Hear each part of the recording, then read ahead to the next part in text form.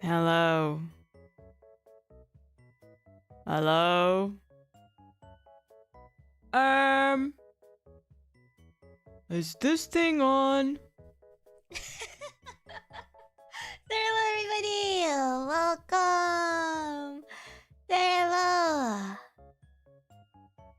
Handle price on. I found the button! Oh my gosh, thank you. My new favorite Sarah voice. Funny sounding neighbor. Dude. I don't know what the kids say these days. What do they say? Dude is like so 2015. Like Uncle Luceria is here. Yeah, that one was Uncle Luceria. And this one is Papa Luceria. Got the whole family over here, guys. Sarah's true voice. My immersion.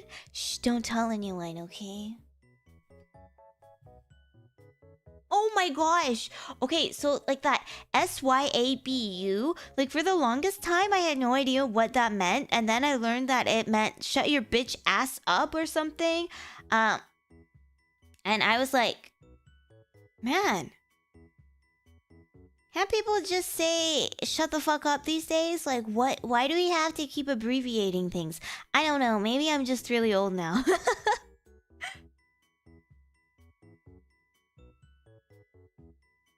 Well, welcome in everybody. It has been a hot minute since we have last yapped. I am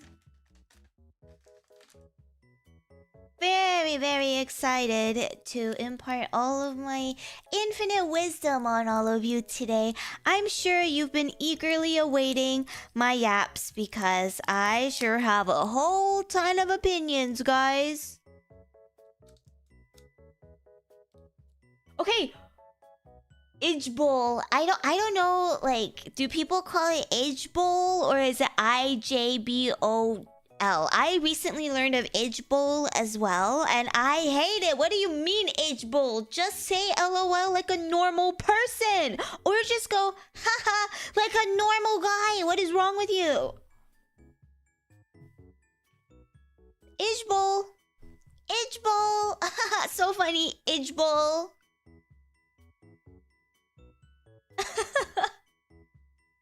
That is hilarious. Idge bowl, guys. Apparently it means like I just burst out laughing or whatever. Like we already have words for that, okay? Stop it. Rafflecopter. Okay, I think we can retire that one. Out of all of the made-up words we have, all of them are made up. Every single word is made up. But I think we can retire Rafflecopter, actually.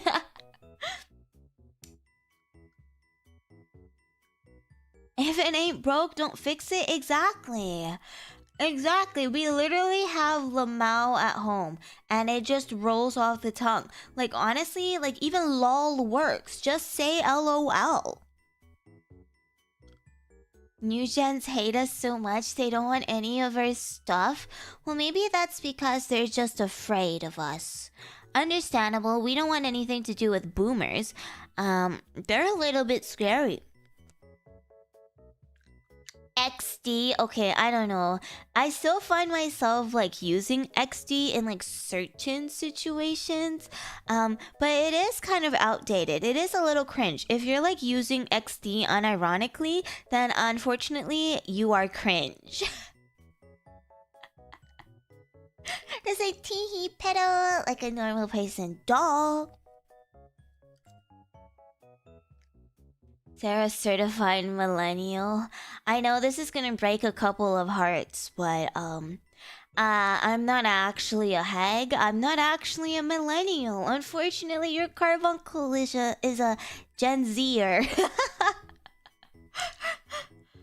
It's just the trauma, you know. The trauma makes me a little bit older.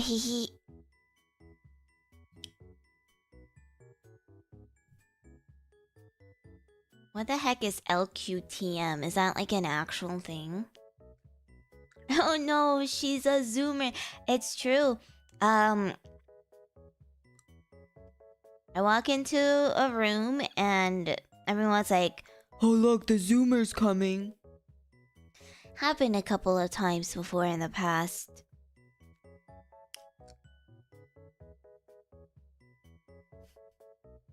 Well, welcome in, everybody. I hope everyone's having a wonderful Monday. Hello, JonJonH, Undercover, Trion, Taco, Underseer, Kawa, Stray, Willow, Orange, Thiago, Smoky, Sakura. Thank you so much for 2 months. Mwah, mwah, mwah. Welcome in, everybody. It's been a hot minute since we last yapped. I did want to yap last week, but unfortunately we were not able to have the yapping. So, lots of things that I wanted to share with all of you. I hope you're ready. I have like an outline of the things I wanted to talk about. I don't ever know like why I make these because I never follow them. So we're not even gonna look at them. Don't worry about it, okay? Hi Harper, Slow, Nico, Fiend, Dread, Mimy, Wokosh. Welcome, welcome, welcome. Thank you for 7 months straight. Oh my gosh. 2 more months and I will be born. Is Bonnie Senpai giving birth to you? Taco, yippee! Thank you for 7 months as well. You will also be born after 2 more months. Mwah, mwah, mwah, mwah, mwah. Good evening, Sin. Hi, Silent.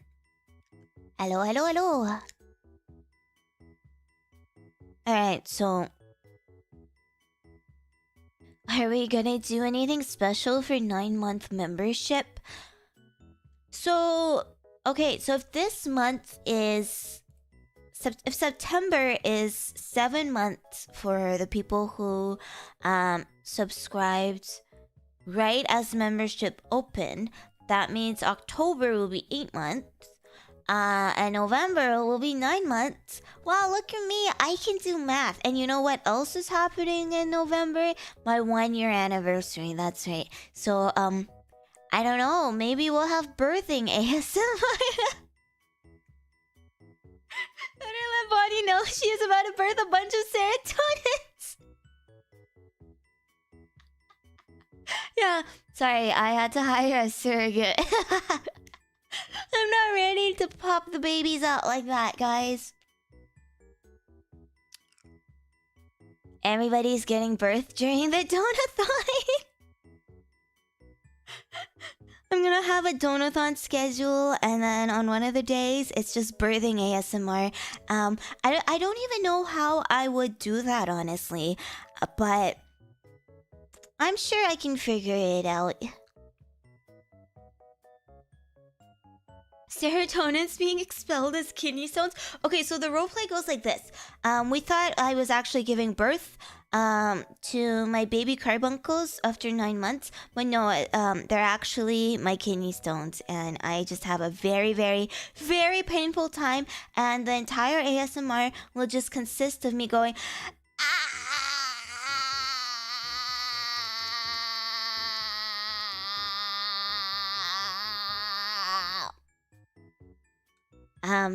but I'm sure that some people out there will find that very relaxing and comfortable and enjoyable.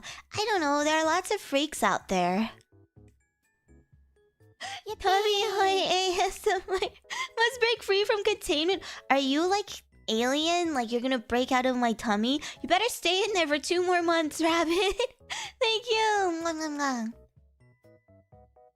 Yeah, not pregnant, just a belly filled with rocks and stones and a kidney filled with kidney stones. Not pregnant.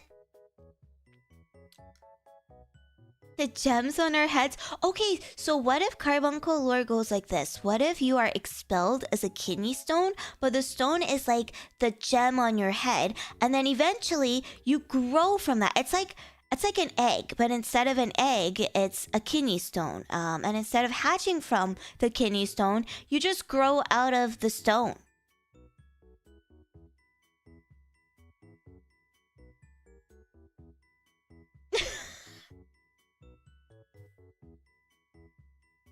Honestly, who gave me a platform for this? Who allowed this to happen?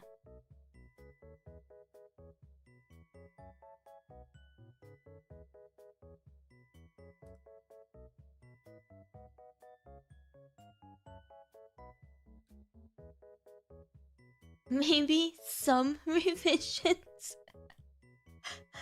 Sorry, I don't take constructive criticism in this household.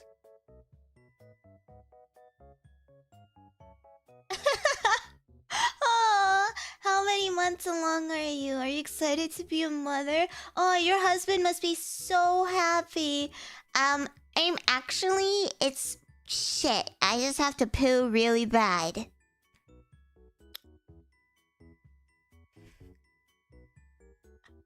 Most normal Sarah stream. Oh. This is why, you should leave the birthing to Bonnie.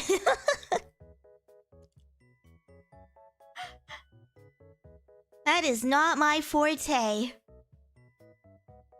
We're very normal. What do you mean? Dropping serotonins off at the pool.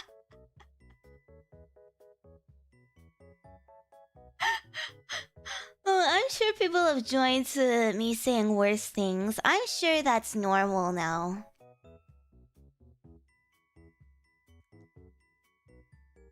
Okay, but like, I've heard stories of people not knowing they're pregnant, and like, there are people who like get pregnant but they don't like show at all. Like maybe you just think you gained a couple of pounds, and then suddenly one day you have a really, really bad tummy ache, and then you go to the toilet and you poop out a baby.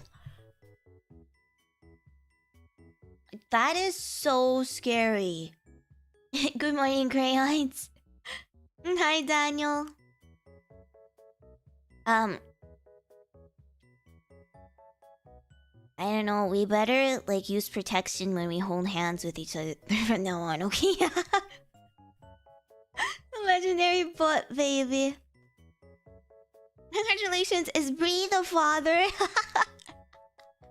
Shh, don't tell her. Have you done that? I am fortunately childless, but it seems like in 2 months I will be giving birth to many serotonins. So, ask me again in 2 months if I've done that or not.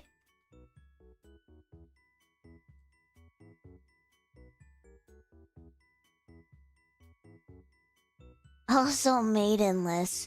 I'm not maidenless. I actually have a whole ton of husbands. They just go to a different school. Like, they're on the internet and stuff. Like, you haven't met them before because they're totally real. They're just, like, on the internet and stuff. And, like, they love me. And, they're real.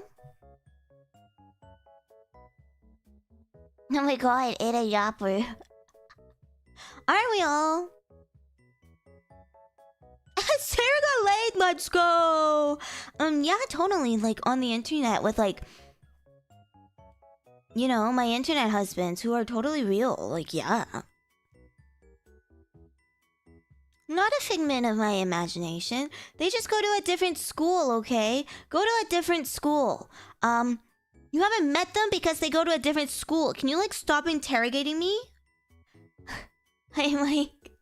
I don't know why you're all up in my business, but when I tell you that I have a lot of different husbands and we're married and it's a very happy marriage, I'm telling you the truth. God, people these days. Can you tell us what school it is? It's called Yippee! The School for Giga Chads. Hi, Juan. First time here. Congratulations on 7 months. My you will be birthed in another 2 months. Yeah, the School of Giga Chads. What do you mean? Yippee. I'm the internet husband's internet boyfriend. Yeah. Like, random. Thank you for 7 months. Like, we've known each other for 7 months. You can confirm, right? Like, you can vouch that I'm totally married to many, many people on the internet. Yippee. Like, totally, right?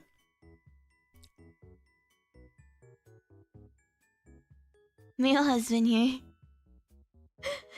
It was nice seeing my wife at Vexel and attending the informative panel with Maeve. Yeah, you see, there, I have a husband right there in chat, here to vouch for me. Thank you, Crayons. You're so sweet. Do you get those tourist postcards from them? Like, I wish you were here but pregnant stuff? Well, unfortunately, my husband's, we're not at that level in our relationship yet where we can exchange, our addresses. So I don't receive anything in the mail. But every couple of days, I go online and I ask people, do you still love me? And people say yes. So, I think that means we're still married.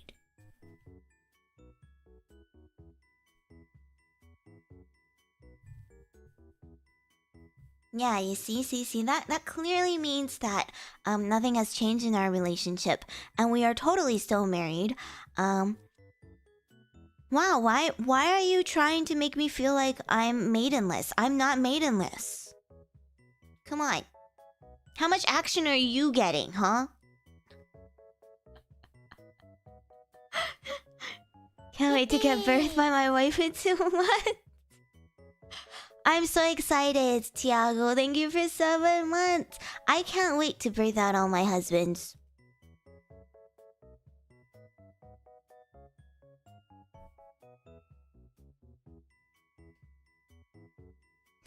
Well, none.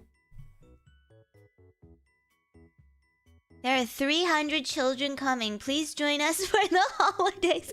I mean, my cave is pretty much infinite. As long as you bring, like, a pickaxe, you can dig your own spot.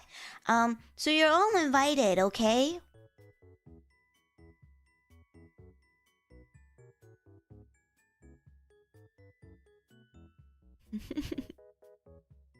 Oh my god, it's the green thing. Welcome in. I feel like I've joined at a bad time. There is never a bad time to join stream. What do you mean?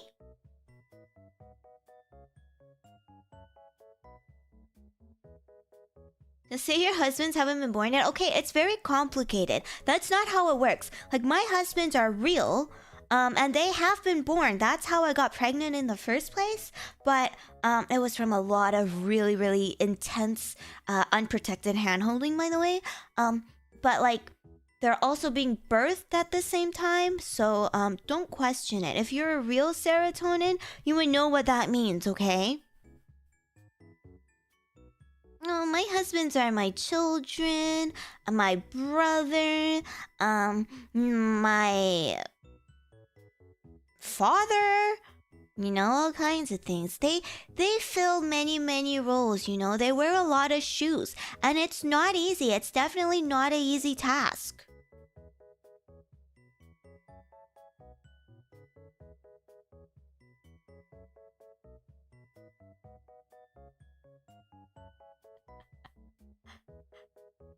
I have 8 feet. Are you Squidward? So your family tree is a circle? I think it's a little bit more complicated than a circle. Like, if we think about time, in some cases we can think that time exists, like, within itself. Like, everything is happening all at once, so it's not linear or anything. That's how I see my family tree, okay? It's not linear, it's not a circle. You can't really, like, put it on one dimension. You have to look at it, like, from the outside and really, like, appreciate all the nuances going on here. Yeah. My brain is too smooth to comprehend this. Don't worry, I don't understand what I'm saying either. Yippee! Fox! Thank you so much for becoming a Ceratonin, my love. Mwah, mwah, mwah. Welcome to this very complicated family.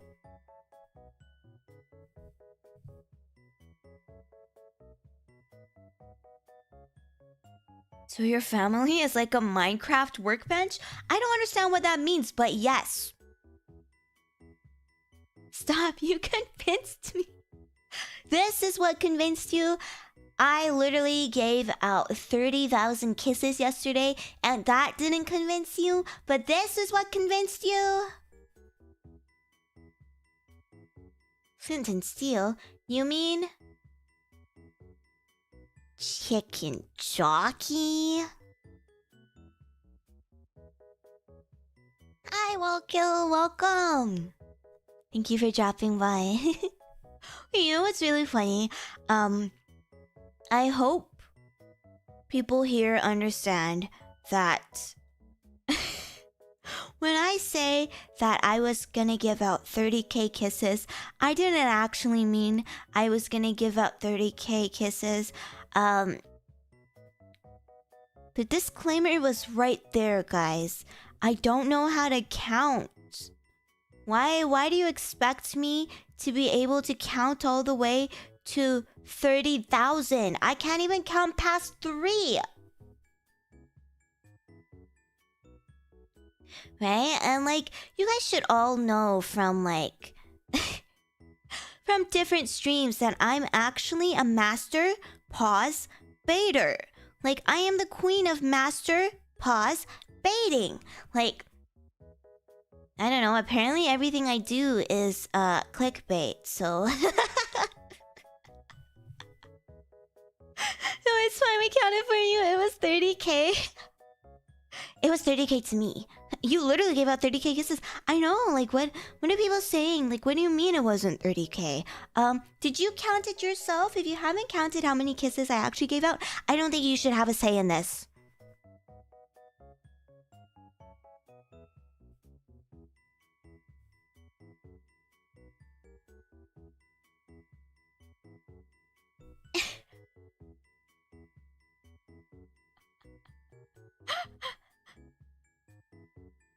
Just count to 3, 10,000 times easy. Okay, why don't you do it, Stray? Counting on you. Super chat. Sarah's lava chick. No, you're not gonna make me. You're not gonna make me sing an egg. No. You ain't baiting me. I'm the master pause baiter, not you. But thank you for the soup. Yippee! Were those unprotected kisses? Do I need to start some family planning? I think it's too late. We only have 2 months left to family plan. I mean, I guess we could YOLO it and do some last minute planning. But at this point, why don't we just like go with the flow, you know? Surely having 300 babies in one go with no preparation beforehand is a good idea. I independently reviewed every kiss, can confirm 30k. Thank you so much, Undercover. Yeah, so Undercover was actually an independent contractor that we hired just to audit like the amount of kisses that I gave out. And I guess the investigation came back and proof right there, guys. I ain't a liar.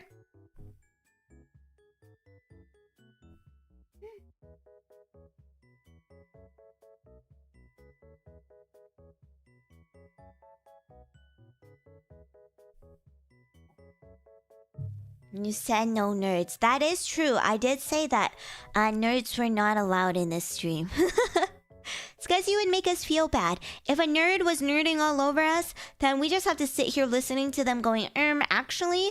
Well, actually, have you considered no? Nuh-uh. Scouting out abandoned lines for lodging as we speak. Don't worry, my cave is pretty spacious. You just have to like dig a little hole for yourself. No biggie. I have everything lit up as well, you know? So, don't worry. No creepers allowed. You just raw dog life too and raise the kidney stones? Exactly. What are you guys worrying about? We love each other, and that's definitely enough, right? When it comes to raising children, that's definitely enough. As long as we love each other, it'll all be good. It'll all be fine. Don't worry about it.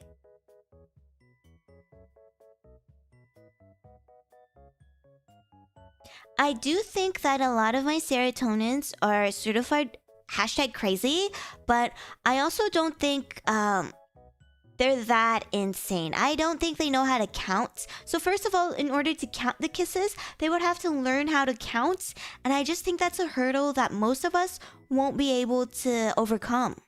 You know? And second, I'm sure there are better things to do than counts. Just saying. I support it.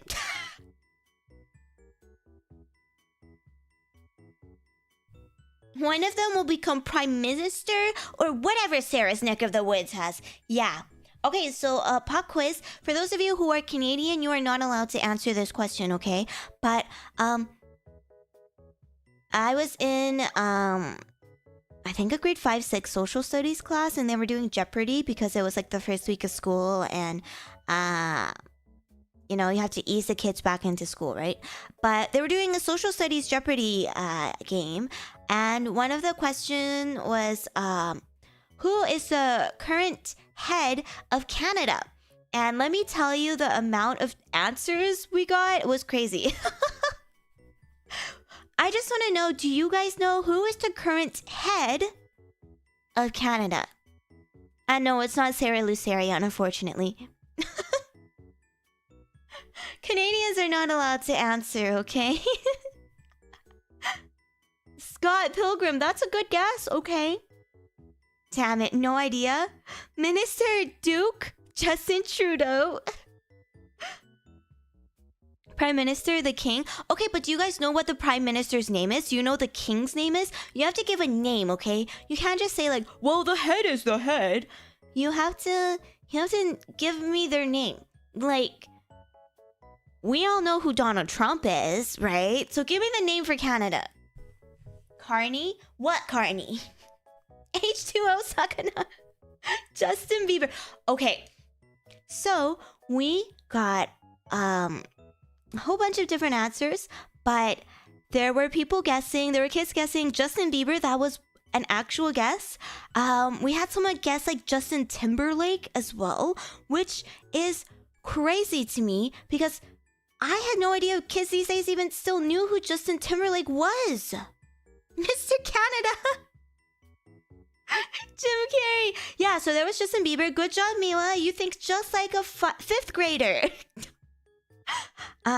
Justin Timberlake. We also got okay, there were a couple of people who did say Mark Carney, which is not the correct answer, by the way.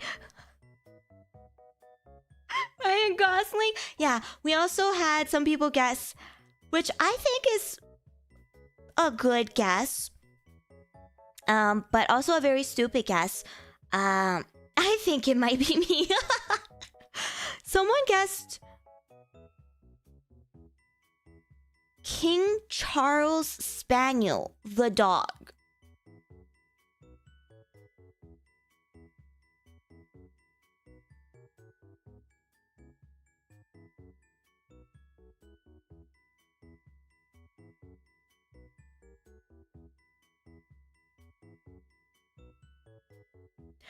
I mean, if they just removed Spaniel, the dog, they would have been right.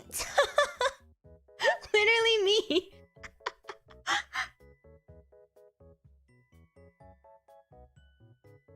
The right answer was King Charles.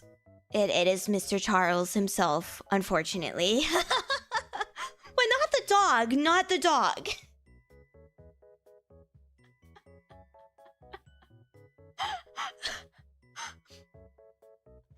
I just sat there like, oh, okay,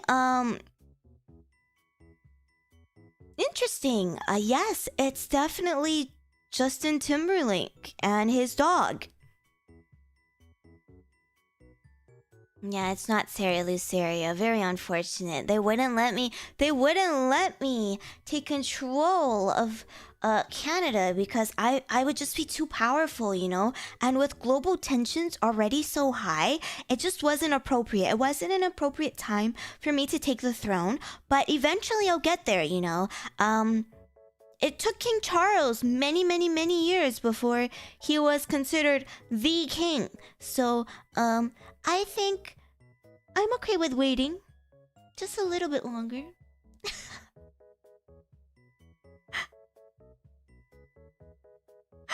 I forgot Canada is Britain part 2. That's why I'm always saying I'm actually British, guys. Do you not know this, Sarah Lori? I'm an honorary British person. I'm as smart as a Canadian 5th grader. Progress. You have my support.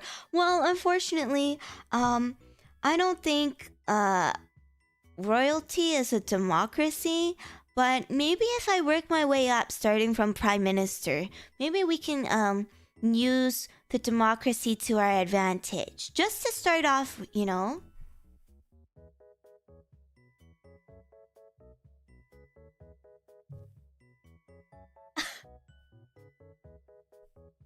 Okay, but like, what if one of you out there, what if one of you, you're secretly British royalty, and secretly you're like next in line for the throne or something?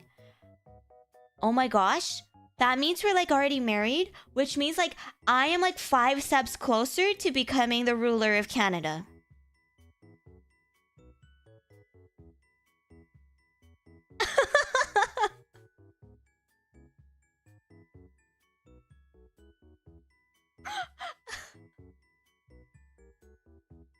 But I'm not a reptilian? Oh, yeah, I keep forgetting. As soon as I join the royalty, the British royalty, don't I have to, like, undergo the process of becoming a reptilian? Yeah, if you're British royalty, can you give us a sign in the form of an akasupa, please?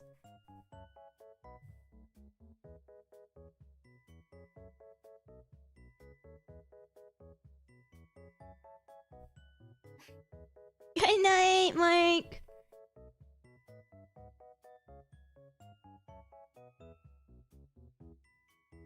I hear it's a painless procedure these days. I don't know, that girl like Kate, a while back, people were like, I don't know, saying that she got sick or like divorced her husband or something because she wasn't appearing publicly. And then when they did release like a photo of her with her family, it was like AI or photoshopped really poorly. So people were like, oh my god, she's finally getting the surgery to become a reptile now. So if she can do it, I guess I can too. Statistically, as the number of serotonin keeps going up, you should hit a royal eventually. You're right. We just have to keep on with the VTubing grind, you know? We're grinding for the sole purpose of hitting a British royalty. You're so right, math, it all makes sense now.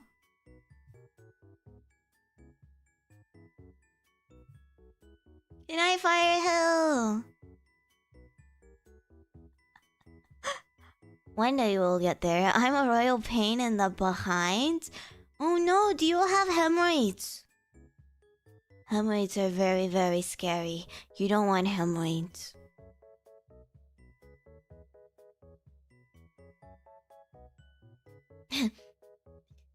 Yeah. For my 1-year anniversary, I'm gonna redo my debut and my goal. I'm gonna like leave everything the same except for my goals. I'm gonna delete all the other goals, and my only goal is gonna be become the Queen of Canada. Thank you very much.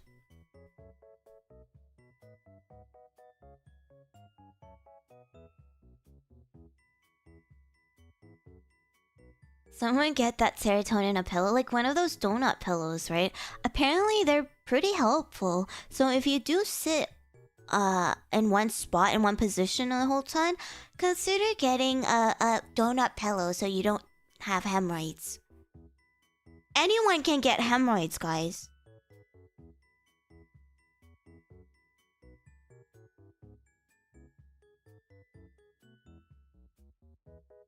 If this is a monarchy, can I be a knight too lazy to work, but the title sounds cool? Well, you have to start off as my squire first.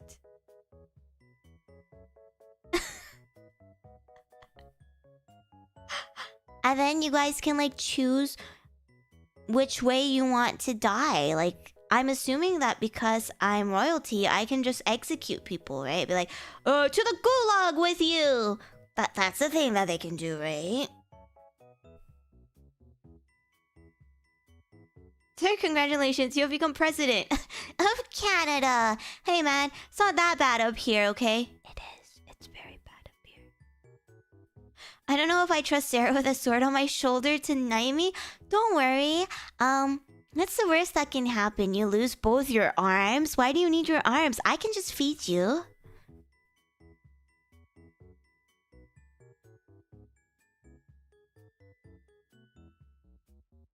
Well, I guess so. You can carry my huge assets. They're quite heavy. My back does ache a whole ton, quite sore. I work well with spreadsheets. Is that how you're going to advertise yourself? Oh my gosh. So, when you go in for an interview and you hand someone your resume, do you have like Excel proficiency on your resume? Truly keeping alive the legacy of Rhubarbia. I could never be Rhubarbia, guys. I believe in some human rights, I'm just saying. A couple as a little treat, you know. You deserve a couple of rights as a little treat. Don't get too far ahead of yourselves though. Whoa. Yes, actually, gotta hit those keywords. I have Excel, graphic design, and web design. Okay, but when you put those on your resume, do you actually have those skills, or are you just hitting those keywords?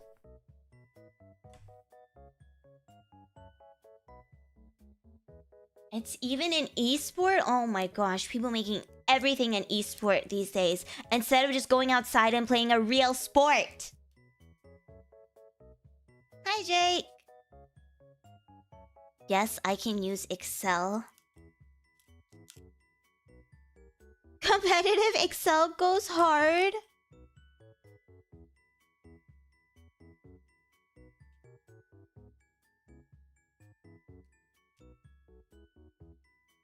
Damn.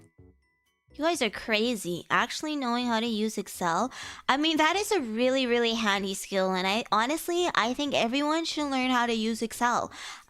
Will I learn how to use Excel? No. I will type in each number individually into the box and then cry about it. They excel at it, even.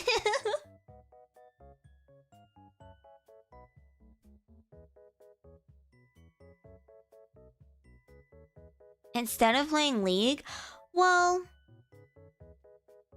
I don't think anybody should play League. Okay, don't even get me started on League, okay? So, I haven't been watching any LCK this... I'm gonna talk about League now! I haven't been watching any LCK this season. And then the one match that I tuned into, because it was playoffs for Worlds, the T1 versus... Fuck, I don't even remember. Was it Kate? No. Who were they against? DRX? No, Hanwha. They were against Hanwha. So that one match T1 against Hanwha, I decided to tune into because I was like, okay, if T1 just wins this, then they get qualified for Worlds automatically. So I'll tune in. And guess what? They got 3-0'd! Oh my god, what the fuck? My domain expansion is just way too powerful. Never let Cera Luceria watch another T1 game, because every time she watches T1, they fumble the bag so spectacularly.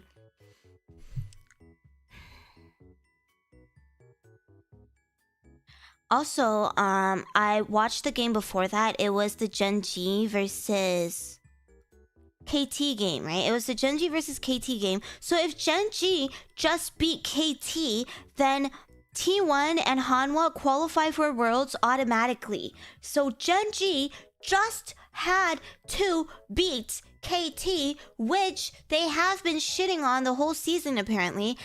And T1 would have just gone to Worlds, no problem, right? But no, Gen G also fucking lost that. They played till game 5 and they lost to KT. Fucking excuse me, I have never ever rooted for Gen G even once in my entire life. I am a known Gen G hater. I'm a known Chovy hater, okay? I'm so sorry if it pisses people off, but I do not like Chovy. I do not like Gen G. I have never rooted for them in my life, and the one match I watch, they lose.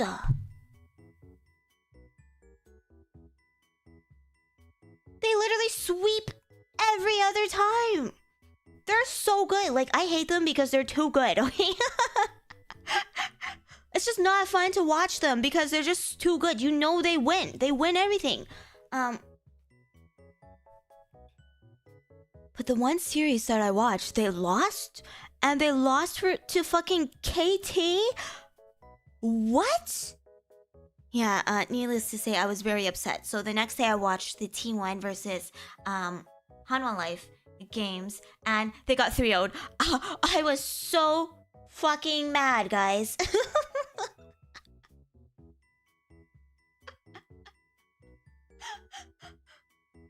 Oh my god, like, Zeus was Doran's father. It was just... They couldn't measure up. They could not measure up at all. That's what I'm saying. I think it is my curse. My domain expansion literally procs whenever I watch any LCK match. And whichever team I am rooting for is destined to lose. That is my power. That is my passive.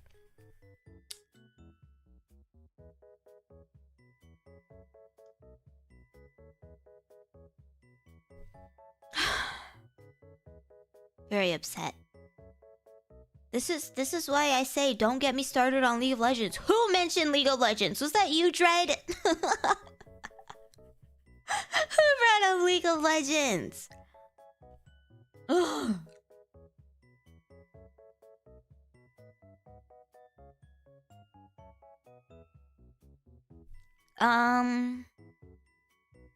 Okay, but honestly, like, BDD was playing out of his mind. I really, really like BDD. I think he's a really strong mid laner. He just gets overshadowed so much in Korea because all Korean mid laners are so strong. They're so good. But like BDD is really solid. And I think he deserves some time to shine. But not right now. Please, can you read the room? Can you read the room? God. Piss me off. He played out of his mind though. It was pretty good. I'll give him that. Which champ do you main? I'm a e-girl support main, but my go-to girls are Sona,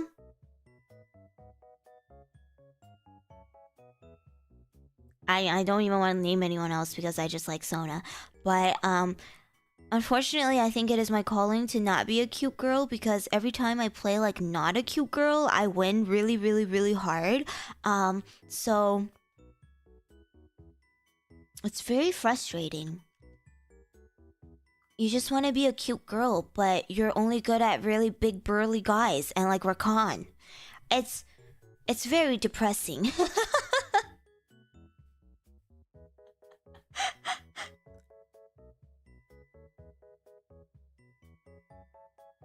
I am born to play Sona, forced to play Rakan. Like, what does it mean? I would also very gently like to remind you that my name is not Seru. There is a very incredible Seru out there. My name is not Seru.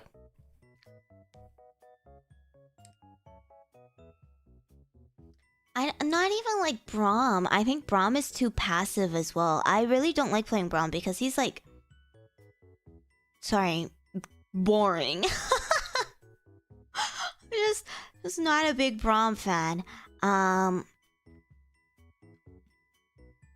Like... More like Nautilus, Gragas... Things like that. Like even Thresh, yeah.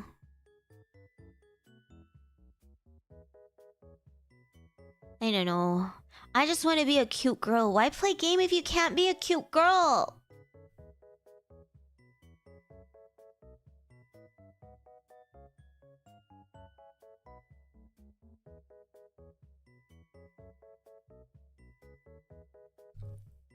No. My name is not Ceru. Please. Get it together. Am I being mean? I don't think I'm being mean, right?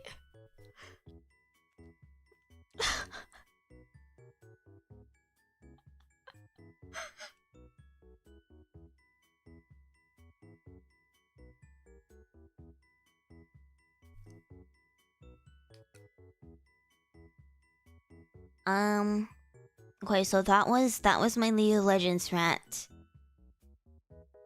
I know.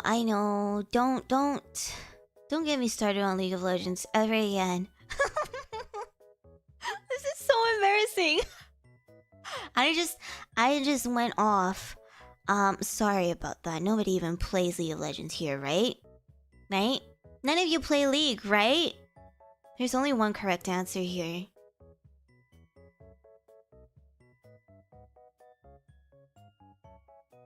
No good. League stream? What's League of Legends? I don't play League of Legends. Let's talk about Psyduck next. You hate me. I'm playing it right now. You should ban yourself. Right now.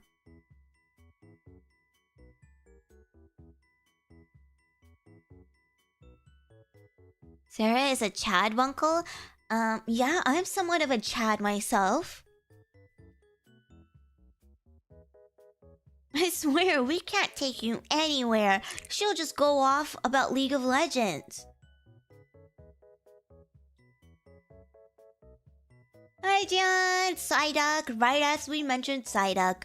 Of course, right on cue. So how about Dota? I've actually never played Dota. I played like maybe 1 or 2 games of Dota 2, but that's it. I don't know too much about Dota. But Pokemon Unite though, oh, that shit is good. Who here likes Neopets? I only very briefly played Neopets when I was young. I don't know. I didn't play a whole ton of games that like I guess people my age, my peers would play, like Neopets or like Club Penguin. Yeah, I didn't do I didn't do much of any of that. You know what? The chances of having a Pokemon Unite stream, much higher than a League of Legends stream.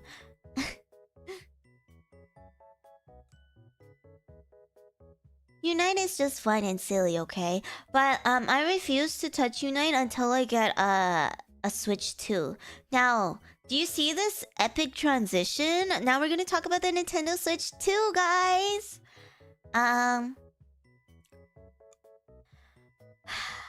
I've been trying really hard to like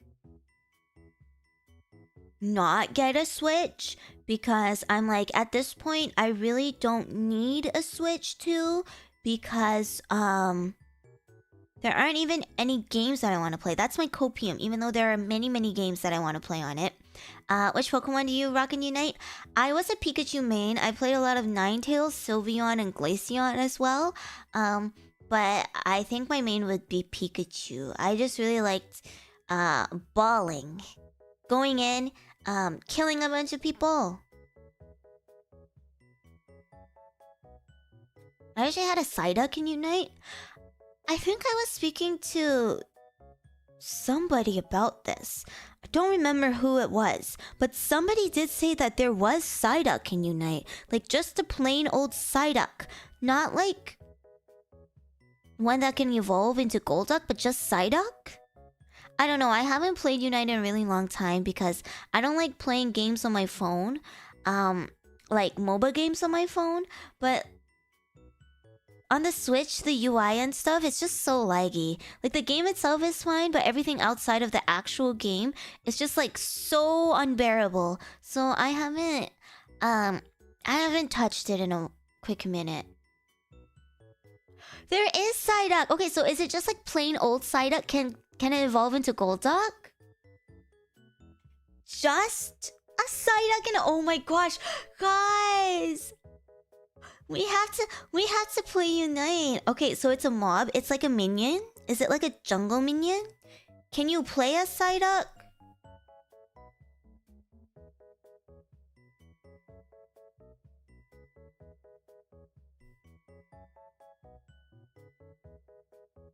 Yeah, because like on the normal Switch, like even champ select is so terrible. Like people just take my champions because they load in faster on their phones. I can never even pick Pikachu because everybody wants to play Pikachu. It's like when everybody wants to go like mid or top or AD carry, but nobody wants to go support or jungle, and then you get auto-filled into freaking jungle. Piss me off. So it's just hard. It's hard to play. But maybe with the Switch too. Psyduck was added in last November, so it's like a champion that you can play.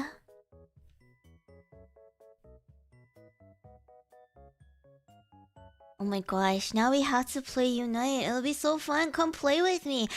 People make a Unite account because we're gonna have a Unite stream somewhere down the line. Probably with my regular Switch because I'm not getting a Switch 2 yet.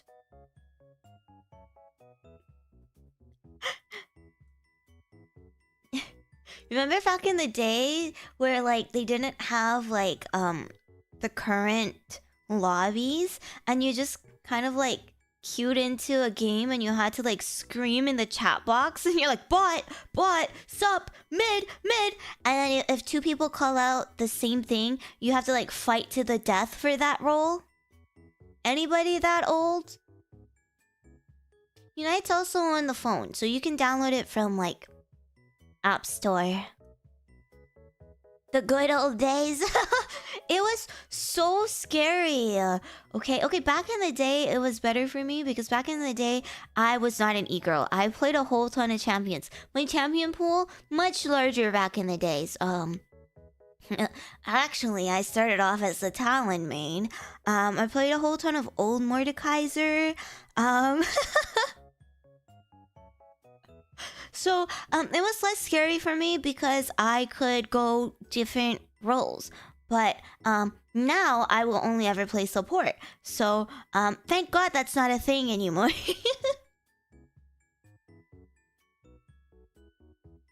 I'm actually Shadow Lord for 2069 called mid first.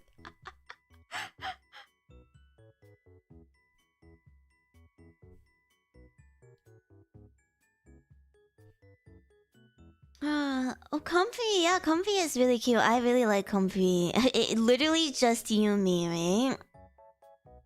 It's the Lock-in River Shen. Oh my god. What was I saying? We're talking about League of Legends again, guys. Do your friends fight you for support? Well, the people that I play with know that I do not ever play any other role, so it's no use fighting me because if they want support, then I just won't play.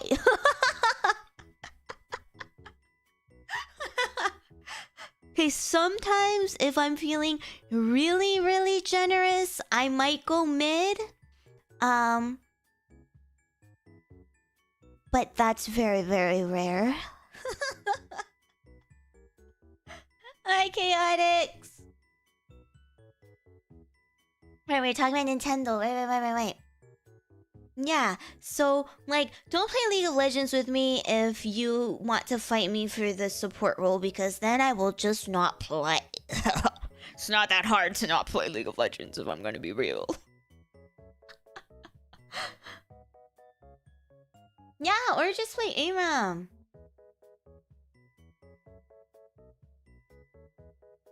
Are you old enough to remember APE? Can they not play APE anymore? Is that not a thing anymore? I've never played Master Yi, so I don't know how that guy works.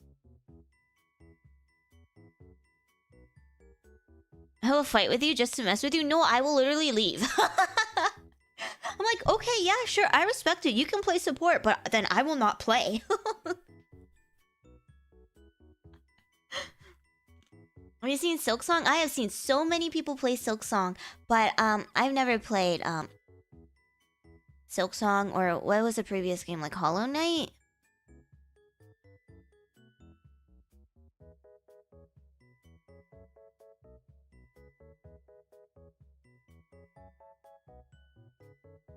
It's me! Yeah, they seem like very difficult games, and I am a girl of small brain and bad hand-eye coordination. So, hey.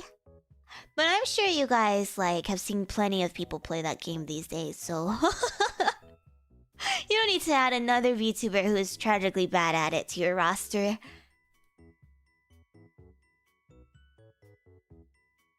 Which champ do you hate the most in League? Okay, so I have a hate ban that no matter what role I'm playing, I will always ban that champion. Because if I don't ban that champion, for some reason that champion will always 100% be in my games. And it's Kayn. I will always ban Kayn. I don't care what role I'm playing. I don't care what the team comp is going to be like. I will ban Kayn. And if somebody else bans Kayn, I will ban Pyke. I don't hate Kayn. I think Kayn is a very cool character. I love his like concept, and I think he's really hot. But if I have to play with or against a Kayn, I will Kayn myself.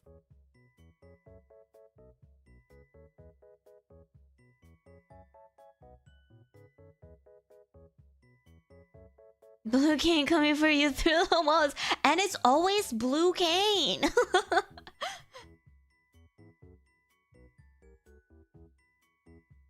Happens every time, it's true. Yeah, I'm also not very good at platformers. Once I played Mario Party with a couple of IRLs. I thought it was my first time playing with Mario Party. And I thought it was just gonna be a chill game, you know? Like, how hard can Mario Party be? But there was this one party game where you had to, like, jump. It wasn't even like a platform game. You just had to jump one singular space to the other side, okay? And I could not make that jump for the life of me. Like, everybody was watching. This was in front of my IRLs, okay? They were just watching me fall into that hole over and over and over and over and over and over and over again.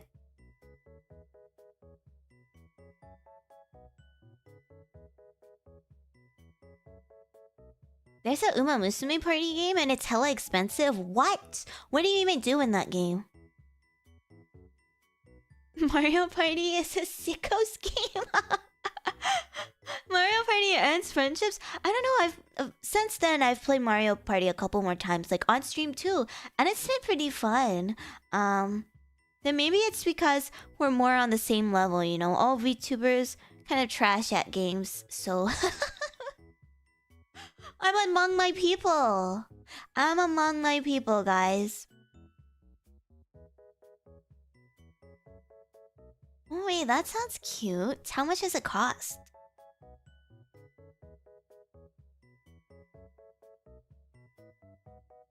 Okay, looping us back to Switch 2 and the new Nintendo Direct, okay? Sarah can't ever join a Fall Guys tournament. You guys have seen me play Fall Guys. I've never even gotten past, like, what? The second stage? I just sit here watching you guys play and commentating because I die immediately. Like $30 and only has like 5 games? What the heck? I would rather spend $30 on carrots. It's 44 USD. Damn, that's crazy. What? Economy.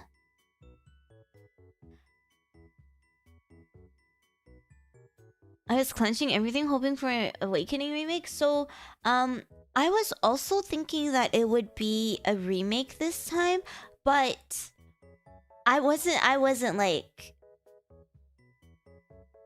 how do I say this? I would like an Awakening remake, but I did not even think that was within the realm of possibilities this time around. Like, I did not think that even if we got a remake, I didn't think it would have been an Awakening remake. Because I think Awakening still holds up so well as its on its own as its own game right now. They can literally just like do a port if they wanted to. They can port over Awakening and the Fates games, maybe bundle it up, and people will still people will play that shit. Yeah, so I don't think Awakening's gonna get a remake anytime soon. Maybe a port. I would play it. I would buy the shit out of that. You should save for Summer Murzinski. When does Summer Murzinski come out? Yeah, so Pokemon Gen 4, the BDSP, terrible game. I didn't even finish that remake. I was looking forward to the remake for so long, but I think it makes up for it because they did give us Legends Arceus. I know it's not like Diamond Pearl Platinum remake per se, but I think that was pretty cool in and of itself, and people who really wanted a remake still technically got a remake. I still think it's a cop-out. They should have given us a good remake and the Legends game. I just think they're stupid doo-doos for not giving us that. Oh my gosh, I saw that too, Smokey. You tagged me in it. The Super Creek, the Ninja Super Creek. I want that one so bad. But doesn't Super Creek also have like a mummy ult? You can play Power World. It's not the same. Okay, I'll save up then.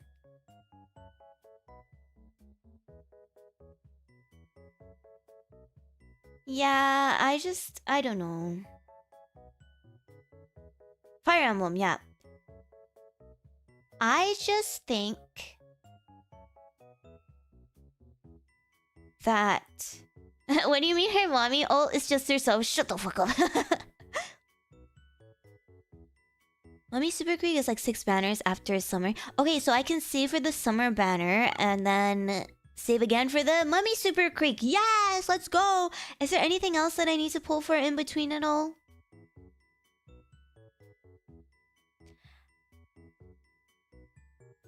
I'm still mad at Game Freak for Sword and Shield. Yeah, I think there are a lot of valid criticisms that we can give a Game Freak.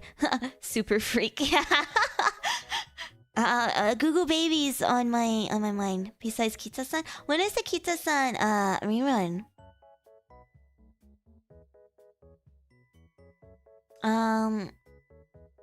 Christmas Ogre. I heard Christmas Ogre was really good, right?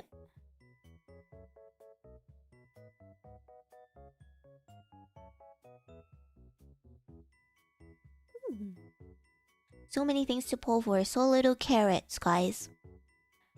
Yeah, so here's the thing with Pokemon games. They just released way too many of them. Like, pretty much the games are back to back release, right? And I don't know, technically they do have the money. They make so much money off of the franchise. They could put in more manpower and more time and more effort into their games. But you know that the games will sell regardless. They make plenty of money from other avenues other than their main series Switch games, right? My dad sneezed. Bless you.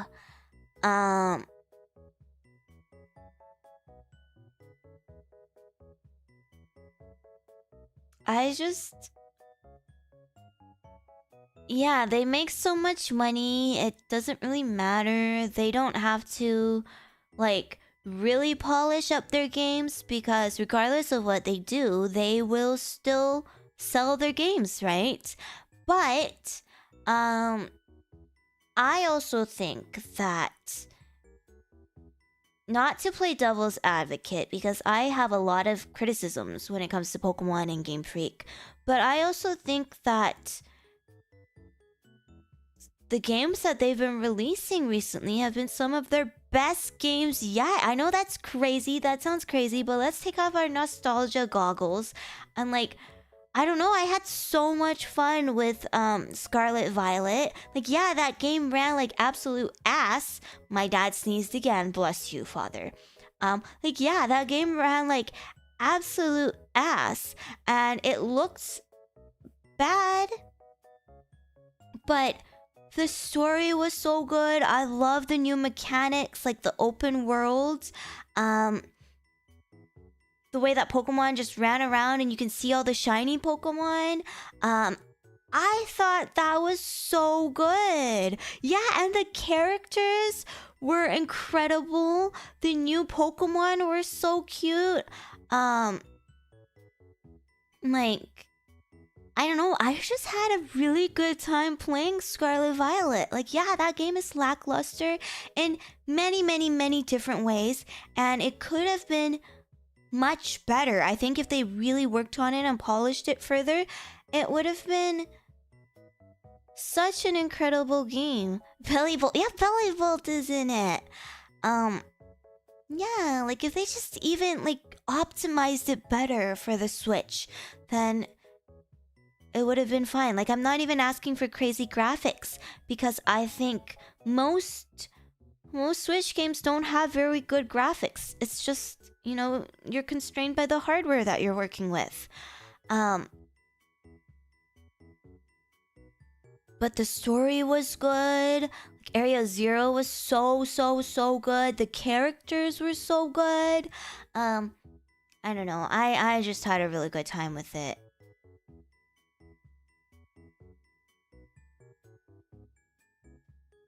And even like,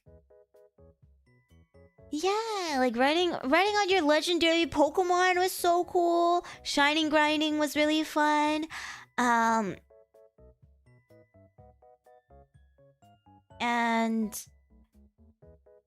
I don't know, it didn't even look good by Switch standards. I think that's not true. I don't know how many Switch games you guys played, but most Switch games look doo-doo like that. Maybe they like dress it up differently because the art style is different, or it's very stylized. But like, you can't compare it to like Legend of Zelda. Like, those games, they really, you can tell how much love and effort is put into those Zelda games, and they aren't released like yearly. You know, they aren't on an annual schedule. Like, most freaking Switch games look like absolute crap. You can't compare it to the best game in the industry, right? Yeah, you can't compare it to Zelda, because that's a completely different, like, that's a completely different story, right? That is arguably the best Switch game at the moment, right? And the art style, the choice in the creative art styling is very, very, very different.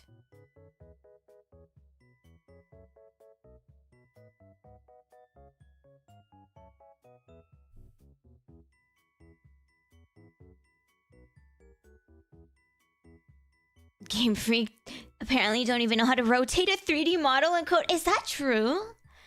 I think like... let me know if I'm wrong, but I think they've only like... It's only been this year and the previous year that they had like a 2-year break in between. Before that, it was like back-to-back games. They literally released like Brilliant Diamond, Shining Pearl, and then immediately after that, they released that Legends game.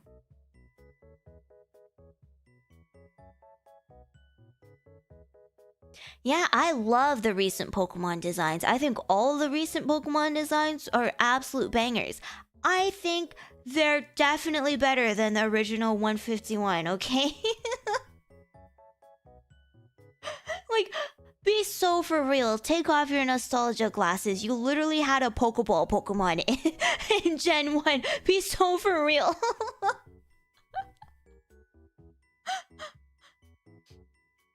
Come on, guys. Have a little whimsy in your life. The designs are just better.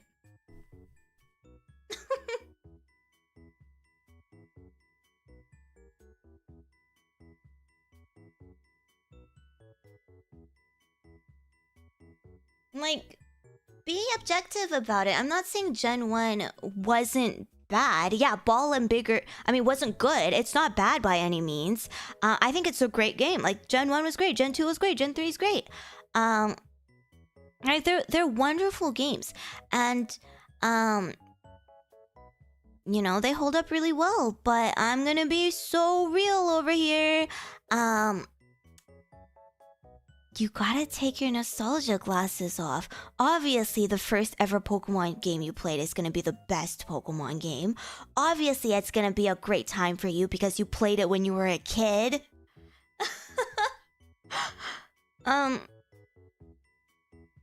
But they had a ball and a bigger ball. Be so for real.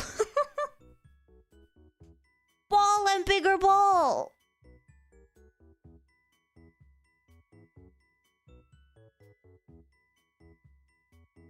And then they had rat and bigger rat. Rat and bigger rat. That's literally the whole Pokemon. Rat, huge rat.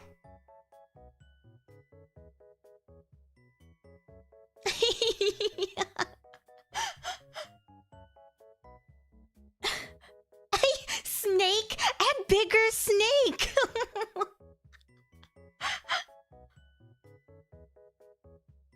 Like, okay, the snakes were kind of cool and their designs were kind of poppin'. Like, okay, fine. They're just snakes still, but they were cool. But like rat and bigger rat, like, be so for real right now.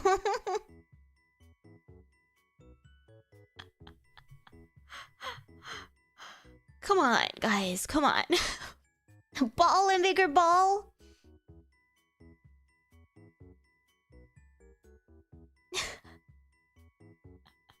I'm not saying like, oh my gosh, it's so great. We should all like, I don't know, only celebrate Game Freak in the Pokemon games. No, I think like they could do so much better. But I also think that we can be objective about this and admit that they were pretty good games. They were fun when you played it. Pokemon designs have been banger after banger. You know, they're doing a lot more with characters and the diversity with the characters as well. Puddle of goo and bigger puddle of goo. Pidgey? Yeah, I mean, yeah, Pidgey's just a bird. When Pidgey evolves, it gets a little bit cooler, but Pidgey is just a bird, guys. Taurus. And Psyduck is just a duck. Guys, come on. Only freak I celebrate is Sarah. Also super freak. But yeah, I thought that Legends Arceus was a great game too. Like, it ran like shit and it looked like shit, but it was a wonderful game. Hey, you got 3 hairs. You're so right. I'm so sorry. You're not bald. Congratulations. Yeah, Tinkaton's so cute. Corviknight, so cool. And like the new like Hisuian forms that Legends introduced, they were so banger too. The new mechanics in Legends Arceus, the storytelling in Legends Arceus, you know, like they were banging, great games. I think that we don't talk about Typhlosion. Okay, Typhlosion, it's just misunderstood, okay? For chat. Did you know Ekans spelled backwards is Pokemon? No way! Oh my gosh! You're right! I just spelled it! Ekans spelled backwards is Pokemon. Thank you, Logan. Yeah, I just hope that going forward they can polish up their game some more, refine it some more. I understand that they technically don't need to because people will buy their games anyway and they will make money regardless. But I think that since we are entering a new era and we have better hardware now, it is my hope that future games, I don't really think that this new the ZA game will be any different. I think since it will be backwards compatible for the regular Switch, I don't think it's gonna be like that much of a step up. But it is my hope that going forward, with the new games, they put a little bit more effort into refining the games. You know? other than that,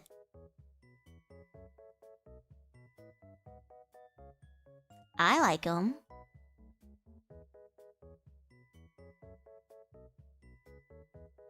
Sunseed. You fucked up, Harper. Sarah spelled backwards as Sarah. I'm going to ban you.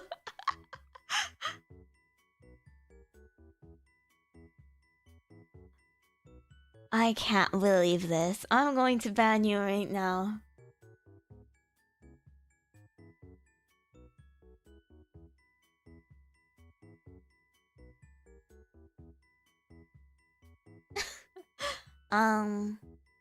Yeah, I do think that they are once again improving with Zaza. I think the game will still be really fun. But honestly, I can't fault people for not being into it anymore. And can we... Okay, I understand we have a lot of opinions when it comes to the Switch Pokemon games, but can we please talk about the 3DS Pokemon games like Sun and Moon, Ultra Sun and Moon? Oh my gosh, those are my favorite games ever. Sun and Moon Alola was so good. I know it's different, and I know people really didn't like Sun and Moon 2 because it was just like basically Sun and Moon with a little bit of story difference. But I loved Sun and Moon, Ultra Sun and Moon, like so freaking good. I know I was like disappointed when I found out that Ultra Sun and Moon weren't going to be like sequels or anything. They were just the same games. Like, I didn't really understand why they did that. I still don't understand why they did that. I know it's for money, but like, are you so for real right now? Why do we have to do that? No, Pokemon did not walk around. But I mean, no, they did not walk around. But it was so freaking good. Like Ultra Sun and Moon. I'm sorry, I liked Ultra Sun and Moon much better than Sun and Moon. Sun and Moon was good. I really liked the story they went with for Lucamine in Sun and Moon. But I think Ultra Sun and Ultra Moon, so good. The post game, oh my gosh, the Ultra Wormholes, so good. Ultra Necrozma, oh my god, fucking kicked my ass. I also had like a very stupid team, to be honest, because I already played through like Sun and Moon. Yeah, the 2-stage final boss fight. Oh, that kicks my ass. I already played through Sun and Moon with like a quote unquote like good team. Like, you pick cool Pokemon for that team, Pokemon that are actually good. But like for my Ultra Sun Ultra Moon game, I was like, okay, this is like pretty much the same game. I'm just gonna use a team of cute Pokemon that I really like, right? And then I got my ass beat so freaking hard. I could not beat Ultra Necrozma. Like, I had to soft reset like so many times because my team just kept getting wiped. And I've never had that happen to me in like a Pokemon game before. I could not beat that guy. I had to trade over my friend's Alolan Muck because she used an Alolan Muck to beat her game. I was like, girl, I can't beat this game. I need your Alolan Muck. And that's how I actually finished the game.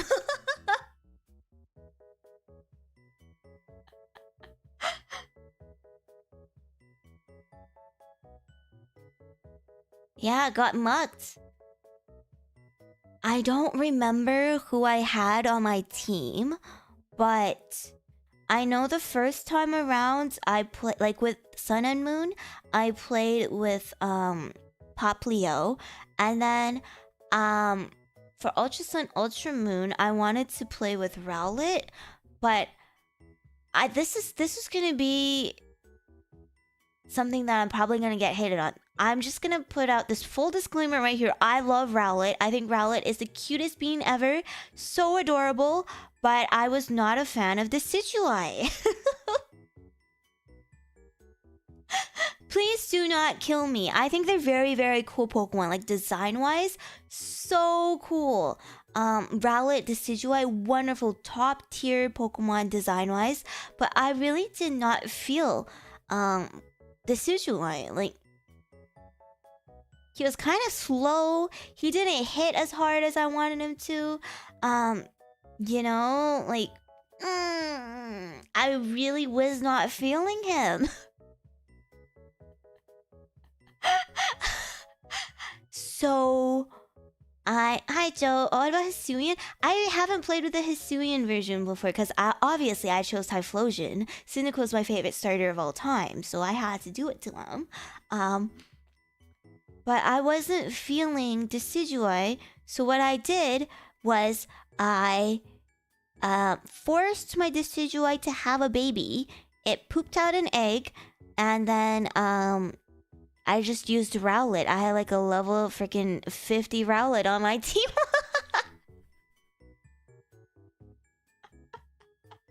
Obviously, I wasn't gonna get rid of my starter, but I did not like Decidueye, so I was like, if I'm gonna have a useless ass starter, it may as well be cute.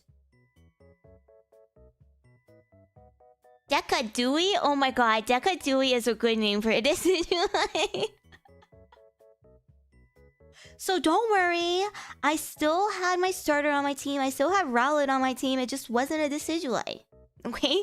So you can probably tell why I was getting my butt kicked by Ultra Necrozma. But I also had like a Dedenne on my team. So I had a Dedenne and then I had a freaking Rowlet on my team going into that final boss fight. It was very, very, very, very, very unfun. But also very fun because I've never had my butt kicked like that.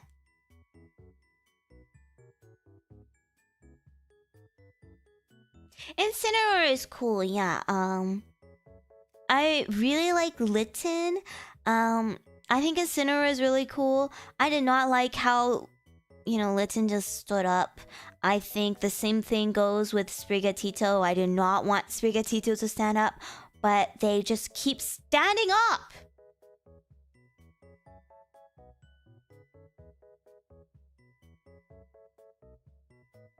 Someone tell me why they keep standing up. But they're both cool. I ended up really liking Meowscarada and Incineroar, so no complaints.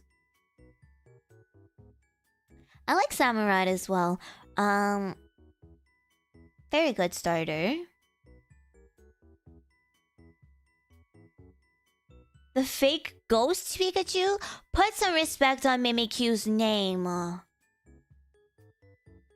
Two-legged curse. The obligatory furry bait starter must continue. Okay, but why does it always have to be like the cats? Come on! Sprigatito's really cute. I really like Sprigatito. They stand up to make you mad? Ugh. Spam Goose! Oh my gosh, Yay! Goose! Thank you so much for becoming a Ceratonin! Welcome to the family.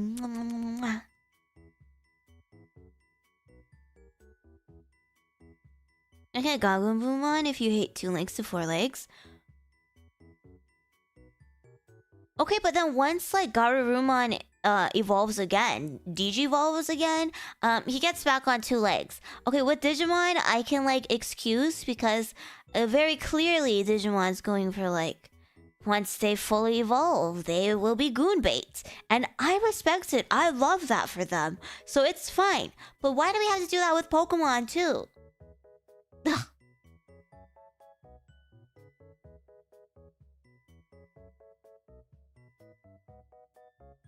Okay, I think Lucario is cool, but I'm not even that big of a fan of Lucario, I'm not gonna lie. Maybe I'm just not a furry, guys. Digimon is all about hot women. They're all hot women, all of them. Even when they're not, they're hot women. Yay! Thank you so much, Goose! Thank you! Please enjoy my ASMRs. Hopefully they're not too cursed for you.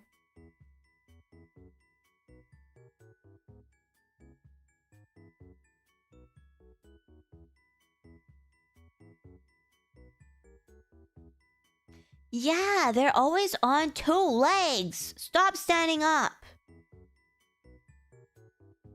You're the closest thing to a furry for me. I'm gonna tell you the truth. I don't think I'm a furry. I'm like whatever. But don't put a Koraidon in front of me, okay? Anything but a Koraidon, especially when it goes into like the fighting mode. Boy, anything but that.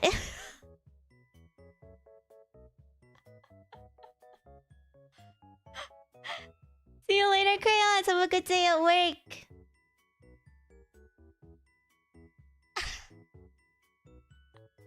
Like the first time. Oh, I'm the furry content. Okay, thank you. I guess technically I would count as a furry, hey? Yippee! And to make you worse, Lisa, less sleep. The best sleep. Thank you so much, Hoppy. Thank you for 7 months. Mwah, mwah, mwah. Yeah. I was just gonna say, like Mokosh said, I'm not a furry. I'm more of a scaly. But even so, I'm very like picky. I have never felt the way that I do for any scaled creature other than Koraidon. So that was a first for me. When I first saw the cutscene, because I have 2 versions of the game, and at the time I was streaming Scarlet, so it had Koraidon, but I was playing Violet on my own time because I just assumed I would like the futuristic Pokemon a bit more. So I was like, okay, I'll play Violet on my own time, and then Miraidon appeared, and it was like whatever. It was a cool cutscene, right?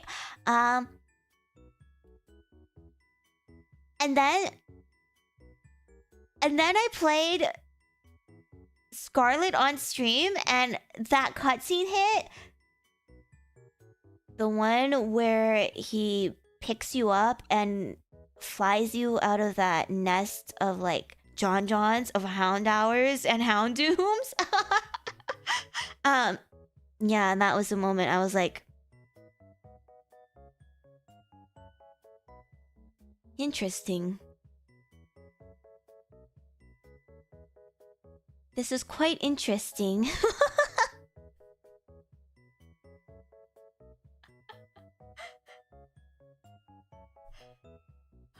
Imagine buying the same game twice. Hey, listen, when I like a game, I'll buy the physical copy, I'll buy the collector's edition. I'll buy the game twice. I'll buy the game 3 times.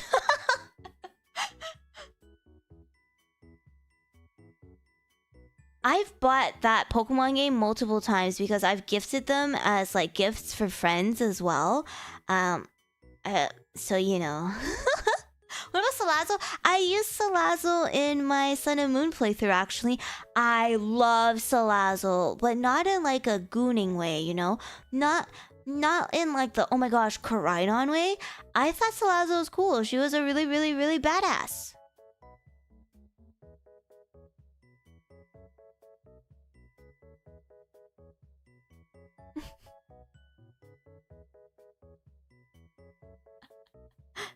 Yeah, so far it has only ever been Koraidon. But I'm also very loyal to a fault, okay? Once I put you on that pedestal, it's gonna be very, very, very difficult to overthrow you.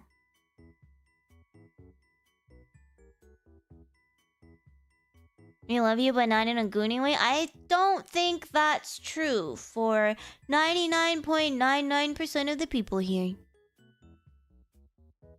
Good night, Chion! And good night, Wolkosh! Thank you guys so much for hanging out. Go get some rest, okay? We still have not spoken about Fire Emblem. I'm so excited to talk about Fire Emblem, but I just can't. If I talk about Fire Emblem, I'm not gonna stop being able to talk about Fire Emblem. No comment. That's okay. I may or may not like it. No comment. Okay. We should talk about Fire Emblem. I want to talk about Fire Emblem. But first, I'm gonna pee. My first pee of this stream, guys.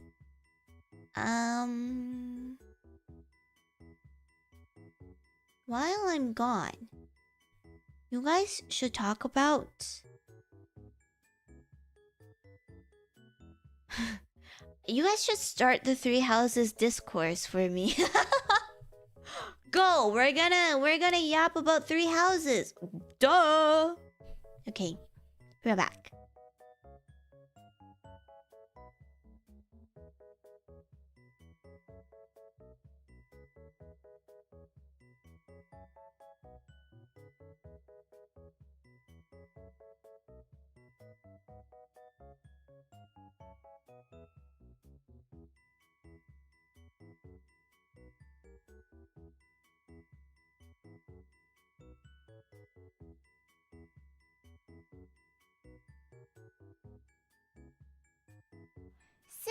Super chat.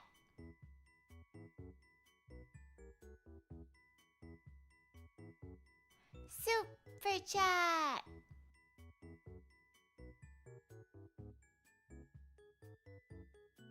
Super chat.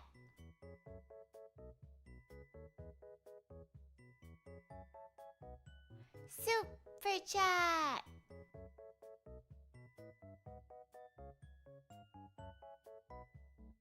Super chat. Super chat.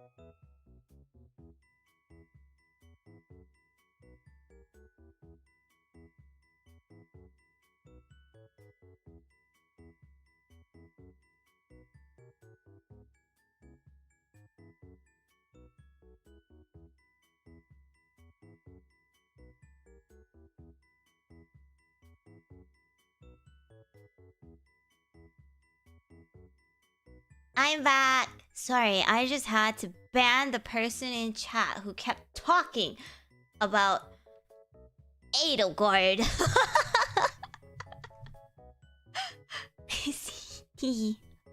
JonJonH, Thiago, Fiend, Underseer, Vajri, Smoky. Thank you so much for the pea soups. Alright, I'm back. Okay, first, I know I said we were gonna talk about Fire Emblem, but I'm gonna put that off again. Because I was on the toilet while also browsing Twitter. And I saw someone go watch the new Demon Slayer movie, which, by the way, I went to watch by myself. I know.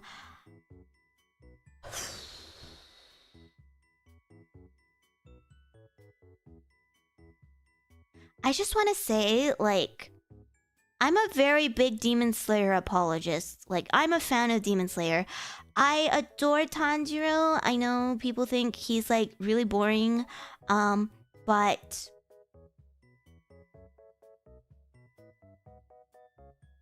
post toilet clarity. But I just love him. He's like my son. I love so many of the Demon Slayer characters. I just think they're so adorable, so precious, and I really, really, really love them. So I have read through the manga, yes. I read through the whole thing, so I know what happens. But man, really like sitting there in the theaters by myself, watching that incredible movie, by the way. Like, the production of that movie was just so good. I have never seen...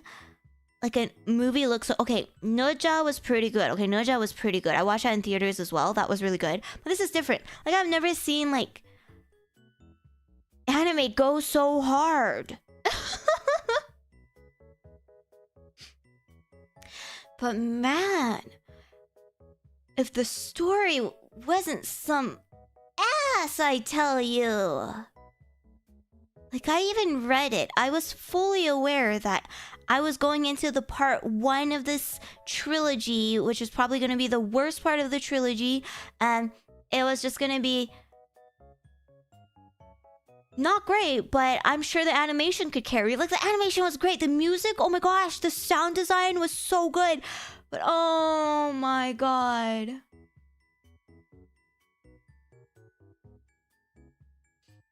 Man, that was some ass.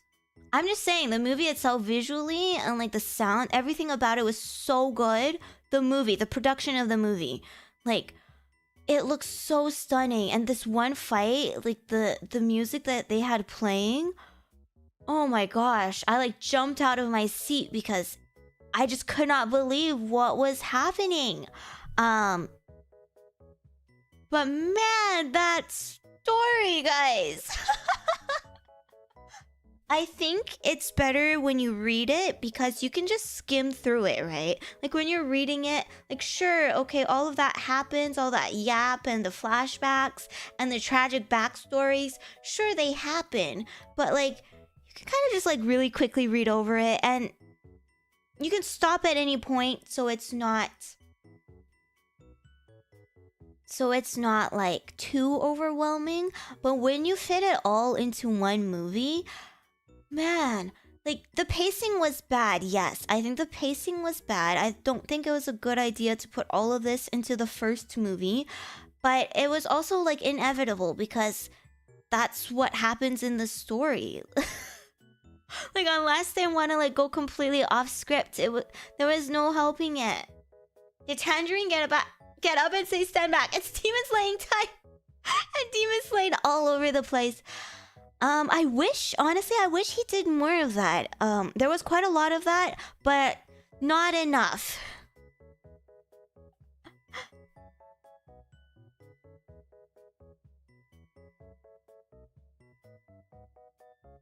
Huh? I did not see that. What? Oh, yeah, I just think the story is so, like, it feels like fan fiction. It just genuinely feels like I'm 15 and I want to write an angsty fanfiction of all of my favorite characters. I'm gonna give every single person a tragic backstory and I'm gonna focus really hard on all their tragedy and make them all suffer. And it's like cliche after cliche after cliche after cliche. It was like 50 cliches mashed into one movie. Oh my god, I don't want to like spoil it or anything, but they repeated the cliches like 5 times. I was like, what? How?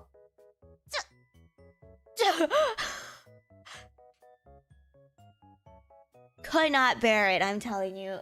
If I had like my friends with me, I would turn to them in the middle of the movie and I would go, this is some ass. But I was there by myself, so I had to think to myself, this is some ass.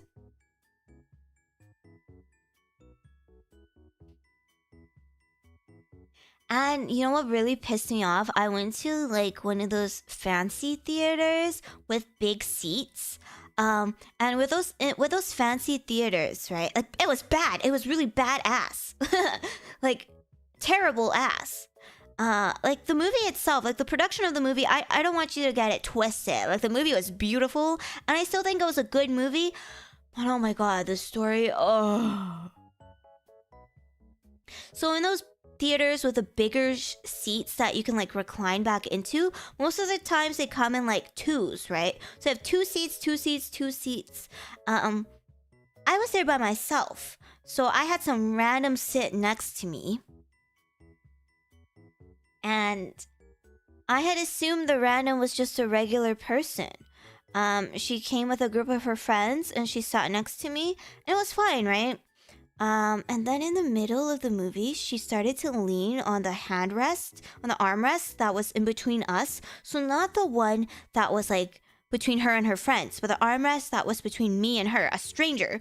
And she took her sweater off in the middle of the movie. It was fine, whatever, okay? And then she had a tank top underneath. Fine, whatever. And then she lifts her arm up, puts her arm behind her head, and she goes to town scratching her armpit.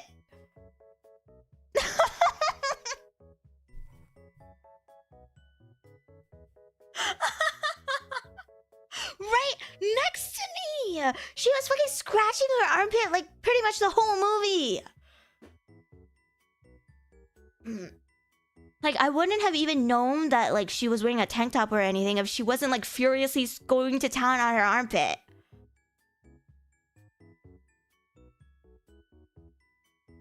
I was very upset. I was so upset.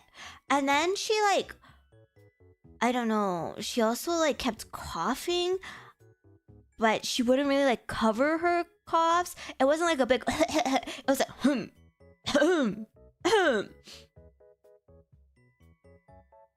I was very upset. I was like, why do you have to do this? Can you, like, not? At least don't lean on the armrest or, like, discreetly scratch your freaking armpit. Why do you have to put your armpit right next to my face?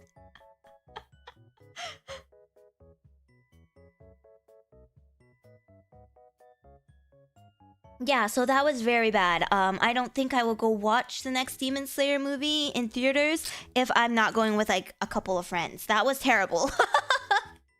There were no other open seats. It was a full theater. I know. It was full.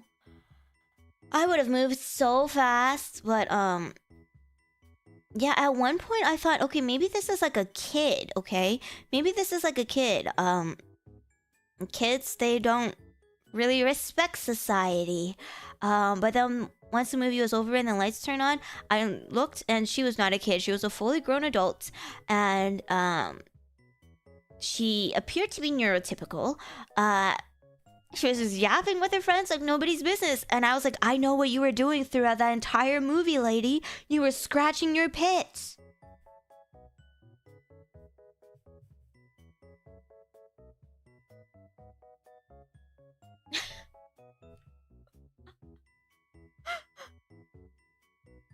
Yeah, that was quite tragic. That was quite tragic. Yeah, arm up. Like her arm was up behind her head, going to town on her pits. And the times when she wasn't scratching her pits, she would be like coughing, or I don't know. I don't know. When she wasn't scratching her pits, I did a really good job at like just zoning her out. You know, don't look at her. See you later, Mimy. Thank you so much for hanging out. Bye bye.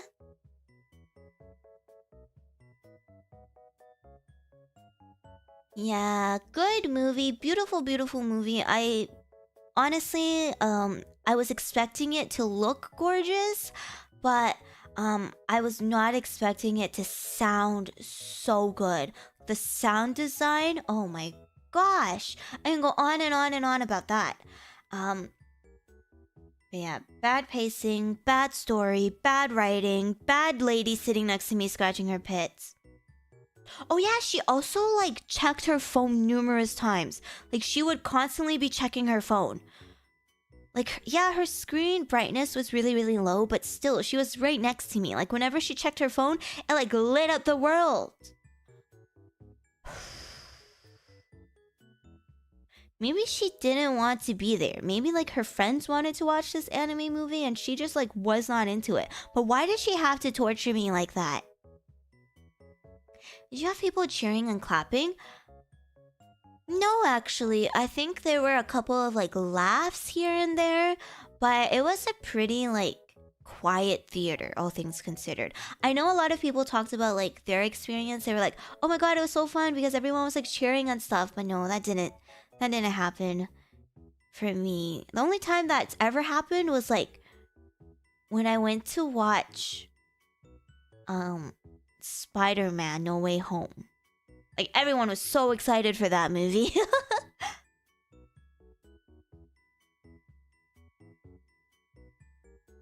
I can deal with a pit scratch cough, but no phone. That's where you draw the line. Endgame? Oh yeah, I think Endgame had some as well. But I just really, really distinctively remember Endgame. I mean, No Way Home. Oh my gosh. So the week before that, I went to watch The Conjuring with my friends.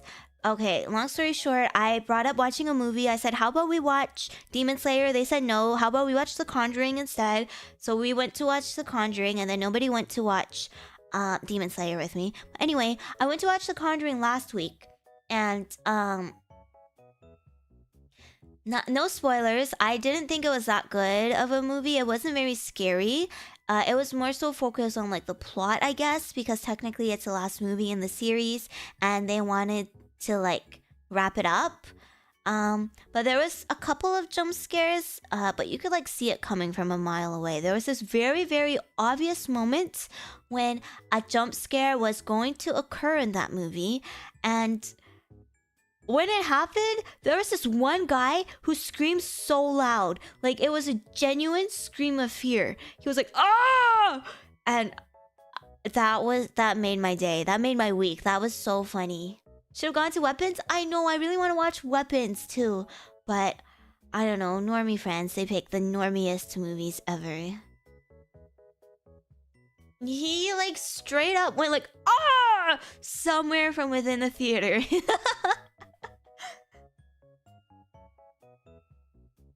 But it was such an obvious jump scare. Like, you could see that from a mile away. I think, like, Weapons, people say it's good, but it also isn't, like, scary. I heard it was more, like, thriller. You gonna watch Chainsaw Man? I think the Chainsaw Man movie, I think I'm not gonna watch in theaters. I only went to watch Demon Slayer in theaters because I just knew it was gonna look really, really good. But if I had to go watch another anime movie by myself, I think I'm just gonna wait for it to come out on Crunchyroll. Also, I really do like Chainsaw Man. I read up till the end of part 1. So I really like it. I think the story is definitely better than Demon Slayer, but I don't know, the direction that Mappa went with the animation, I think it was cool, but I wasn't like the biggest fan of it. I know they're changing it up for the movie, but you know, I just, it's whatever. You're so powerful, Beck. Dragging your entire family to watch an anime movie and it being Kaguya nonetheless? Holy moly. You're so powerful, I could never.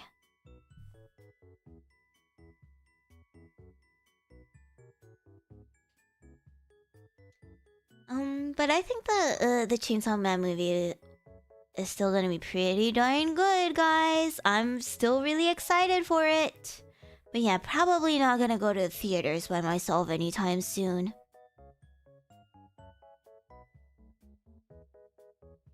She can't haunt me any day. Is that really whispering?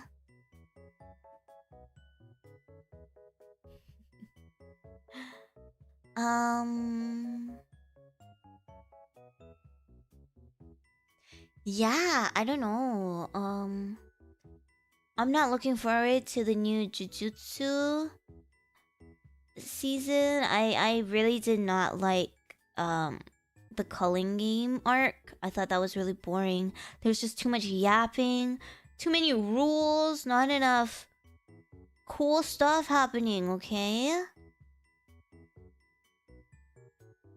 I swear I whispered where everyone shut up. I think like the direction of season 1 is like interesting, but if I wanted to watch a movie, I would watch a movie. You know, I'm here to watch an anime. I need the I need the crazy Demon Slayer vibes.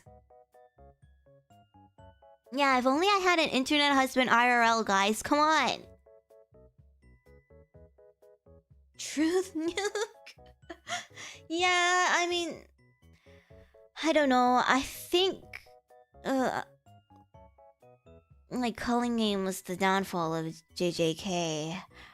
I know I'm biased because I'm a Gojo fan, but I think the story really went downhill when it came to like the culling game. I understand what they were trying to go for and it was interesting at first, but it's one of those things where they dragged it on for too long and made like the rules and stuff way too technical. It became more of like, it became way too rigid, I think.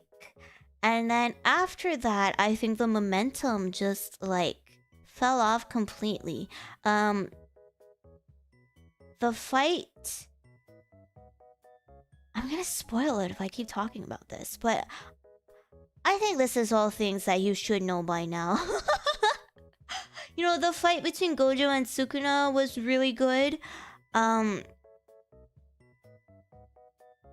But it was just, again, the same thing over and over and over again. Like, you send in this person to fight, and then you send in the next person to fight. You send in the next person to fight. And each and every time Sukuna pulls something out of his ass, like, ooh, I haven't used this since the Heian era. Shut the fuck up.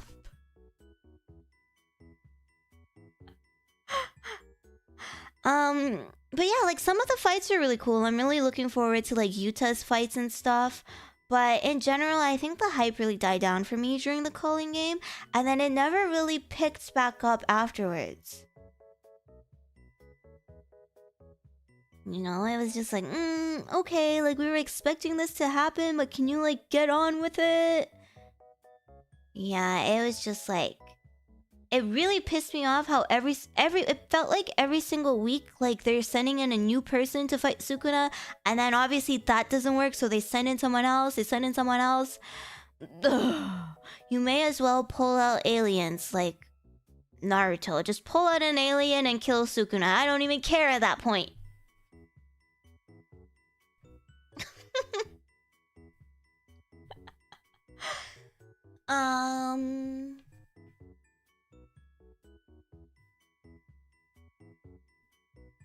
Yeah, he is the king of curses, but also, like, you have so many characters that you've built up that is apparently, potential man. Like, come on, Megumi, like, what did Megumi even do? That's like a wasted character right there. Like, be so for real. And then how they actually beat Sukuna, don't it's like almost as bad as how they beat Madara and Naruto, okay? Like, be so for real. Like, what? Whatever. Whatever, that's over. Yes, they are introducing aliens in the new JJK series. I don't know what that's about. I haven't read it. I don't think I'm gonna read it unless it's like really, really good, because I just don't like the writing. I don't like the writing. Bad. He's a metaphor for our own wasted potential in life. That's so fucked up, because I really liked him too. Like, I was expecting so many things to happen. Like, I was expecting so many twists and turns, and literally none of it happened. I was like, okay, whatever. Fuck this shit, bro. I am looking forward to the new season of Hell's Paradise. I really liked season 1. I haven't read Hell's Paradise, which is probably why I'm really, really excited to watch it. Because I don't know if it's gonna go to shit. And if it does go to shit, I guess I'll find out. But season 1 was good. I liked it a lot. So I'm excited for that, at least.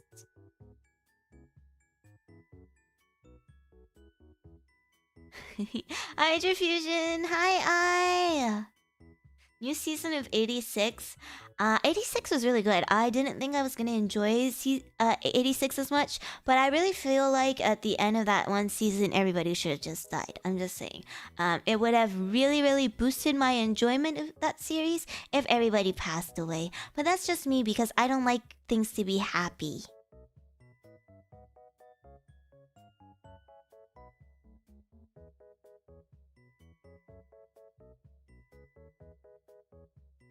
I'm looking forward to anything else. I am really putting off this Fire Emblem discussion. I don't want to talk about it. I'm just so excited for it.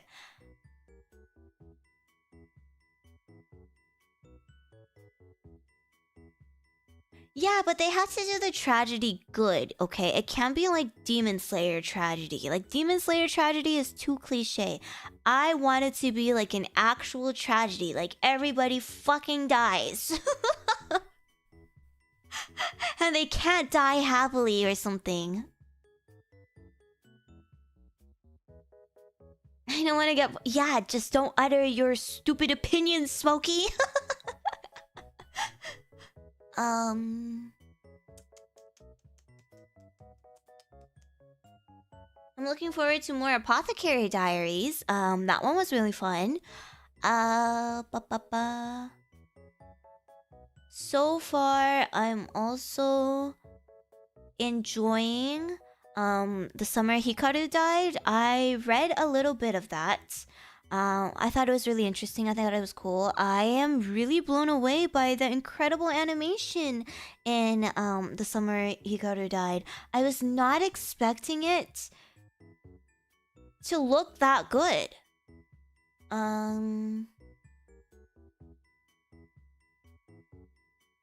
Yeah, Hell's Paradise, like that was really good. It's my cup of tea. Oh my gosh, you know what I did? I got really depressed the last couple of days because of like my family issues, and I was like, okay, I just want to bed rot today. And I put on the Kuroko's Basket, the movie, the final game or whatever. I put that on.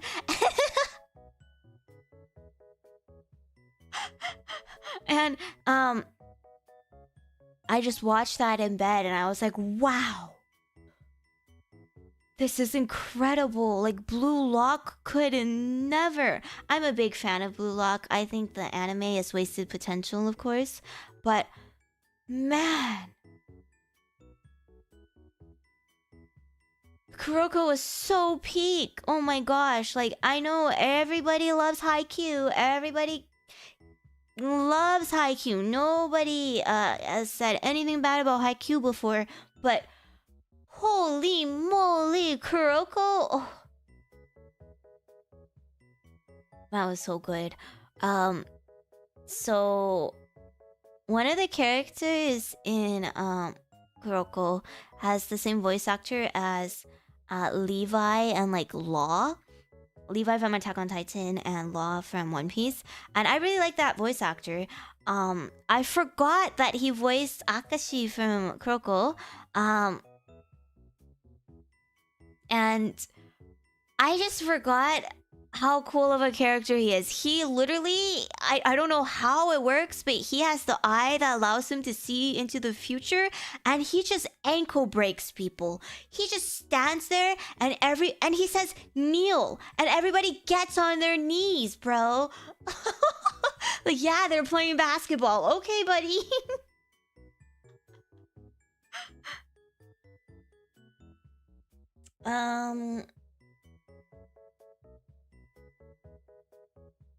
I don't know. I just thought that was really silly. And they had in that movie, the antagonist, they had this character called Gold Nash, who is obviously based off of Steve Nash.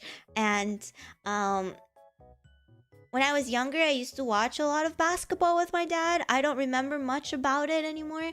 I remember briefly being into it quite a bit, but I've always really liked Steve Nash, so I was like, wow, a real person.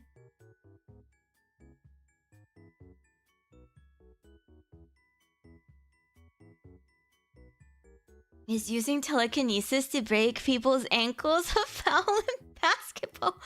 I don't think so. Like, how can they know that it's you? What if they're just stupid, you know, and they just ankle break themselves? So that was cool. I know the rock anime you're talking about, John. The one with the really big assets, right? And that looks like a really gorgeous anime as well. I'm honestly down to watch that too, because I also really like rocks.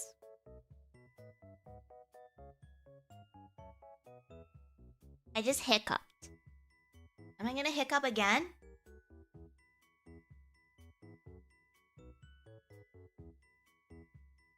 I think we're safe. I know! Blue Lock is so good. I've read Blue Lock, and I've also read through Haikyuu and Kuroko, and I think Haikyuu and Kuroko are good, but Blue Lock is just on another level. I'm a big Blue Lock fan. I just think it's so sad that the studio they went with was so ass. Like, whatever.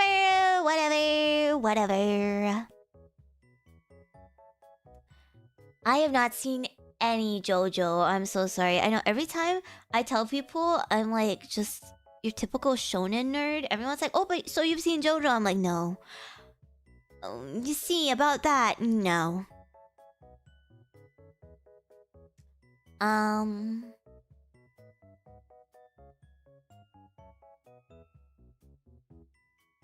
Alright, let's talk about Fire Emblem. We've talked about literally everything in this world. Are you caught up with One Piece? I am caught up with One Piece. Both the anime and the manga now. I've read everything. It's cool knowing that Roger was just a dude. He was just a dude, you know? Like, for so long, you kind of had like this image of Roger being like this super duper cool pirate. He's like, go find my treasure or whatever. And you just find out that he's just a guy.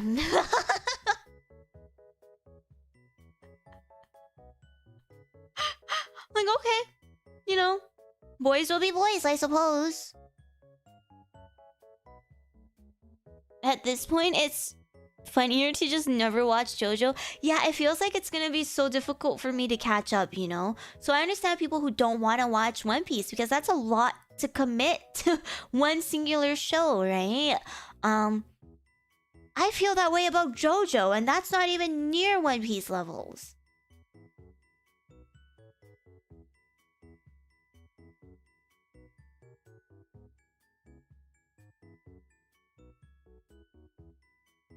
Okay, no spoilers. When is that One Piece remake? I don't know. I'm really excited for the One Piece remake. I wonder how they're gonna like go about it. Hi. Hi, Hugo. Alright, Fire Emblem, guys. I really stalled this for long enough. Okay, so Fire Emblem. I love Fire Emblem. I'm like a fake Fire Emblem fan because I'm one of those new gen gamers. I've only played the Fire Emblem games from the 3DS and onwards. I've never played any of the older games. I know, I'm so sorry. But I think that I understand why they went with another game that's related to Three Houses. I don't know if it's a sequel or a prequel right now.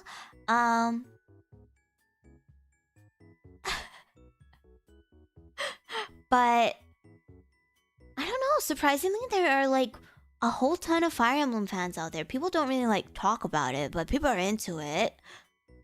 Hope Expo was fun for you, Hugo. Thank you so much for dropping by.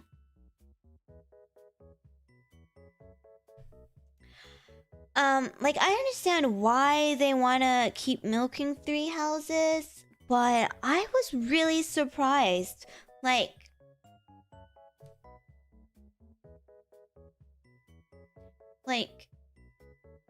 I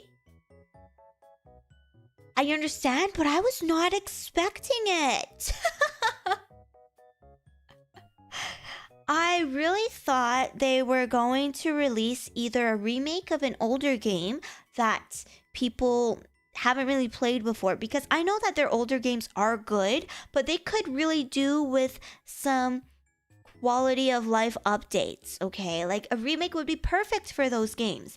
And considering the fact that previously they released Engage, which was a very, very different vibe from like Three Houses, I was really banking on like a remake, you know?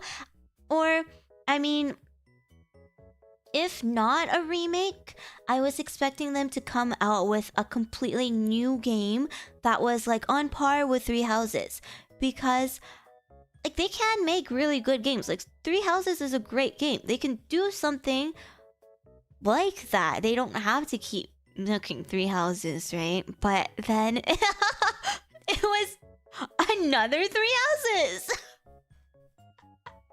Way too many houses, guys. And I can't say that I'm disappointed, because I am a new gen Fire Emblem fan, so I'm really excited. I'm really excited for more Three Houses. Like, I can't complain, right?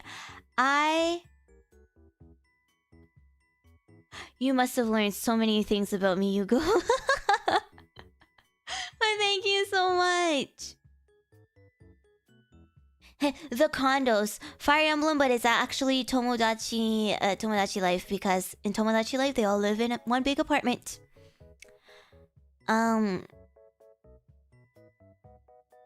Yeah, I was just really surprised. I'm not complaining. I like Three Houses. I want more Three Houses. Like, I think compared to a remake or a completely new game, I probably would have been the most hyped for another Three Houses game. I'm not gonna lie. I'm one of those. Like, in order of hype, number 1 would go to Three Houses 2.0. And number 2 would probably go to a completely new Fire Emblem game. And least hype for me would be a remake, because I've never played any of the old games.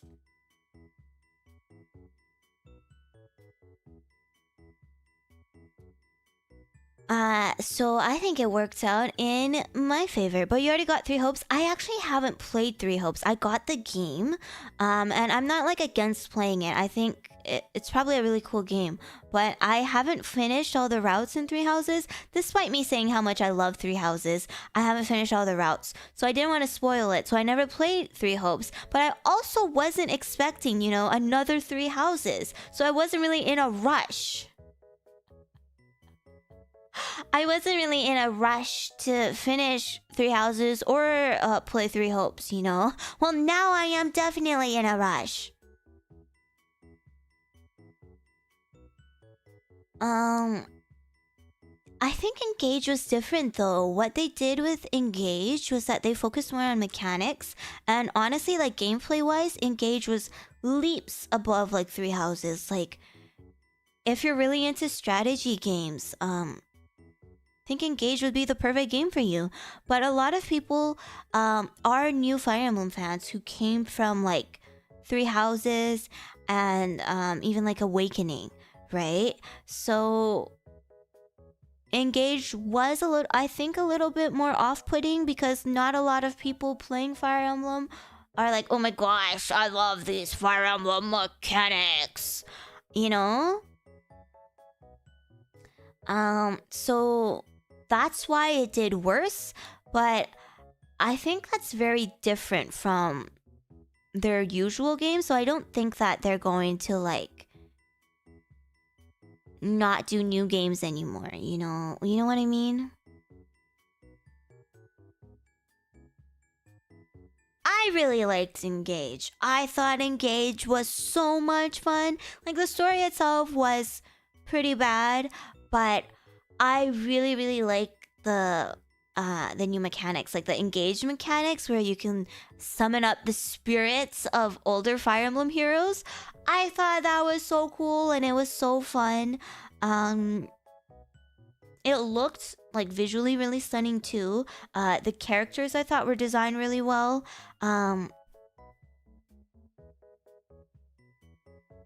Yeah, I just thought like the gameplay was great. Like, it was challenging, but I never play at like the highest difficulty anyway, so I can't really like say, it was a very, very good game mechanically wise, and it was very difficult. I don't know. I just play the game, and I thought it was fun. But I am ready. I am ready for a more story-focused game like Three Houses.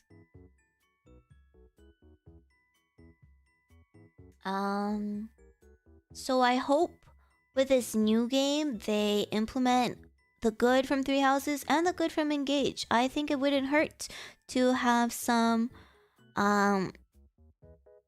cool new battle mechanics in the new game as well, like in Engage.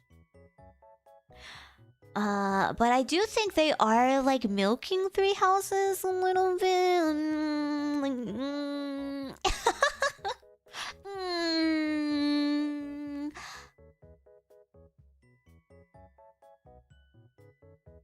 Oh, I play Digimon. Yeah, I love Digimon. Big fan of Adventure and Adventure 02. A lot of it. I mean, I can't complain because I'm a big fan of Three Houses. But even this die-hard fan is like, can we please put Byleth to rest? Can we please put Dimitri and Edelgard to rest? That was fun, and I would love to see them again, but like, I can't do this for another 10 years. Okay, guns are cool. I'm excited for the gun.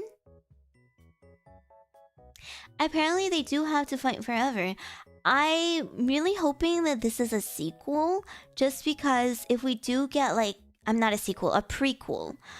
Just because if we do get like a sequel, I'm worried that like, the discourse will get a whole lot worse.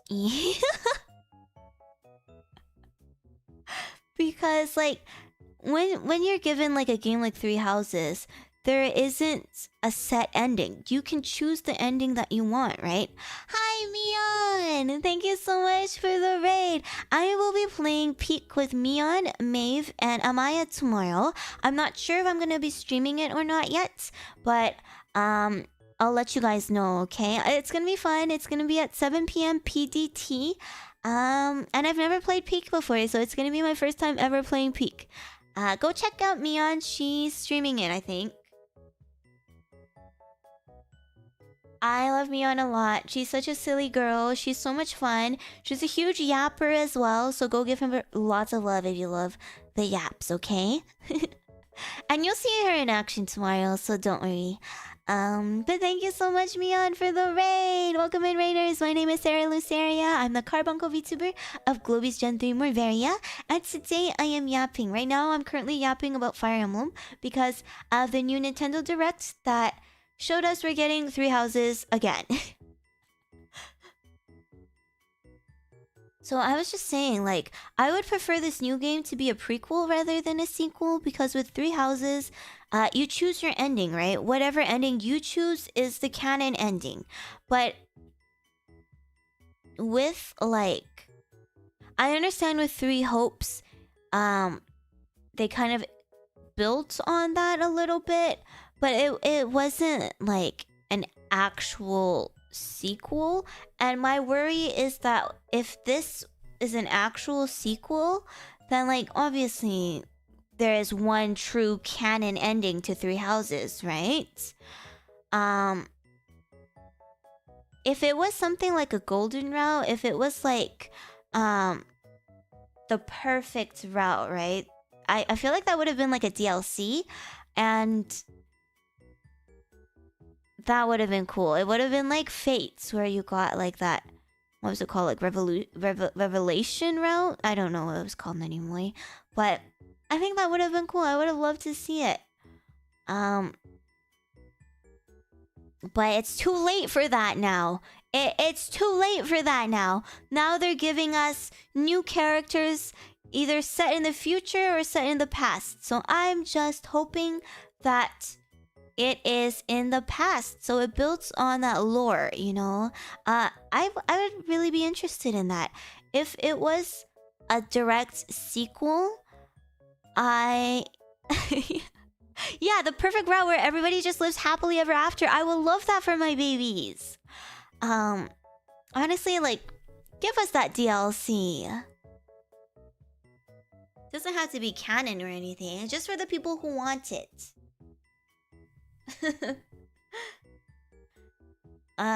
Yeah, so with the sequel, I hope it's either like hundreds of years down the line, or it's just immediately after the events. But with the way things are looking, I don't know. It doesn't seem like it's hundreds of years later or immediately down the line. So I'm gonna, please not a sequel.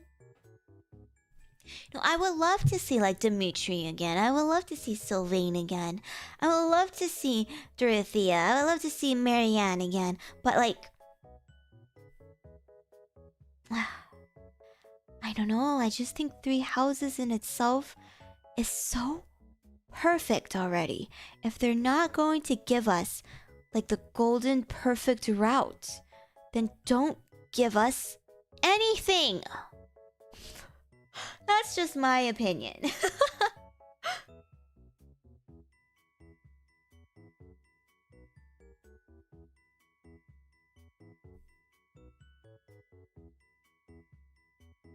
Well, Sothis could also have been older back in the day, and then she lost her power, which is why she's so weak in Three Houses.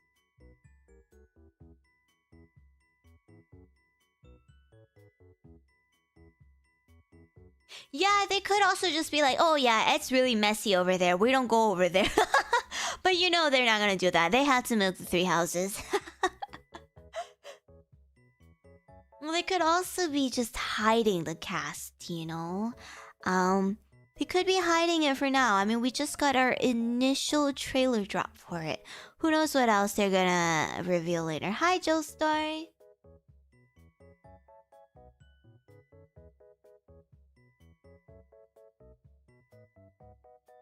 And like Sothis is a god, you know?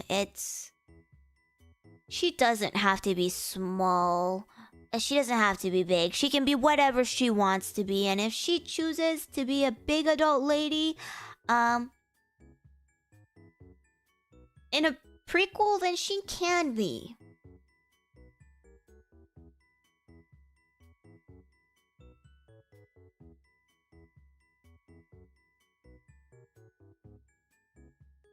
We have relic weapons, and that implies after Three Houses?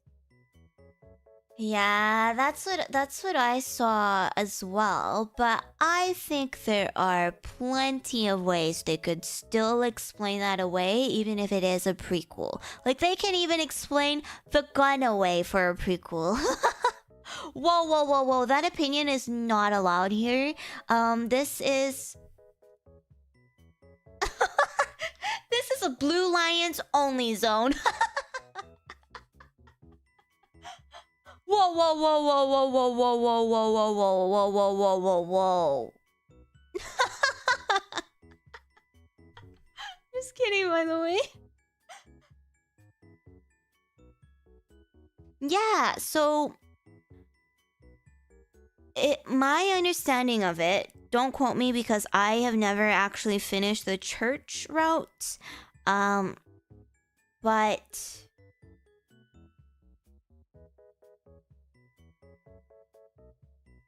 I don't know, I think my understanding of the crests and the relics were that they existed throughout the centuries, but they could only be wielded by the people who have the crests, right? I'm not sure, like, at what point the weapons were created, but it could still be a prequel, right? Like, maybe it's not the exact same weapon, but crests have existed for a while, right? Good night, Harper!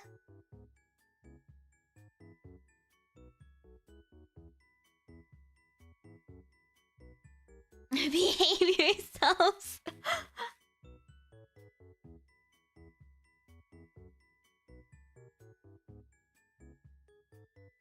Oh, I don't think it would have been from that far back.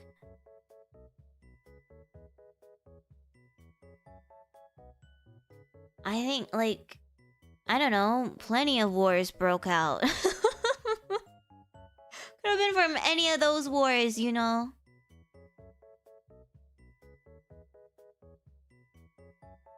Yeah, possibly they could explore the crests and the relics a little bit more in this one.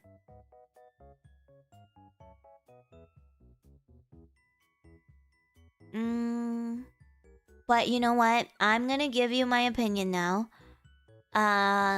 Yeah, the crest experiments, exactly. I think that would be really, really cool to explore because I feel like they really did not talk about it all that much. Like, I get it. They touched on it, but I think it would be cool to know more about it. So I am on team prequel, but a sequel would be okay too, I guess. Whatever.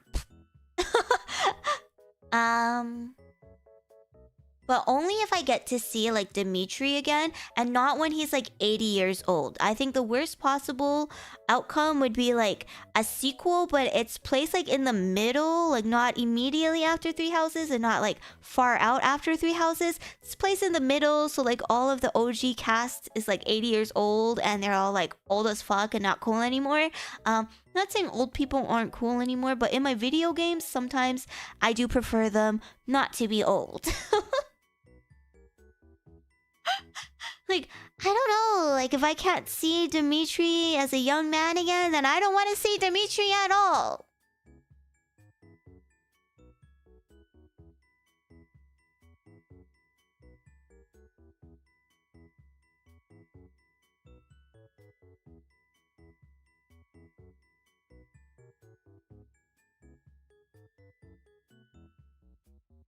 During the time skip wars would be a cool story.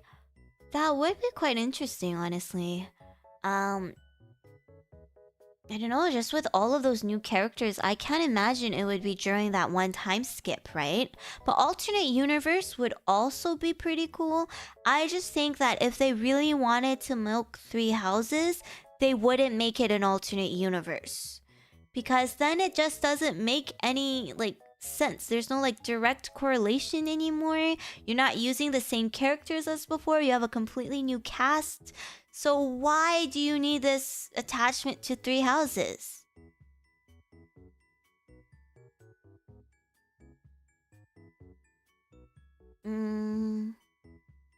But that's just my opinion. I think I'm just tired of the multiverse with all of freaking Marvel. God, it's just all multiverses.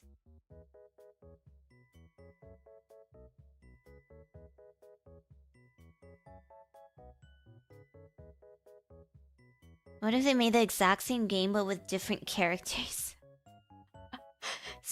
So instead of, like, the current cast, we get, like, Harry Potter cast.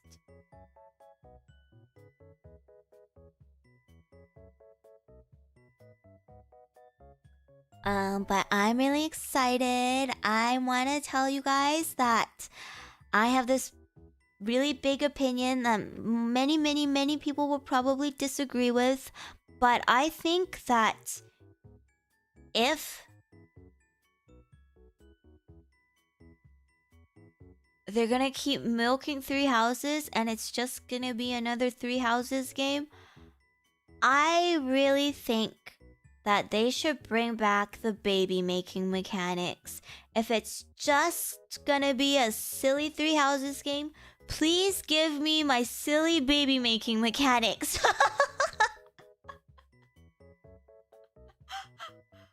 Come on, like, don't take it too serious.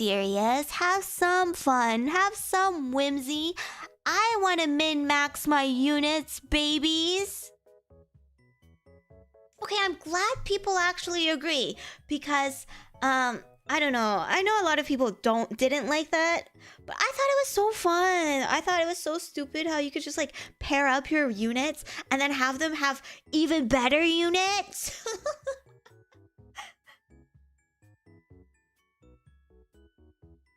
Yeah, like if it's already gonna be like a multiverse kind of situation, and technically we are like beyond time and space itself, like why can't we have another pod of babies? That would involve time travel? We literally have time travel in the game. We did not have time travel in any of the previous games that had well, that's a lie. Awakening did have time travel. That was the whole thing of Awakening, but like, you know, we literally have the same thing as Awakening.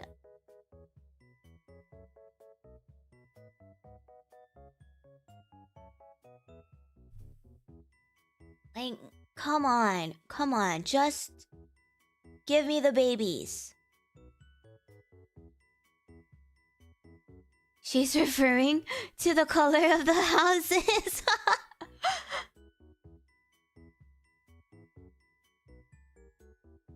Yeah, it was so fun, like just pairing up random characters and then popping out just better units.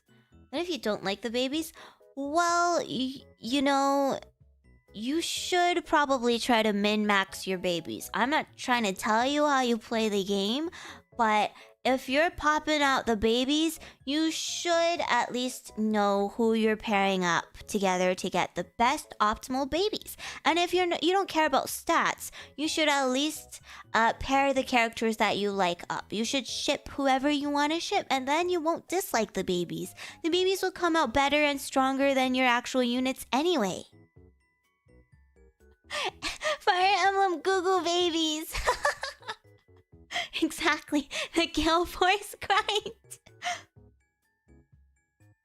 Yeah, and if we add babies, oh my gosh, can you imagine their Three Houses discourse? Like, imagine if we can pair up Dimitri and Edelgard. I'm never gonna let that happen, but just for a single second, imagine that happening. Not saying I'm a genius, but I'm kind of a genius over here.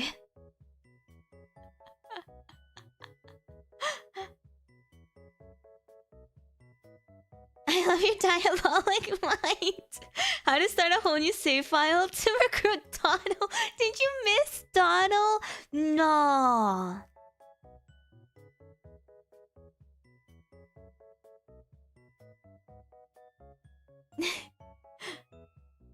Yeah, I understand why they didn't put babies into Three Houses, but now we have Three Houses too, and I think it's time to bring babies back. And setting them free like a Pokemon. Okay, you can't do that in Three Houses, okay? I mean, in Fire Emblem, okay? Oh, man. But if I'm giving birth to all of you in 2 months and you come out with terrible stats and you don't have Gale Force, then we've got to have a serious conversation. Yeah, please, hire me. I know what I'm talking about.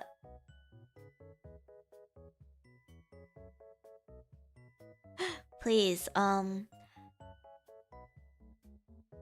I think they underestimate the amount of people that play this game just for the romancing option. Like, I'm not gonna lie, I think Fire Emblem, the entire franchise, was saved because Awakening had hot men and women that you could romance and have babies with. And I think they are straying too far from their roots. Girl, we know you're successful now, but don't forget where you came from. Okay? Don't forget why you're successful now. It's the Gooners.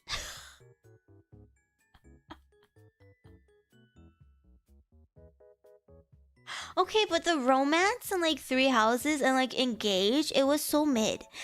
Yes, there was technically romance in Three Houses and Engage, but like come on. Gooning saved Fire Emblem, come on. Keep the tradition alive, okay? Yeah, Fire Emblem was like half the game. It was like most of the game for like the 3DS games, but not for Three Houses. Like there is technically romance and you can technically like have romantic conversations with people, but most of that was like just one paragraph at the end of the game.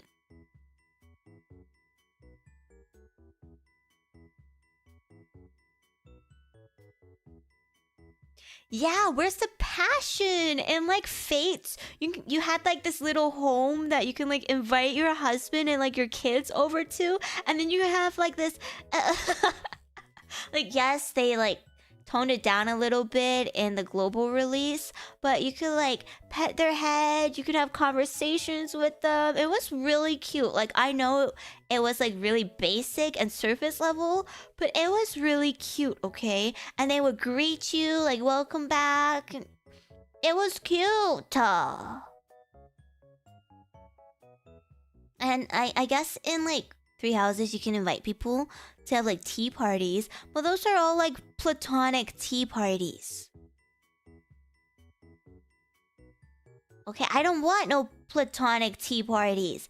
I want my husband to welcome me home after a terrible, terrible battle.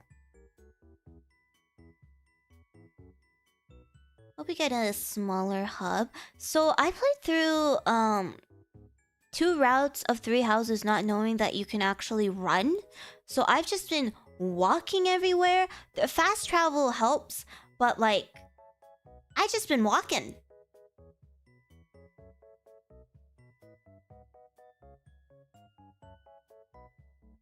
I know, I was so shocked when I found out you could press the B button and run.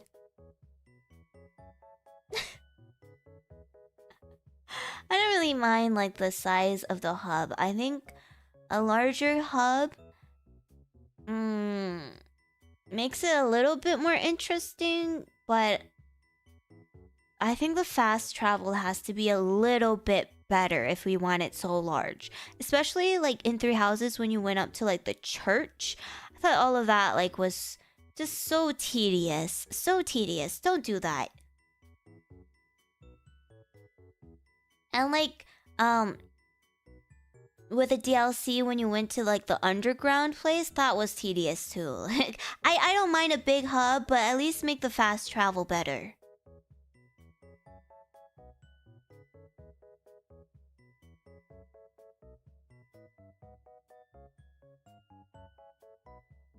Hey, I'm walking here. Yeah, especially for a game that relies a lot on like replayability. Give us that fast travels. Just like teleport us to whichever room we want to go, you know? Hi, Turquoise. Yes, and of course the 60 FPS would go really hard.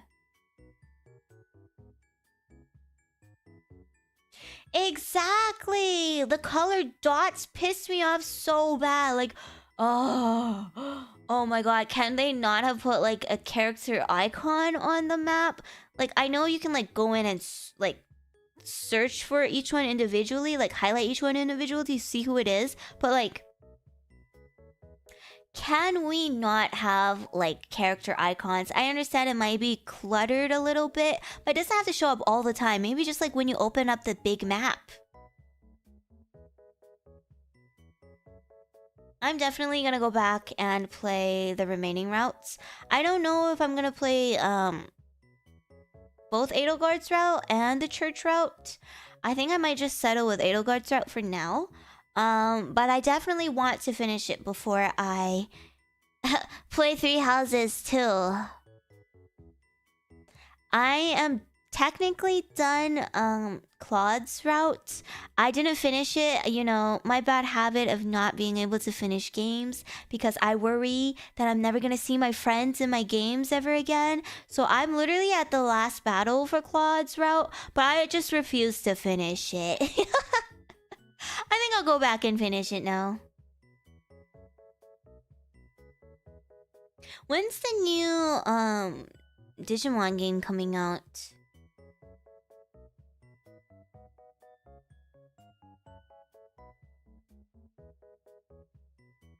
I know, but I don't want to finish it. If I finish it, then I'll never be able to see my good boys and girls ever again. Oh, damn. October 3rd. That's so soon. I'm so excited. Oh. What consoles is it coming out for? What platforms? Is it PC? Is it on the Switch too?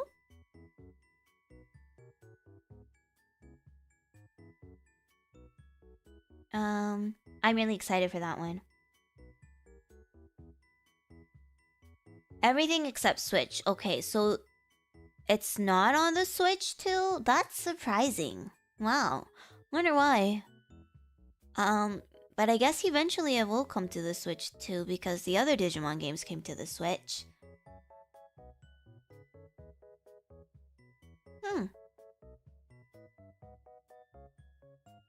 Very exciting. I prefer to play my games on handheld consoles so I can lay down in bed. Huh? Wait, I gotta pee again, but I'm not done my Fire Emblem rant, okay? I'm gonna come back and keep ranting about Fire Emblem. I drank too much water, so I gotta pee again. Sorry. Hi, Broken. I'm glad you enjoyed. Okay, while I am peeing... Oh, wait. One last thing. You know, I said I wanted people to bring back the baby making mechanics in Fire Emblem. I also want people to bring back customizable what is it called? The customizable like main characters like Robin and Corrin. I like Byleth. I think Byleth is cool, but like come on, we're at this new age now where I'm sure you can port the 3D models into the cutscenes just fine, right? Come on, the playable characters, can we please customize them again? I am so sick of looking at Byleth's this stupid face. Okay, be right back.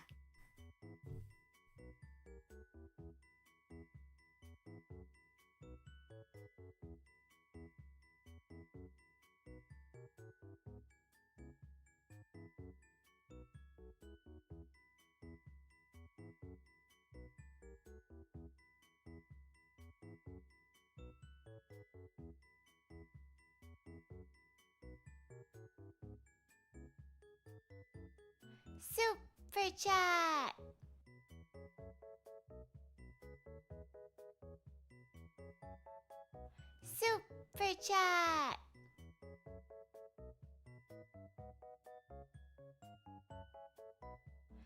Super chat.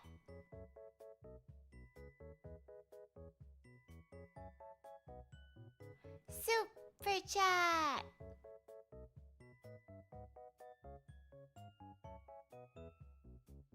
Super chat. Super chat.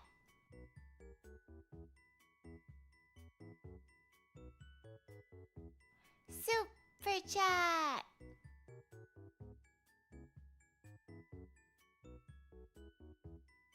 Super chat.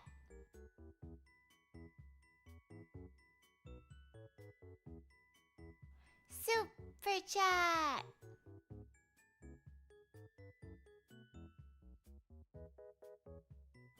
Super chat.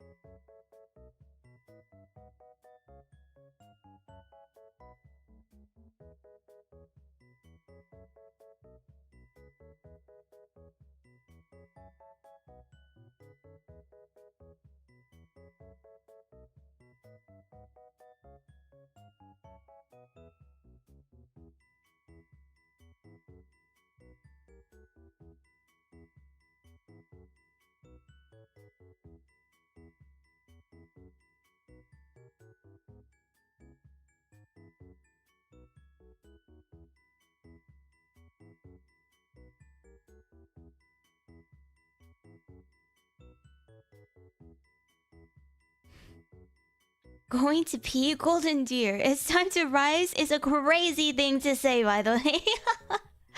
Smoky, Fiend, Thiago, JonJonH, Silent, Sakura, Vadri, Orange, Cockman. Thank you guys so much for the pea soups. Are you guys part of golden deer?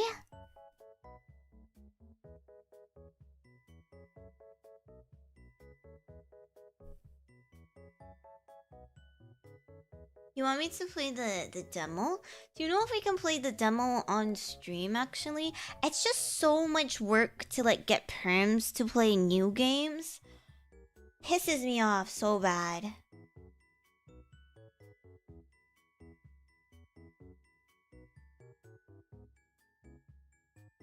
I know. I really do like the Golden Deers. I think they were such a fun bunch. They're just silly guys, you know? But Blue Lions, they have a lot of trauma.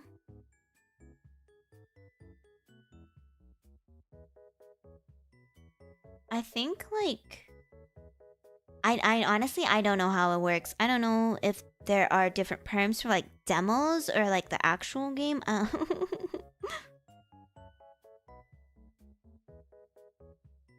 Yeah, pray that we get the perms. I'm gonna ask. I'm gonna follow up and ask if we can actually get the perms for that.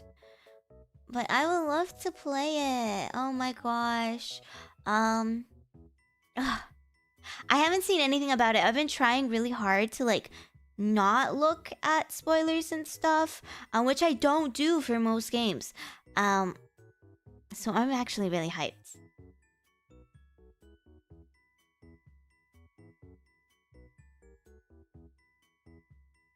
Oh, Fire Emblem. You aren't about to get stolen away from a meeting, are you? That is a very good question. I actually had to double check to see if I had a meeting. And you know what? I'm gonna triple check. I'm gonna triple check because I don't think so. I don't think it's today.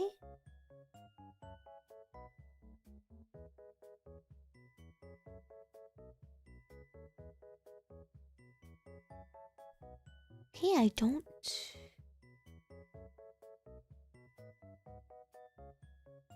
I don't think so.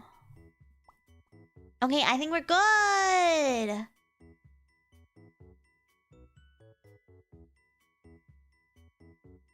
I think we're good. Fingers crossed! And then in 5 minutes, I'm gonna get pinged like, oh, Sarah, you forgot your meeting! You should always tell us if there's a meeting. You're so right. Bullet dodge so we can keep yapping. I should probably sleep soon anyway because I do have work tomorrow. But I want to keep yapping. I'm not done yapping about Fire Emblem yet. Or the rest of the Nintendo Directs for that matter. You do have a meeting with us to talk about Fire Emblem. You're so right.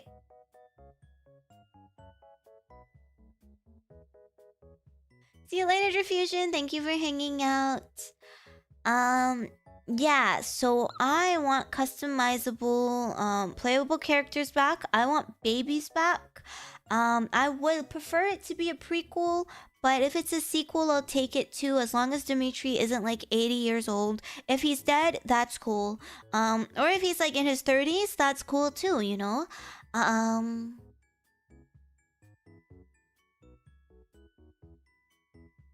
Awakening is incredible. Awakening is such a good game. I would love to see an Awakening remake one day, but I don't think that's gonna be anytime soon, honestly. They have many great games that they could remake. I'm sure like even new gen Fire Emblem fans would really like those games. They just need to be polished up a little bit, more quality of life, you know? There's literally time travel in 3 houses. Your whole thing is time travel. There was no time travel in Fates, and they still did it either way.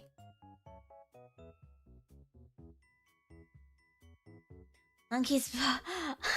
Dimitri is in his 30s, but he looks like he's in his 80s. I would kill myself. Stop.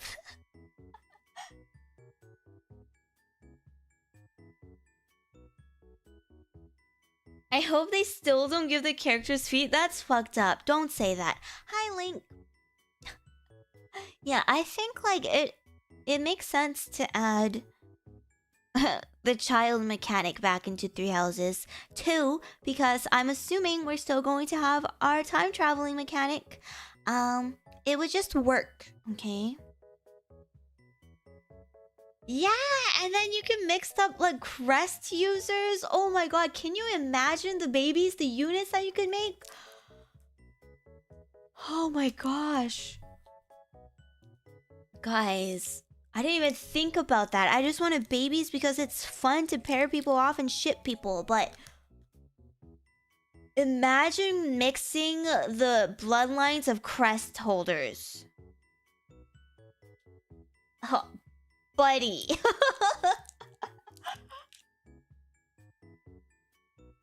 Oh man, that would be so cool.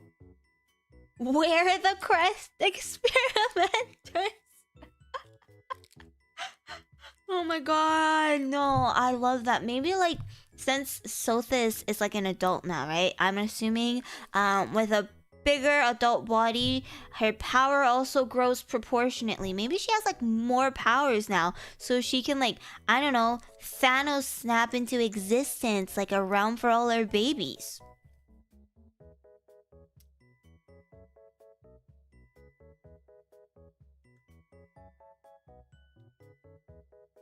That is NPC. I think that would be fine, like just having the previous characters as NPCs. I don't know if I would like that's why I'm on the fence about a sequel, right? I don't know if I want to like have the original cast back. I think as like NPCs or just like cameo, I think that would be pretty cool. I don't know how I feel about having the entire cast back as like playable characters.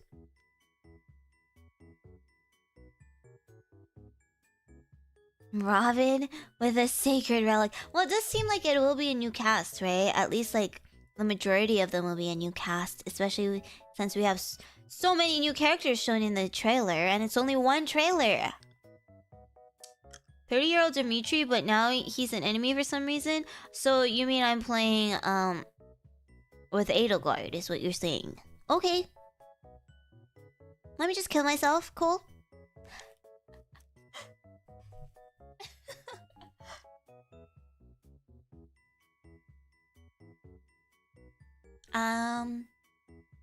But I'm gonna keep talking about this. I'm sure they're gonna drop more information, and they're gonna drop more trailers, and as they come out, I'm gonna yap about it in your ears, and you are not going to be able to escape my terrible opinions. Yippee! 1,000 more years of Three Houses discourse for everybody!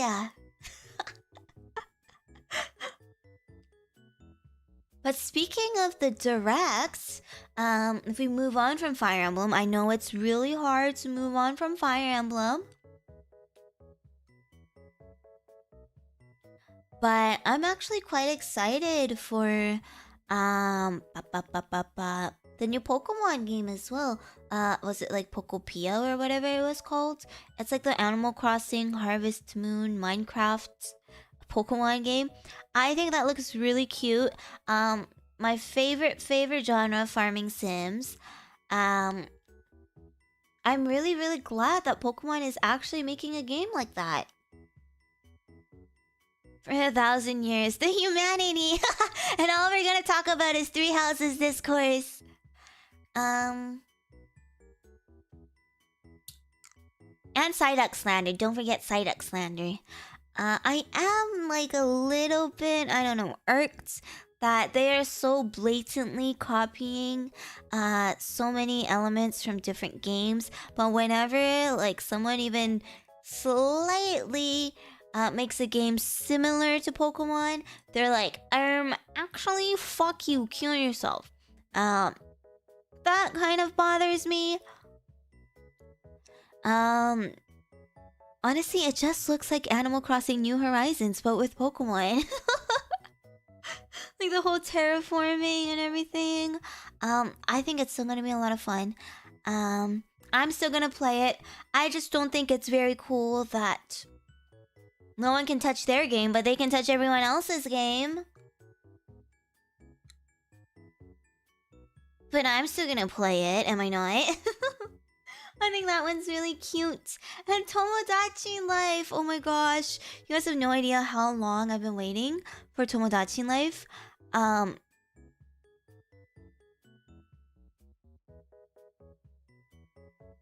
I'm so excited.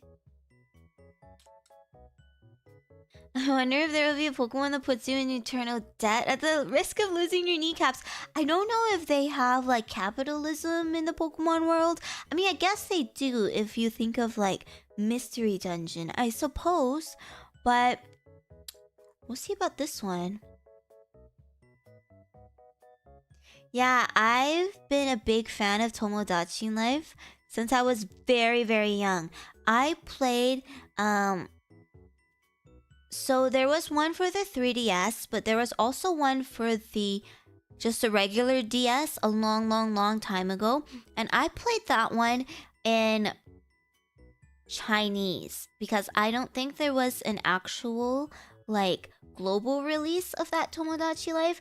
Or if there was, I didn't know because I was too young at that point.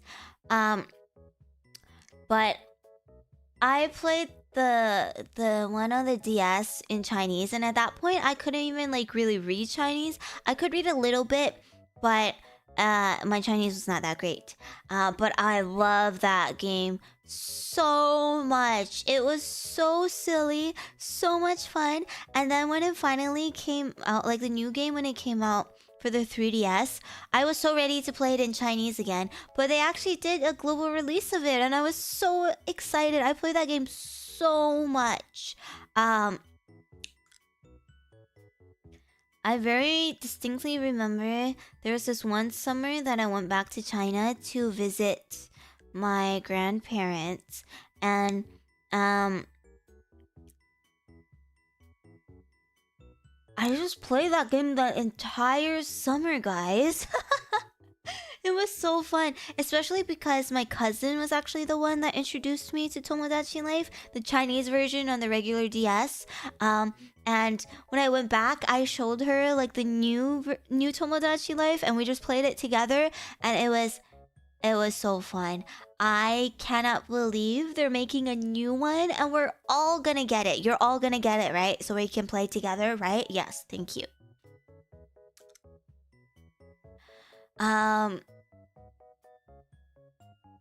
there was a period of my time where I made a whole ton of like League of Legends characters in my Tomodachi life as well.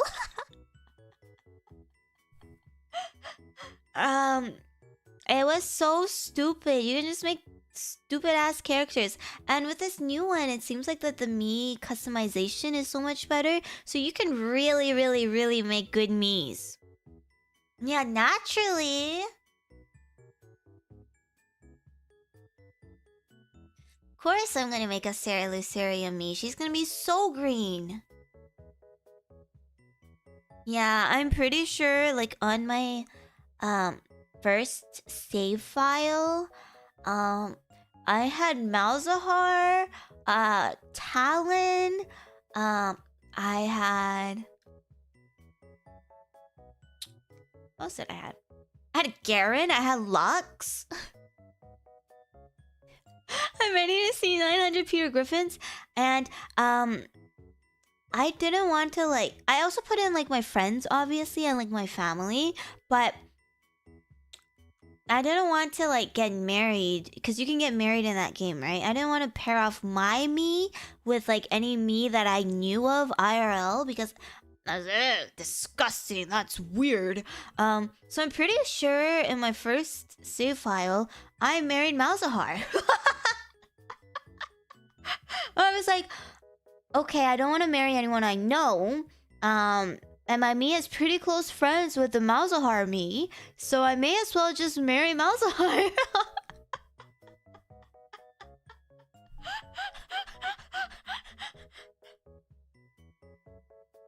Don't ask me why. That was just my logic back then. Yeah, I'm gonna make all the serotonins in Tomodachi Life 2. And I think in this new Tomodachi Life, you can have like same-sex marriage as well, right? So I can just pair up all of my serotonins. You're gonna kiss your homies goodnight every single night.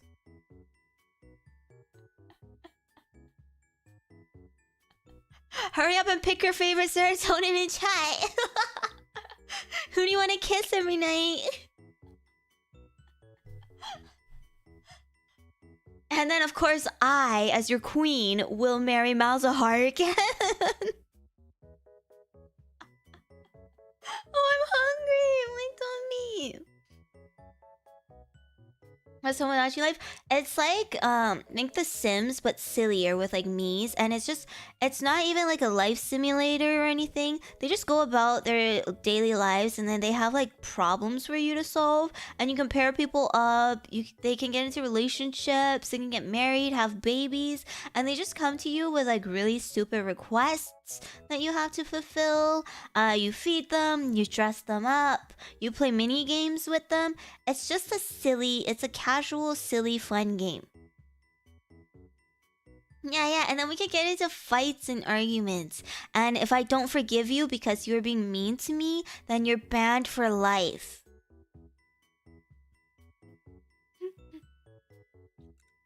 Ducks? Mike called ducks? Damn, we gotta let him know. Yeah, it's very much just, oh, come in and be silly with us. It's a lot of fun. I really enjoyed it. Especially if you just want to like turn off your brain and have a good time. Turn off your brain and be silly. I think that's like my go-to game.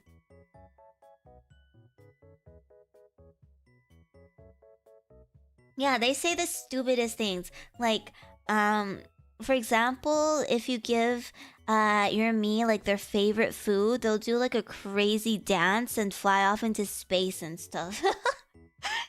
It's so silly. It's just so stupid. Oh, hail the roast beef. And you can like go into their dreams, and they have these crazy dreams. I know. I really like... No, for real, I get why people don't want to get the Switch too. Like, I'm really bad. Like, I'm really bad. I was like, yeah, I don't support this. I don't want to buy this Nintendo stuff. It's so expensive. It's not worth it, and I don't want this to set like a precedent for future games.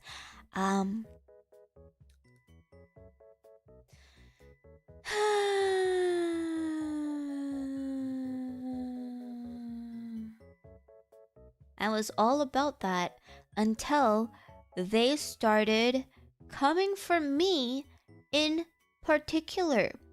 Like, I don't know if you realized, but that new Nintendo Direct, that was for me. That was marketed for me. Like, they had me in mind when they did that. And I can't put up a fight when they're giving me games that I've been waiting so long for. It really sucks to suck. I'm a fucking bozo.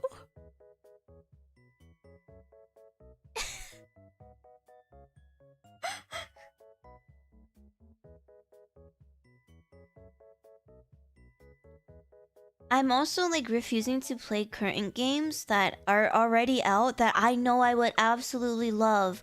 Like, I've been saying this for a couple of months now, ever since the game itself came out, but the new Rune Factory game, Guardians of Azuma. Rune Factory is my favorite game ever. Rune Factory 4, that's my favorite game ever. And the new game actually looks really good. I tried playing Rune Factory 5 again, and it just ran so ass. Like, there's no way I'm gonna play that new Rune Factory game on the regular Switch. I want to actually be able to enjoy the game without the system shitting its pants every 5 seconds. So I've been putting off playing that. I haven't played my favorite franchise ever. And also recently, that new Harvest Moon. I guess now it's called Story of Seasons, right? The new Story of Seasons Grand Bazaar remake game came out, and I loved Grand Bazaar so much when it first came out on the regular DS. I played the shit out of that game. So I'm actually really looking forward to playing the new Story of Seasons game too. I've been seeing people play it, and it's so fucking cute. Breaks my heart that I am being kept away from all of these games that I love and adore because I don't have a Switch 2, guys. And I think I'm at a point where I think I just have to go ahead and get it. I know this is really like... I know, Harvest Moon just like so iconic. I'm really sad that like the other company has the name Harvest Moon now, because the new Harvest Moon games under the Harvest Moon name, so ass. They're so bad. Yeah, I just have to become part of the problem, it would seem. I know for a fact that once the new Fire Emblem game comes out, I'm gonna get the Switch regardless. I can wait on Rune Factory, I can wait for Story of Seasons, I can even wait for the new Pokemon game. I do not have to even play the new Pokemon game on launch. But come on, you can't do this to me. You can't give me 3 Houses 2 and expect me not to buy that game on launch. Like, be so for real. Piss me off, Nintendo.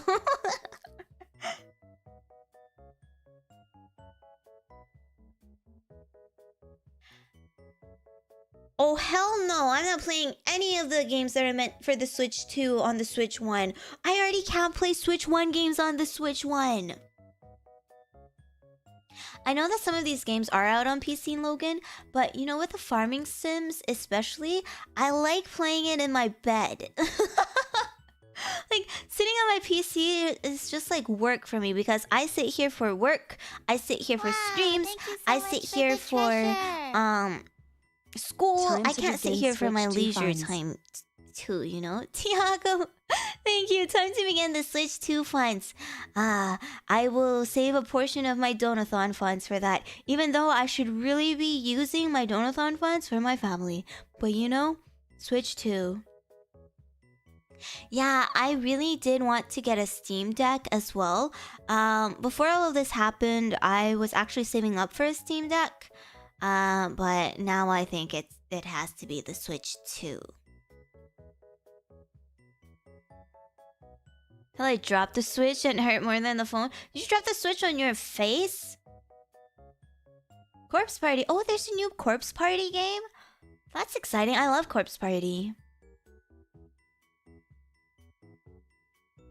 The Switch 2 is my new family. Perfect time to replace my old family. Oh yeah, and Danganronpa 2? 2? What do you even call it? Danganronpa 2? 2.0? Like, what? I can't believe... I knew that they're gonna bring back Danganronpa with the new, 100... I can't even say the name. The last Defense Academy game. That was really fun. I'm still playing it, but, there were just, like, so many, like, Easter eggs and tidbits about Danganronpa. Like, I just know. I felt it. I was like, okay, I get it. You just want to make another Danganronpa game. Just go make another Danganronpa game. And they're doing it. They're giving us a 2x2.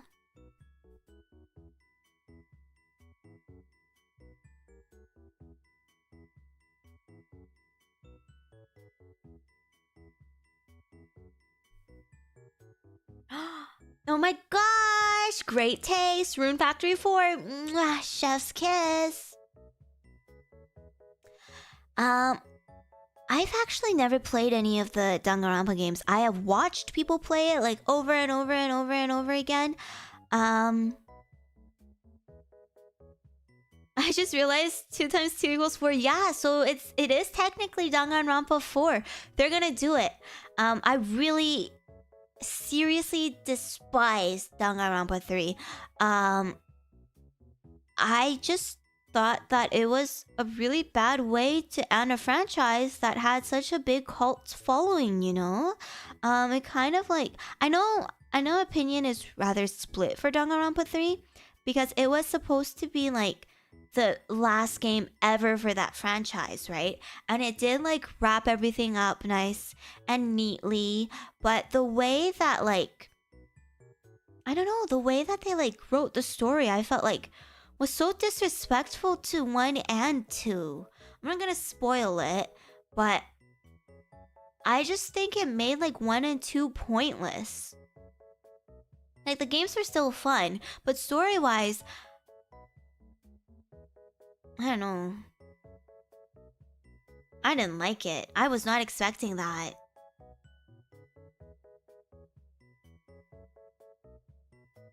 Yeah, they were saying like we're never gonna make another Danganronpa game again, but they're back to making more Danganronpa because their other games are not as successful as Danganronpa.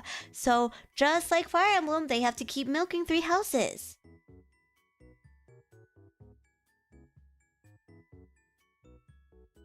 I liked it because it was stupid. It was stupid and it was really silly. And I know like technically it didn't change like the events of 1 and 2, but I just don't like that being the ending of the franchise. I mean, now that it's coming back, it's whatever. But for a long time, that was like supposed to be the end.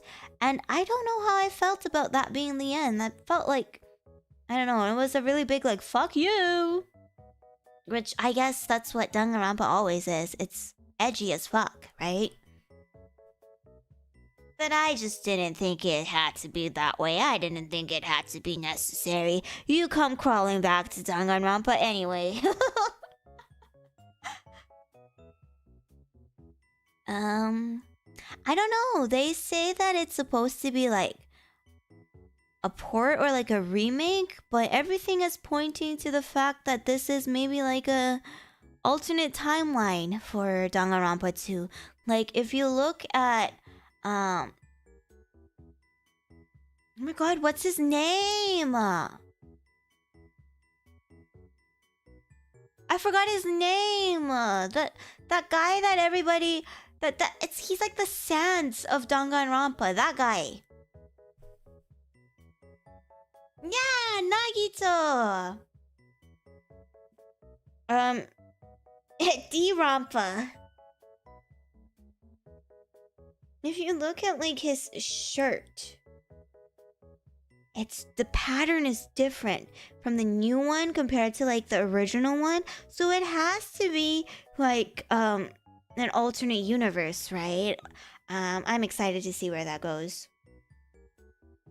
Sorry, you know, he was like the Tumblr sexy man. You know what I mean? The stands of Danganronpa. You got what I meant. Come on, am I wrong though?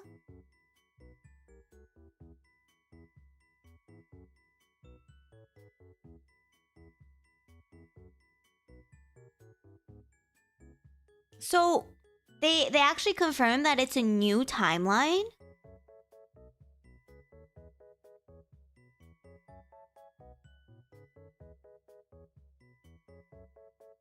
What? Okay, so they confirmed that. Oh, that's so interesting. Wait. That's so cool. Like I said, I don't know. I would have just preferred a completely new Danganronpa 4 game, but if we want to keep milking it, we can. We are in the era of milking our most successful game. And I am all for it.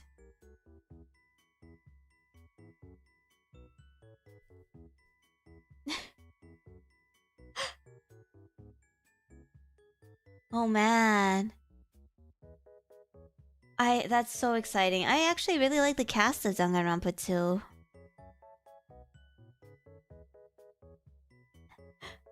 And we're over here laughing it all up. It's true.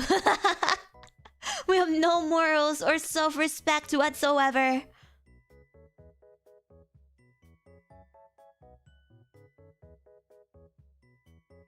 I mean, we don't know if they're gonna milk it well or not yet, Thiago. We don't know that. We're not sure if it's gonna go good or not. I mean, I don't doubt that it will do well because people have been wanting more Danganronpa for years, right? Ever since 3 was like, that's the end of the franchise. And it's their most popular one of the entire series. But okay, true, they're capable. They're capable of making it good for us. I haven't played Dank Rope. It's a visual novel, so if you don't really like playing visual novels, I think the game itself is quite tedious. It is also like quite old at this point. So honestly, I would just watch a YouTube video. No, 2 was the most popular. They're milking the second game because it's the most popular.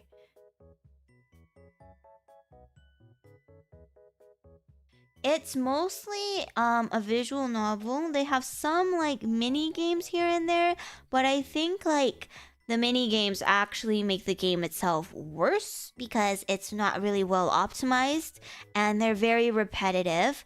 But the story is what you'd be playing it for, like most visual novels. And it's basically just a killing game. It's very silly, very edgy. You throw a bunch of teenagers in a room and you tell them they have to kill each other. The deaths are unique. I really like how unique the deaths are. And there are just lots of twists and turns, which I think is quite silly. Yeah, the minigames aren't very fun. Because they're so poorly optimized. Like, why even have the minigames? Hi, John. Yeah, the blood is pink, you know, censorship.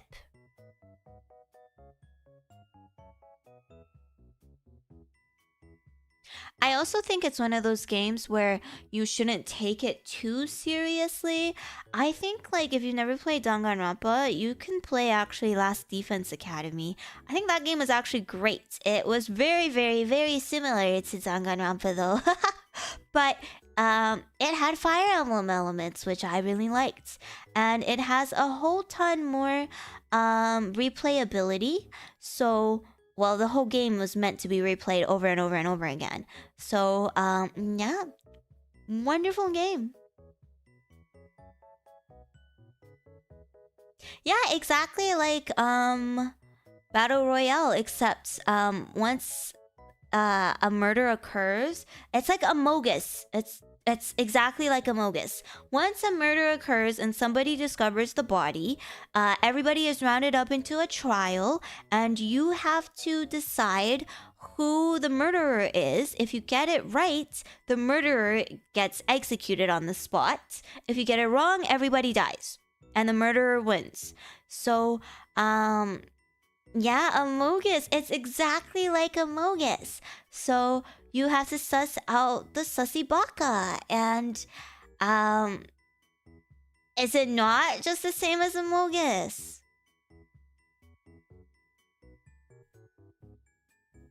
Yeah, and yeah, I just like it because the deaths are really interesting.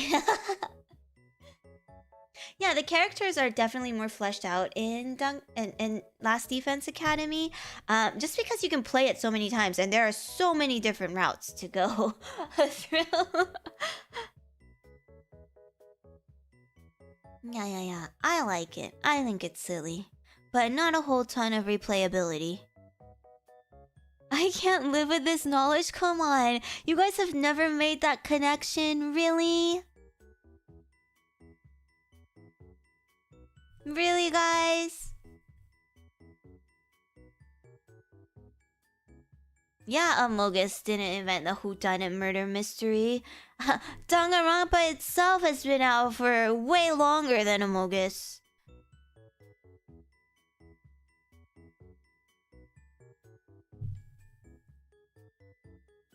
I do like that horse game. I am playing the horse game. I now have that connection and I hate it. Now you have to live with that.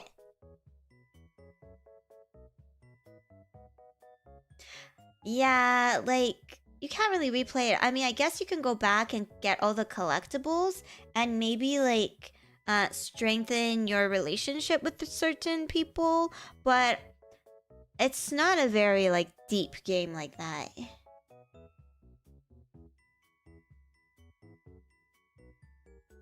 Yeah, you guys don't understand the cultural impact that Among Us had on us, okay? I've never played Among Us. Like, not even once. Not even, like, as a joke. I have the game, but I haven't even ever opened the game, by the way.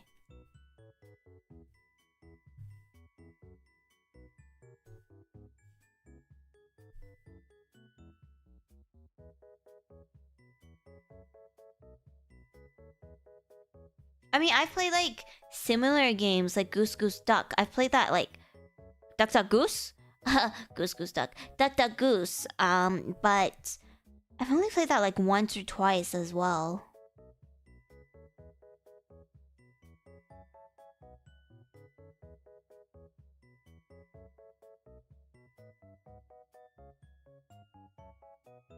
Game night with Ceratonin to replay Among Us. I'm not good at lying, but also I don't want to play with you guys because I know regardless of what I do, you're just gonna vote me dead. I know you always target the streamer, which is why we can't play together. I don't even have to say anything. I could be with you literally the whole time and you would still vote me dead.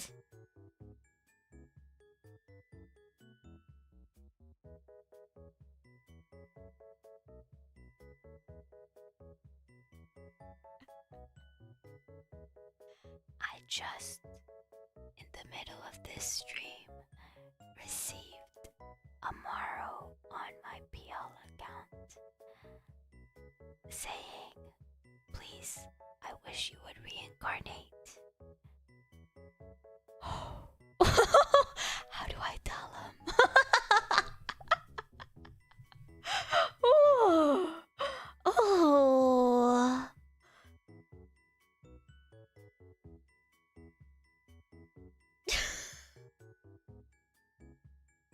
Feels bad. Feels bad.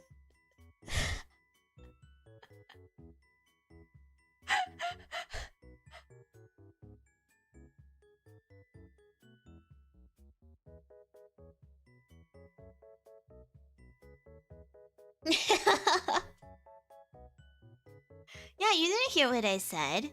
What did I say? I said absolutely nothing. Hey. You all know where to find me, right? We're talking about Fire Emblem.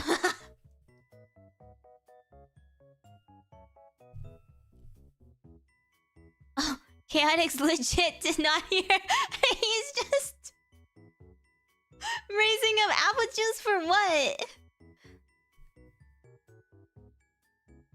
Oh my gosh, yeah, better late than never. Slay.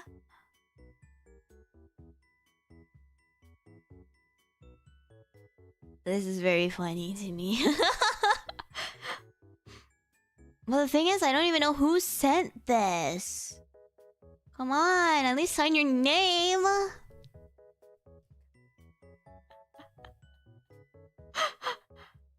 Oh. Ba ba ba. You have any pets? I do. I have a dog and I have a cat. And sometimes you get to hear my dog during my ASMR streams. To enjoy a drink. Okay, I'll leave it in the void.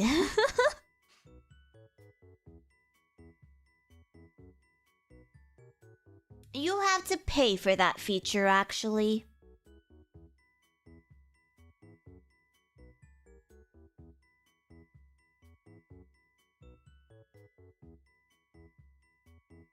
Oh yeah, did you guys see my section on Pillow's charity stream?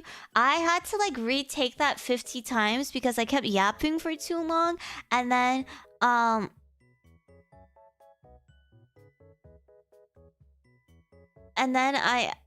I just had to redo it over and over and over again because I kept going over the time limit. I think like even the video that I submitted was still slightly over the time limit. Dude, you even have the timestamp? Thank you, Dread. Yeah, yeah, it's so unlike me, right? I even like wrote down a script, like a full-on script, like line to line what to say, because I know I was just gonna like keep talking, and I still kept talking. Bruh. It was so stressful. I literally sat here, like the video itself was like, what, 4 minutes? I sat here for like 2 hours trying to record that.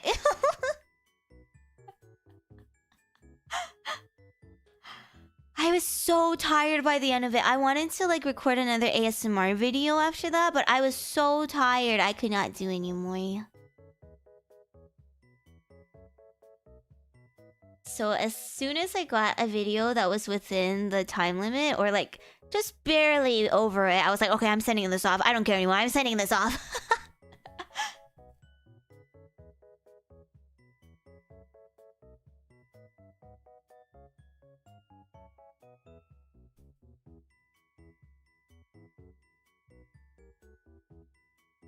Oh yeah, somebody asked me earlier if I'm a bunny frog. That's a really good guess. I wish I was a bunny frog. That way people would stop asking me what a carbuncle is. But I'm a carbuncle. I also received a Maro a couple of days ago asking me what a carbuncle is. So I think I will answer that on Twitter and on stream. But a carbuncle is a little creature with a gem on his head. It's not a real creature, but can be real in your heart.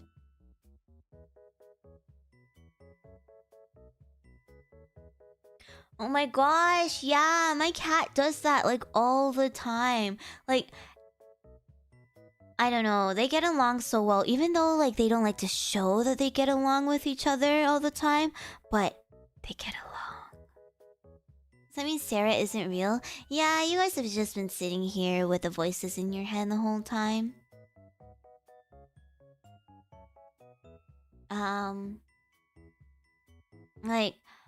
Whenever we give my dog like a big treat that he can't finish like in one bite, my cat will go up to him and he'll literally like eat with him. He'll eat the treat with him, and they're so cute. And they play kind of rough, Because my dog is just so big, right?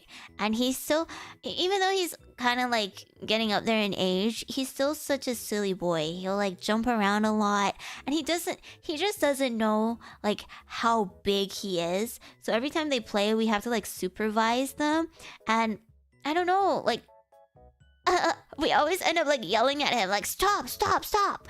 But the cat always goes back and torments him. So it's really not fair. We yell at him, the cat torments him. Just let the guy play, you know?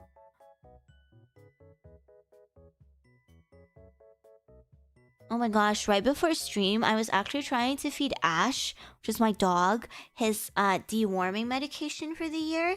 And he's really bad with like meds. He's bad with most foods, actually. My dog is not food motivated at all. He'll eat like his treats that he really likes, and he'll eat his actual food, but even then, like, not a whole ton of it. He's just like not into eating. I know, crazy dog. He doesn't like peanut butter, he doesn't like cheese, he only likes very specific brands of yogurt. He likes McDonald's ice cream cones. But he won't eat like any human food. He'll eat beef, he'll eat chicken, but like he won't eat like just cooked human food. He doesn't even really like chicken jerky, honestly. He likes like beef more. He's okay when it comes to chicken, but yeah, no chicken jerky. I know, he's like not food motivated at all. So it's really, really hard to get him to take his pills because like we can't wrap it in food. He will not eat it. He will just refuse it. Like you literally wrap it in a piece of beef or something and he still won't eat it. If there's he knows that there's meds in it, so he won't eat it. And if he doesn't know, he'll put it in his mouth and then he'll spit the pills out. Yeah, he's very, very picky. So it is always such a struggle getting him to take his meds. So this time, what we normally try is at first we put the pill in his mouth and then we hold on to his snout so he is forced to swallow it. But that often, like 98% of the times, that doesn't end up working. So what we have to do is we have to dilute it in some water, mash it up, and then literally inject it in his throat with a syringe. Like no needle or anything, just like a syringe, you know, like a tube. We have to get that, get the medication and squirt it down his throat for him to take the pills. But today we tried just shoving it down his mouth and he would not take it. And then I was standing behind him. I was just minding my own business. And then he started kicking me like a horse. You know how when you like stand too close to a horse behind them, they start kicking you with like their hind legs? My dog just started like kicking me with his legs and it hurt like shit. I was like, what? Why are you doing this to me? Why are you killing me? But yeah, he just killed me. It was very, very sad. He has never kicked me before. But I guess he really did not want to eat those pills.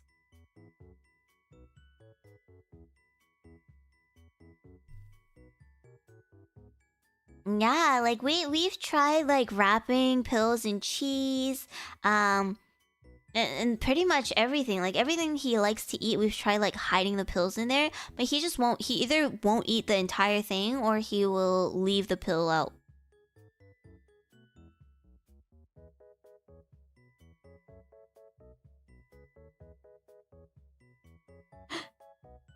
Yeah, he was so done with my shit, dude. Oh, my cat was fine. Like, I just did the thing where I shoved it in their mouth, held their mouth shut, and then my cat just swallowed it. He was fine. Oh yeah, we've tried the special dog treats. He won't eat those either. I know it's so hard to imagine, right? But He is really just not food motivated. Like, he'll like do tricks for you. Like, we've trained him enough that he knows a couple of tricks, but when he's not in the mood for it, or when he's like nervous, he has a lot of anxiety, right? So when he's like high in his nerves and he's really anxious, like, he will not eat anything. He won't even look at treats or anything like that. And sometimes when he's not in the mood, he just won't even eat your treat. If you make him do too many tricks, he'll just walk away. So hell no, he's not gonna eat any any medication that's secretly hidden in his treats.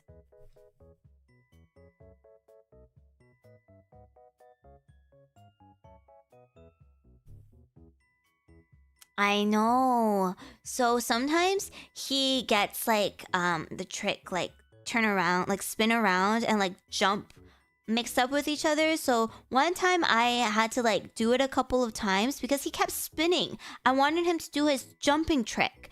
Okay, so I kept doing it, and then he just looked at me. Eventually he just like looked at me and walked away. He was like, "Bitch, I spun for you like 5 times. I don't want that treat anymore." Like, okay, fair. I'll give you the treat anyway, but okay.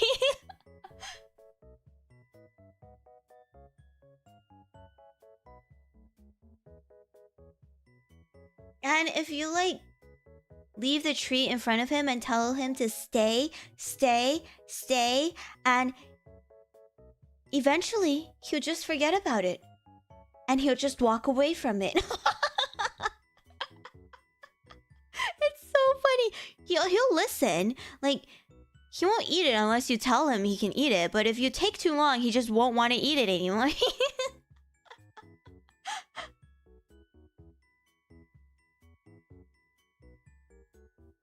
Yeah, it ain't worth his time. He's so stupid.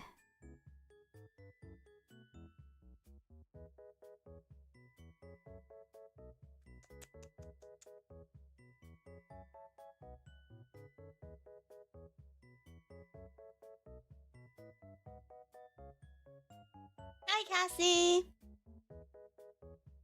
Okay, so I think I've decided for tomorrow's... Oh, I want to sneeze, but no sneeze is coming.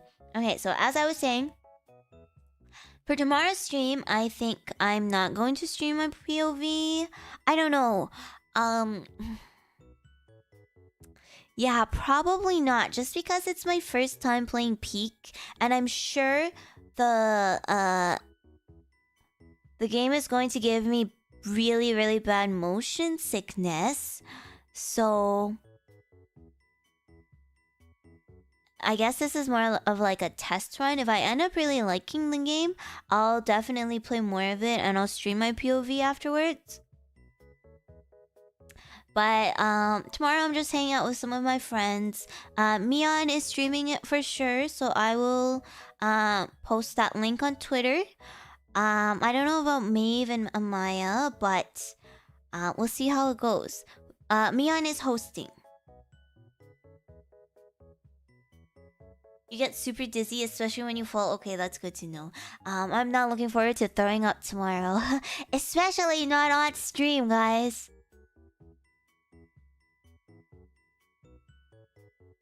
So you can catch me over on Mion's channel tomorrow. And then on either on Wednesday or on Thursday, depending on how things go, I want to play Mystery Dungeon this week.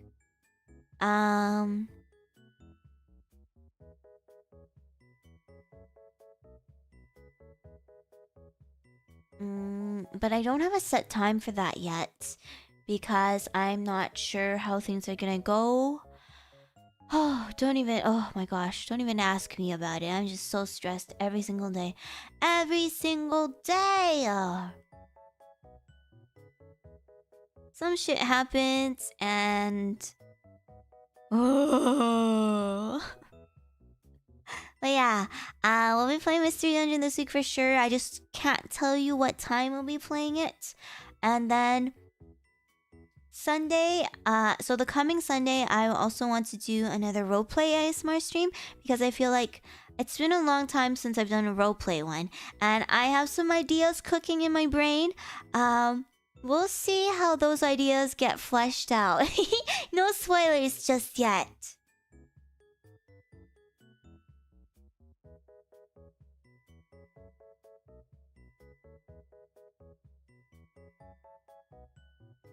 Damn, dogs jumping on desks? That's quite unusual. Normally it's a cat jumping on your desk and just knocking everything off, right? Yeah, we'll totally be on script this time. Luckily, this isn't like a members only ASMR stream, so hopefully, it won't be too ridiculous. I just realized we have been yapping for almost 4 hours. Holy cow!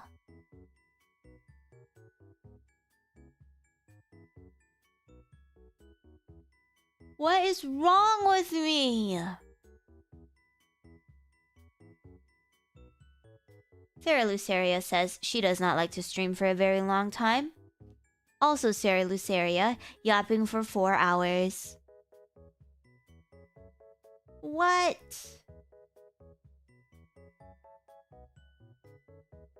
I'm crazy with it.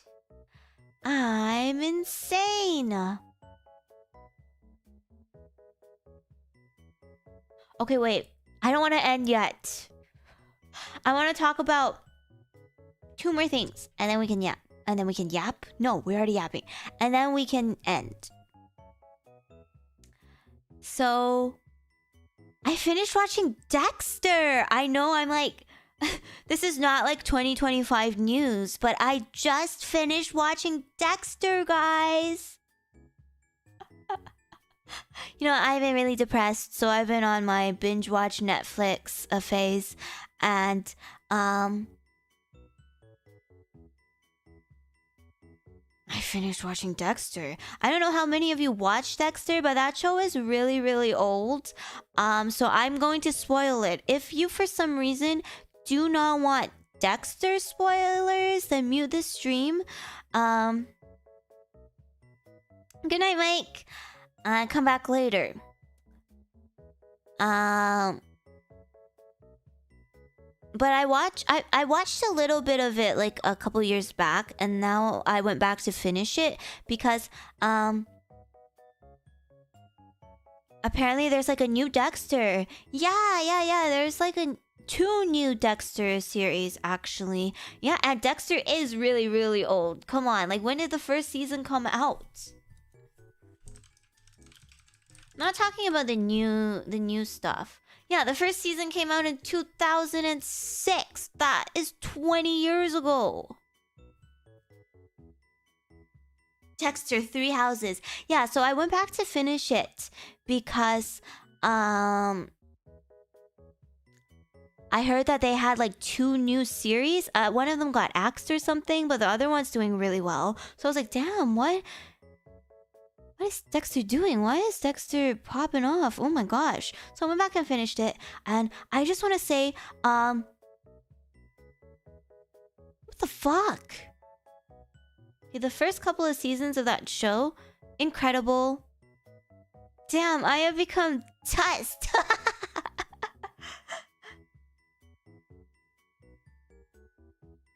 Yeah, like... It just progressively got worse and worse and worse and worse and worse. And this is where the spoiler comes in. But in one of the seasons, Dexter's sister, Deborah, she goes to see a therapist. And this is the worst therapist I have ever seen in a TV show. Like, there have been really, really bad therapists. But this therapist, I was at a loss for words. Okay, so yeah, Deb has gone through a lot. She has a lot of trauma, right? She dated serial killers, a lot of her friends died, yada yada yada. So she has to go see a therapist. And she talks about all her trauma and her relationship with her brother, who is this mysterious guy because he's a serial killer and she doesn't know, right? And then the therapist is like, I think you know why you feel this way about your brother, Deborah. And Deborah's like, what? And she was like, how do you really feel about him? And she was like, are you insinuating that I'm in love with my brother? No, fuck you, that's not possible, blah blah blah, that's my brother. And then she was like, yeah, but you guys aren't blood related. He's your brother, but you're not blood related. Ah! Excuse me?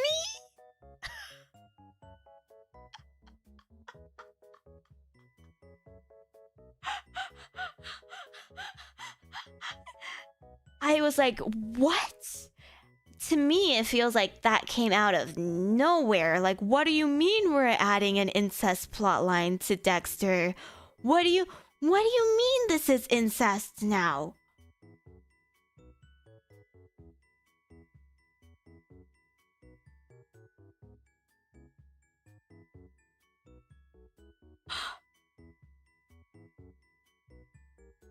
And then she comes back the next day or something and she's like, no, you're right. I'm in love with my brother.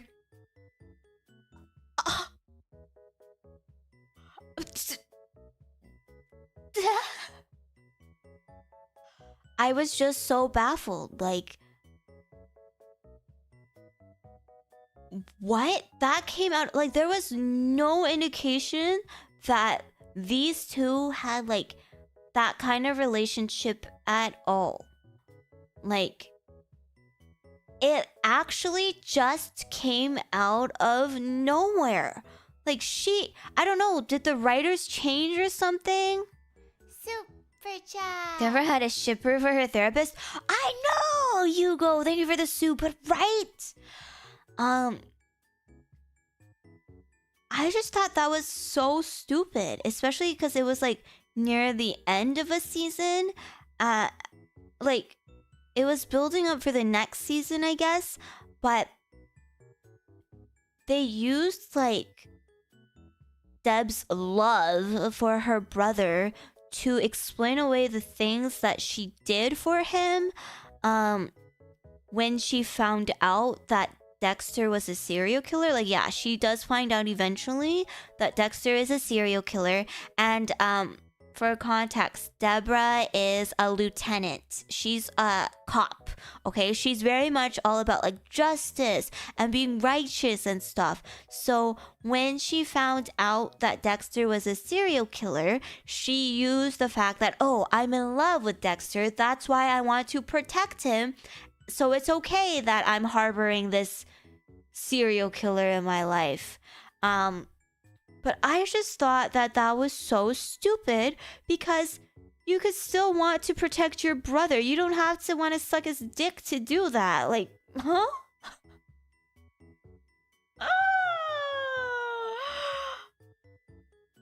I just thought that that was incredibly dumb and stupid. And I don't mind a little bit of an incest plotline in my shows, but at least make it make sense. It can't just be like, ooh, we're throwing that in there because we want to. Like, make it make sense at least. Come on. I'd harbor you, Sarah. Even if I wasn't your sister, you would still harbor me?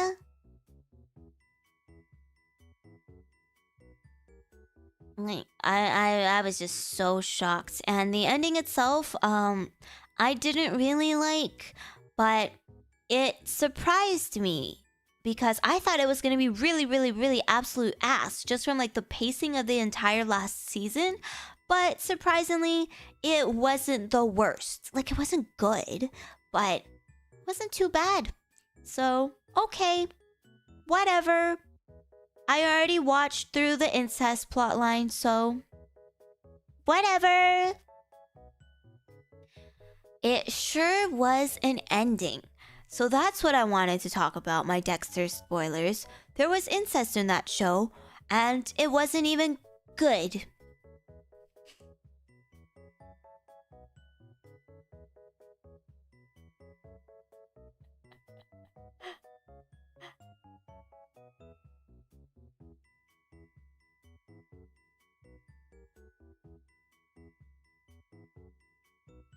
Wait, so is the new series the new Dexter series, is it still based off of the novel, or are they doing like a completely new thing?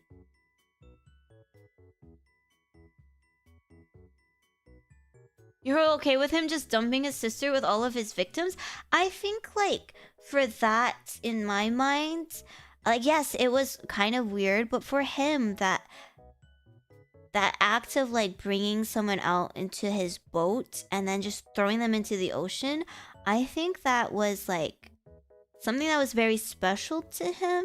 And he did like say that in one of the seasons he was like, now I'm bringing my family here, so it's different to me now. So I didn't really mind that part. Like it was weird, but I had always imagined he would do that.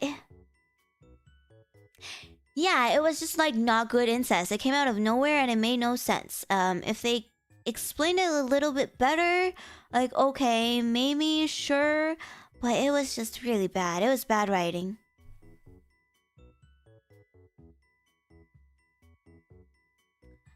And then I watched 3 episodes of House. Because if I'm already watching old white TV shows, why not watch House? Because everybody also talks about House, right? And I hated it. I know. People say give it more time. There's an incredible episode or something pretty early on into the season. Good night, Jiang. Thank you so much for hanging out. We'll end soon as well, okay? But the first 3 seasons... not the first 3 seasons. The first 3 episodes, it was so unbearable. So bad. I don't know. Like, all that happened in the first 3 episodes was that he made a guess based off of what? Based off of what?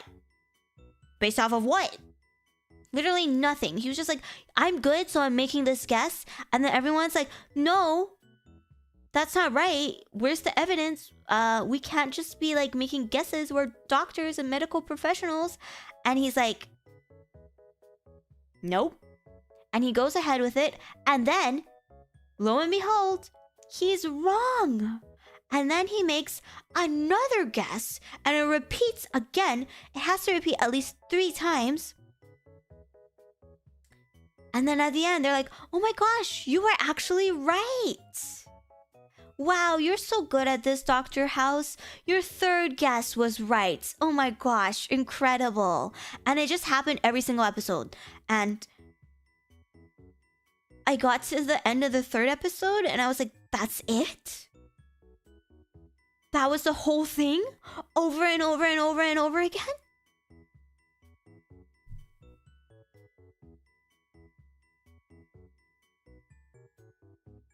So yes, I understand there must be really good moments in House, otherwise it wouldn't have gone on for that long. And I'm sure if I toughed it out, maybe it would grow on me. But man, if I wanted a doctor to just make baseless guesses, I would just go to see my doctor right now. That's literally Canadian healthcare. Like, I don't need to watch a show about this. I live this. I live this.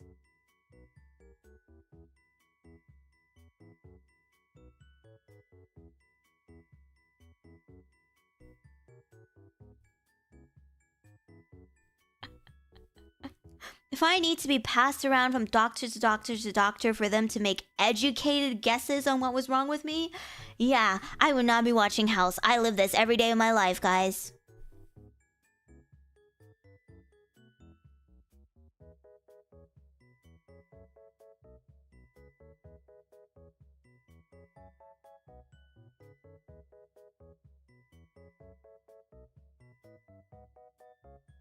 Okay, I understand it's like, oh, this is like a really like a difficult case. But some of it in like the first 3 episodes, they weren't even like that difficult. You know, like I'm sure if you just sat down, you would figure it out. But he was like, no, actually, it's asthma, it's this, it's that. Like, shut the fuck up.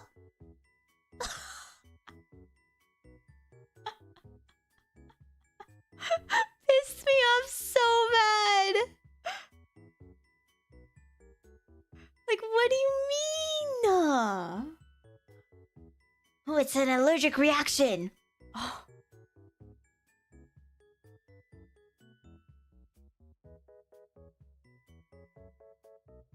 So yeah, now I have no shows to watch. I also tried watching Grey's Anatomy. I've been watching that like on and off, couple of episodes here and there. There's a lot of drama in that one. I don't know. Also not like really into that. I need to go do job stuff. Have fun at work, Cassie. Thank you so much for dropping by.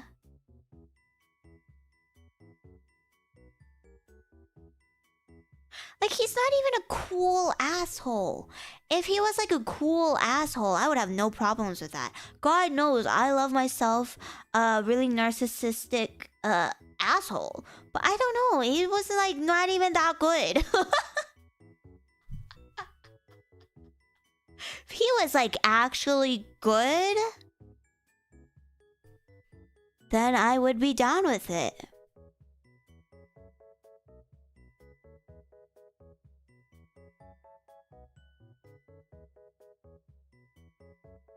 The person literally just ate too many nuts?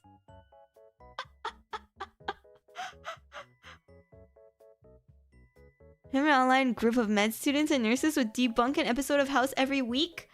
Man, I imagine they must have had like a field day with that, huh? Arrested Development? I heard it was kind of silly. I've never seen Scrubs either. How old is Arrested Development?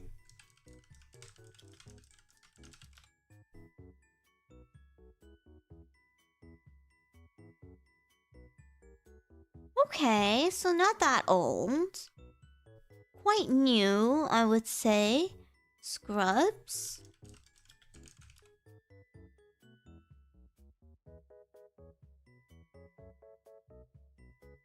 Oh yeah, Scrubs is old. We have to sneeze.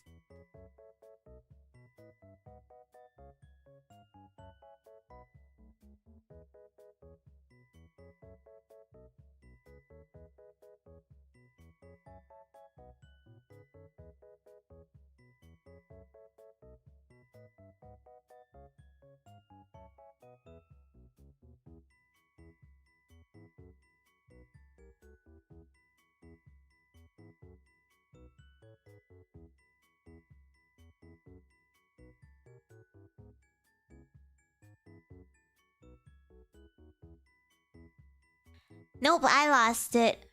Oh, wait. There's two. Two Arrested Developments. Okay, so it is old.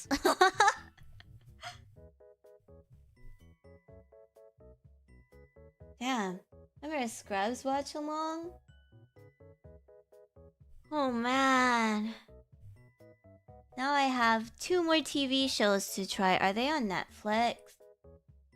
I sure hope so.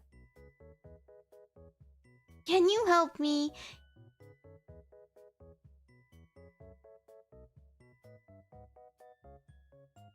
There's also something else that I was watching recently. Oh, I watched...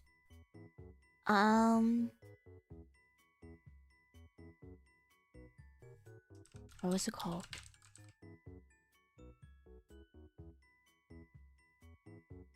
Hulu's not in Canada. We don't have Hulu over here. What was it called? I don't remember what it's called, but it was that new documentary on Netflix about the mom cyberbullying her own daughter. Oh, that documentary made me so livid. I don't even think that was a good documentary because it gave the mom a platform. Like, why was she even part of that documentary? I don't know, but I watched that and it pissed me off so bad. Yeah. I heard about it too when it was like on the news and stuff. But oh my gosh. Rara, thank you so much for the raid. Welcome in everybody. Welcome, welcome, welcome. I have to sneeze.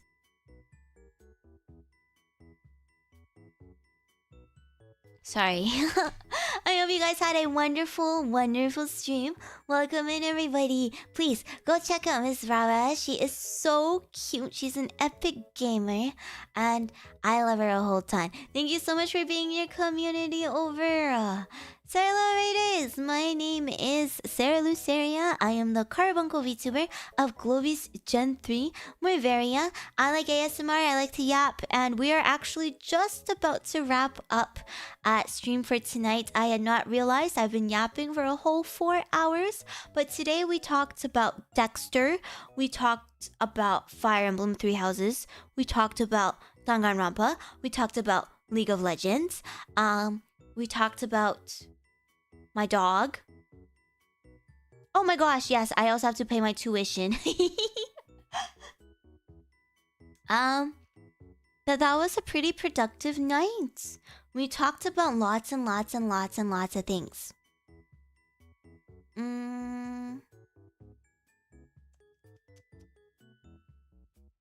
I was just telling chat about this new Netflix documentary that I watched recently. It was the case where the mom cyberbullied her own daughter, and I originally did hear of it when it was on the news when it first happened, but I didn't really look too deep into it. I was not aware of like the full extent of how bad it was. But watching that documentary was like actually insane. She was saying like just, oh my gosh, like terrible foul things to her own daughter. Like she was telling her own daughter to like kill herself, literally, like through text and everything. But like, I can't imagine being the mom and like doing that on like, I don't know, a secret phone, and then at home you're like, oh, I'm so sorry, daughter, this must be terrible, oh, I love you, I love you, I love you. Like, man, imagine the trust issues you're giving your kid. And she had like this, I don't know, this really weird, I think it was like, I don't know, maybe like pedophilia. Like she was obsessed with her daughter's boyfriend, and they were like 13 at the time, okay? Like they weren't even like 16, 17-year-old teenagers. They were barely teenagers at the point. They were 13. They looked like kids. And she was like obsessed with him. She would say like such like obscene things, like talking about like wanting to like have beep with him and wanting to like beep his pinor, you know? Like it was so disgusting. And yeah, it was, oh my god, like the things that she would say about her own daughter. Yeah, I didn't even like the documentary because it gave the mom like a platform. So I don't want to say like go watch it. I mean, it was an interesting watch because it did shine light on the situation, but I don't know. I don't know why they chose to like have the mom be interviewed throughout the whole thing. And then at the last moment, they're like, a gotcha moment. Actually, the culprit was the mom the whole time. And we were just like interviewing her, pretending like she was just a nice, caring mother. I don't know. That really like did not sit well with me. Like, what do you mean allow both sides to tell their story? Like, let the audience decide what? That the mom was a terrible mother and a pedophile? Like, no, that woman should be locked up. She should not be allowed to tell her story. What is her story? The fact that she hates her daughter and is a pedophile? Like, there is no good reason whatsoever to do that. Like, why would you do that? Like, I don't even care, like, oh, she was having a really hard time mentally, you know? It was like, a mental breakdown or whatever. Like, no, don't give that kind of people a platform. Well, Logan, you're not getting it. It's not like me needing a documentary to tell me she was a bad mother. I think disgusting and vile people like that shouldn't have a platform. And why was it like a gotcha moment? Like, why are you making it seem like, oh my gosh, this is such a big twist? It was actually her mom. Well, up to that point, we just thought she was a regular mother. She was a caring mother. Like, why do you need to make it a twist for your audience? Yeah, why do you need that? No, the father was part of the documentary. The father was part of their lives, but they just didn't know. Like, nobody knew because the mom was fucking two-faced. Like, that pertains to child safety issues. Like, she was telling her own 13-year-old kid that she needed to kill herself. No, it wasn't for... Why do you need an IRL twist for me to be in her daughter's shoes? You're literally exploiting the situation. It's only greed. Like, you want the shock factor. Like, if you actually cared at all about the family, about the daughter, you wouldn't do that. Like... Yeah, it was just for money. It's very clear that they did it for the shock factor. They did it for money. And I just think it's really gross. Like, why pretend the whole documentary that the mom was just a loving mother? Like, she's being interviewed. She's saying like, oh, I really didn't know what was going on. Like, my daughter didn't deserve this. It was really mentally putting a strain on our family. And I felt so bad for my daughter. Like, be so for real. Like, why are you scripting this? Huh?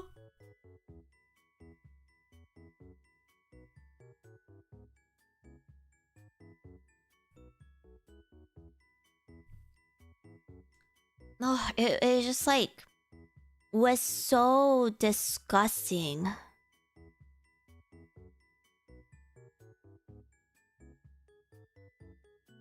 It was just like so disgusting. I don't like...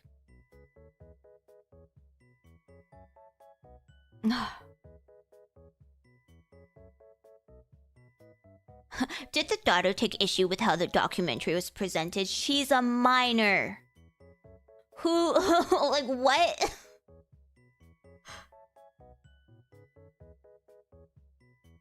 Yeah, you can do good documentaries by stating the facts right off the bat. Like, say, yes, this girl was abused by her mom. And then you can still present the case, you know? It'll still be fine. But they made it just for the shock factor. Like, they pretended like the mom was just a regular mom, and they gave her a platform. And I don't know, like, I would have appreciated a documentary about this, but yeah, it wasn't like, you know, it did not need to be like, oh my gosh, ta-da, actually, this is what happened. She's actually a bad guy. No, it was the actual people. It was the actual mother. The kids, like everyone. It was the actual people. Like she sat there saying shit like, oh man, it was really such a tough time for our family. My poor daughter. I'm like...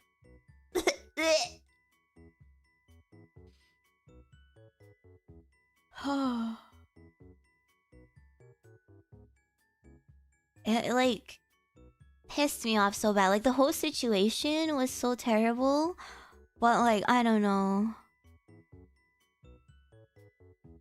Having to go through that again and then knowing that your mom is like acting throughout it. Oh gosh.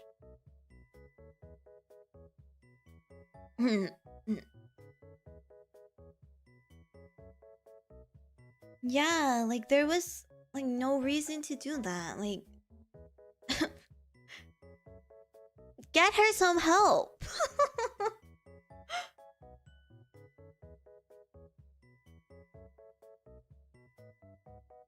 But yeah, very very interesting case. I think, man, can't even trust your mothers these days.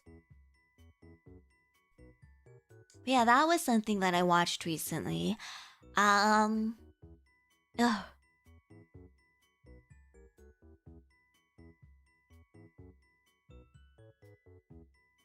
I don't think you're understanding what we're trying to argue here, Logan, but you are free to have your own opinions.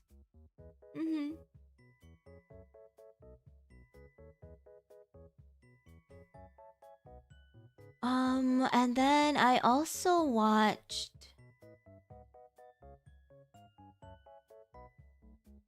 Yo mama for real? Oh my god. Oh, that's so morbid but so funny. Yeah, imagine like, who was bullying me? Yo mama. Oh my god, I would blow my brains out. Yeah, I think that was like the really notable thing that I watched recently. Other than like finishing off Dexter, but that doesn't really count.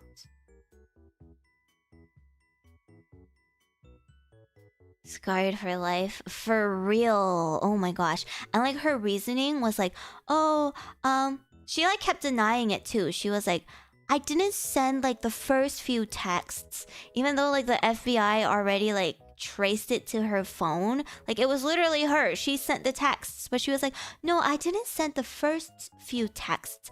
I just like continued once the text started dying down a little bit. And they were like, why did you continue that? And then she was just like, well, you know, I really love my daughter and I really felt like she needed me. Okay. Okay.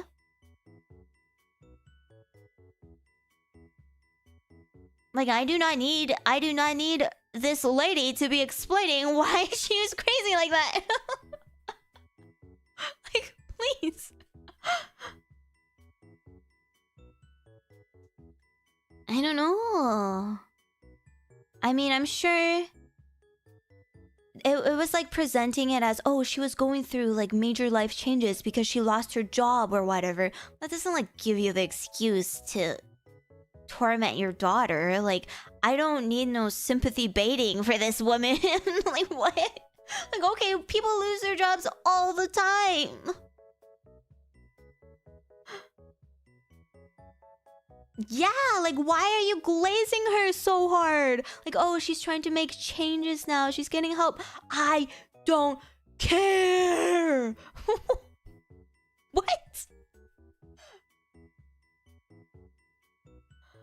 Oh my gosh. Glazing the wrong people. Like, imagine being, like... Because she wasn't just sending texts to her own daughter. She was sending texts to like her daughter's friends as well, okay? And all of their other parents were involved. And imagine being like the parent of someone else and this mom that you're working hand in hand with to find the culprit that's bullying your kid, and it turns out this mom was the culprit all along. Like,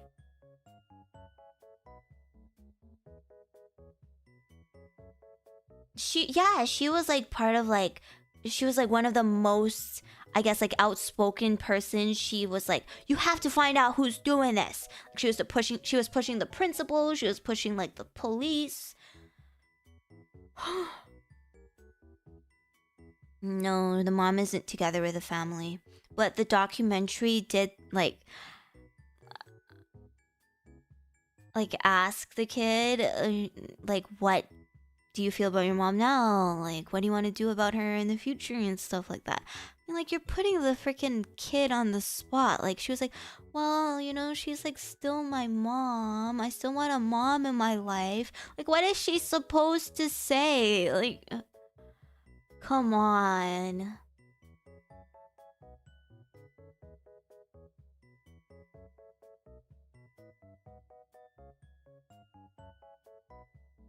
I know! I was so baffled!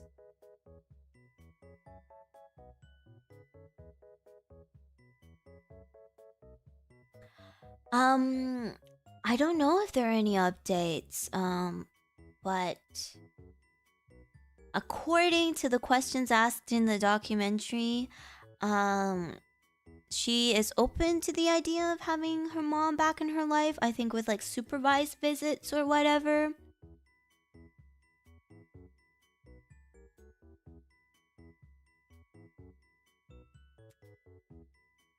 Yeah. How does that make you feel? Yeah, I can't like imagine asking a kid that. Like, what do you mean, how does that make you feel? The mother that I have loved and trusted for... Like, this went on for years, by the way. It started when she was 13 and went on until she was like, what, 15? 16? Like, for my entire life actually is not who I thought she was. And apparently she was like a good mother up till then, you know? Like, nobody suspected her. Imagine just all of a sudden one day realizing that your mom is a criminal scum. How do you feel, buddy?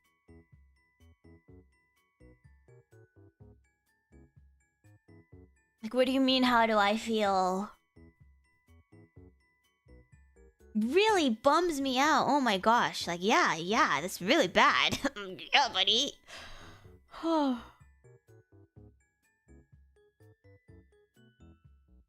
don't know, like, they didn't really explain that. I don't think they even know. I assume it probably was triggered by some stressful life event, because apparently the way they set up the documentary was very much glazing the mom. It's like, oh, she went through a lot. She was going through like a job loss. She couldn't find a job for like 6 months or something. Like, that was, I guess, the reasoning they gave for why it happened. But I don't think, like, it matters. Like, at that point, what reason can excuse that kind of behavior, right? And everybody goes through a lot. Everybody has fucked up shit happen in their lives. Can't just tell your own daughter to kill themselves and then be a pedophile. Like, what?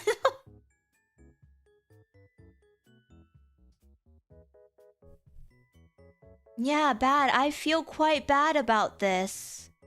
It's quite bad knowing that my mom is a freak, actually. And yeah, it wasn't just her own daughter that...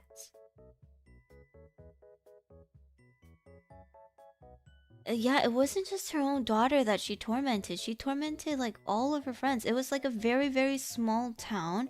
And she made it seem like one of the other girls was the culprit. So it completely isolated one of the girls. Like, she was seen as, like, a criminal for so long.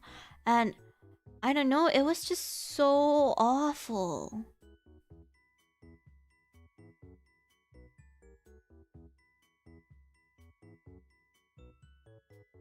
Yeah, she like blamed some other girl and made it seem like it was all her fault, that she was like a jealous bitch or something. I don't know. It was crazy. Like so many kids were affected by that.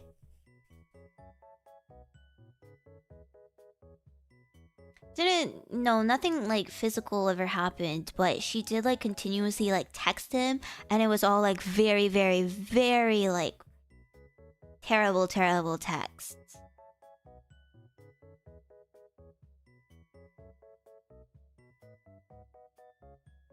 I know.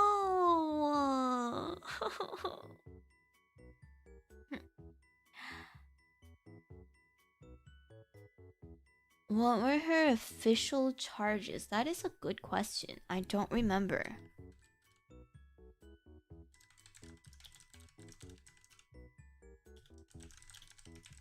Let's see.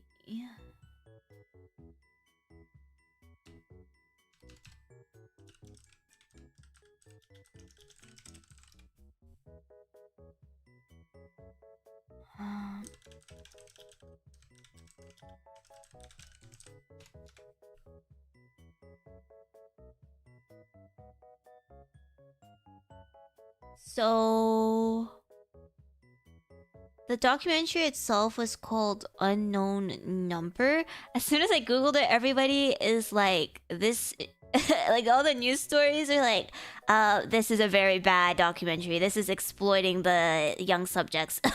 Yeah.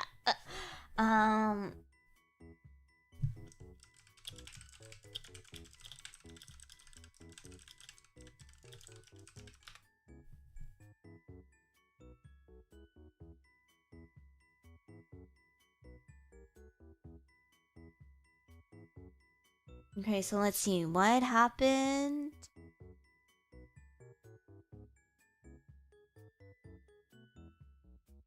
So she pleaded guilty to 2 counts of stalking a minor and was sentenced to 19 months to 5 years in prison.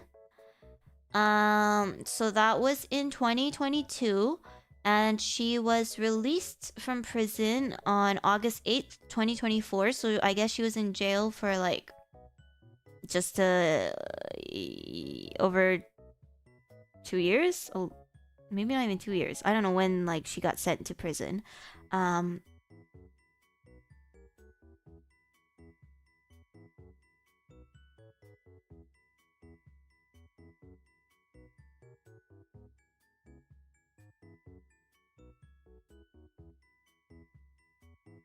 She's remorseful that she has severely altered her relationship with her daughter, in most likely a negative way. What do you mean, most likely a negative way? Huh? She's remorseful.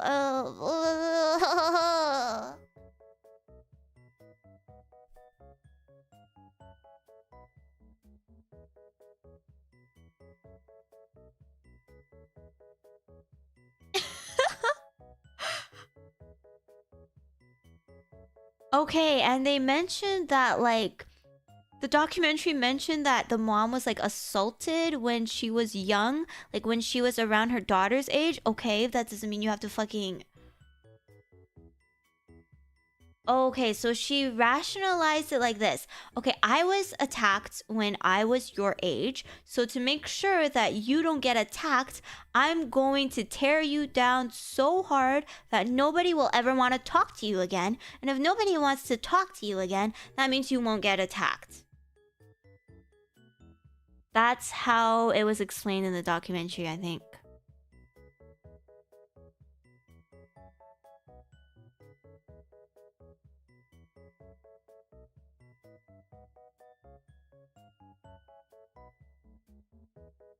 I know, right?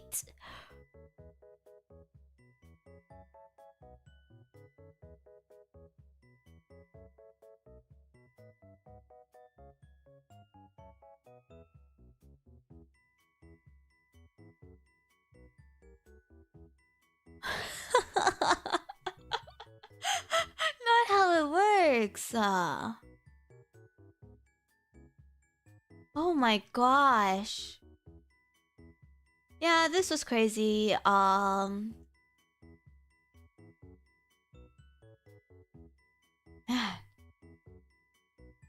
Yeah, so don't do that, okay?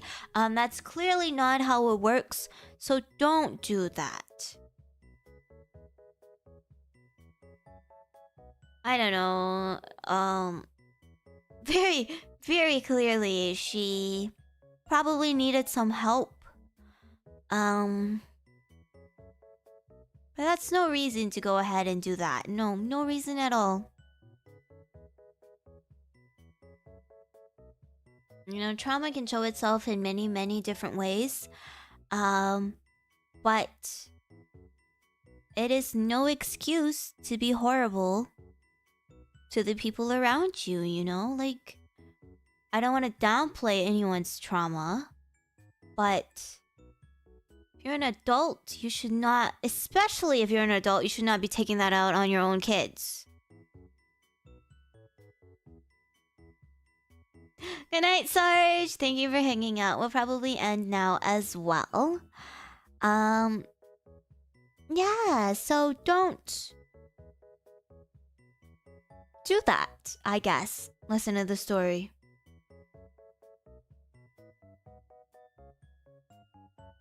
Like watching VTubers? Exactly. You can channel your trauma in different ways. And, one way is watching VTubers.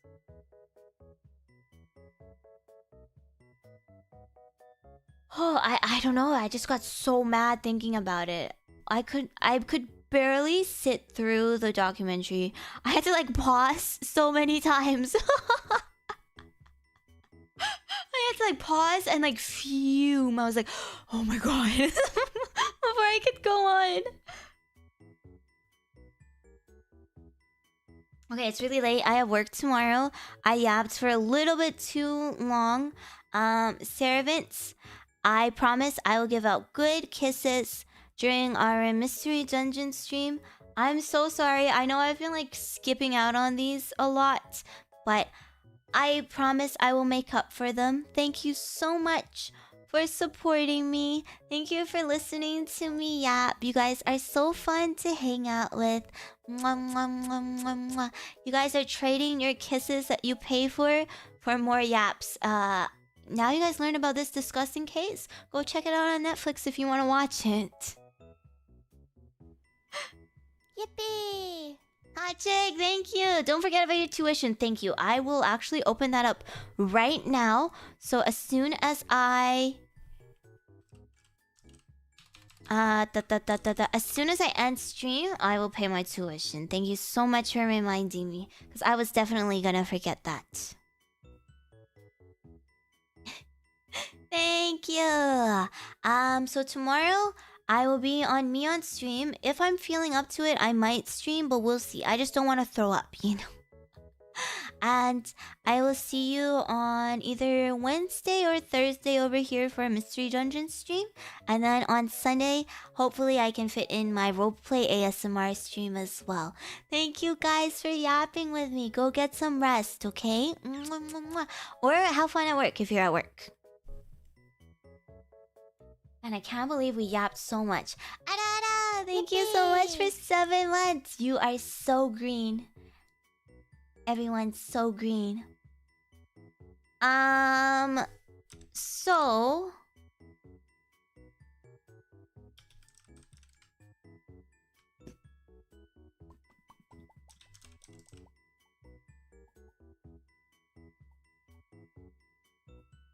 I... literally do not know who to raid. I think we have just streamed for so long, so late into the night, that a raid is just not possible.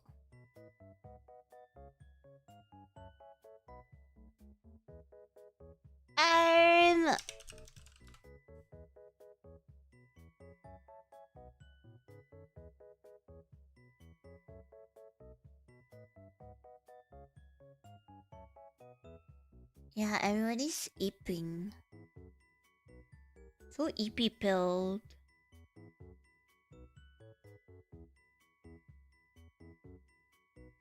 Mion has a waiting room yet. Let's see. I can't see it. Nope.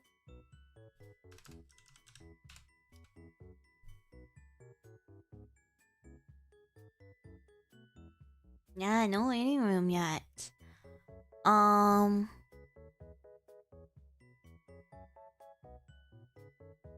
Guys, go to sleep, okay? Thank you for staying up for me. I really appreciate it.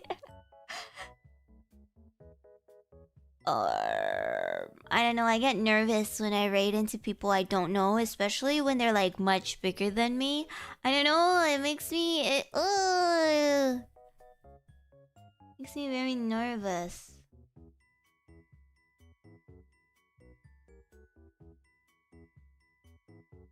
I type VTuber and it's all either Hololive people or myself. I just see myself.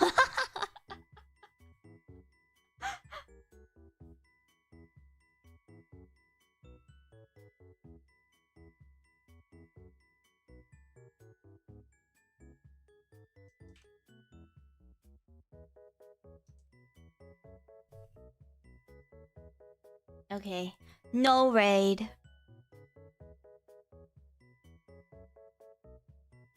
Good night, everybody.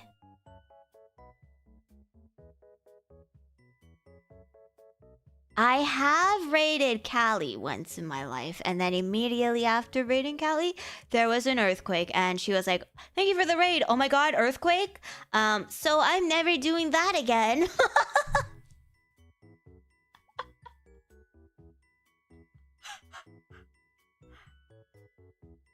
Yeah, never do that again, guys.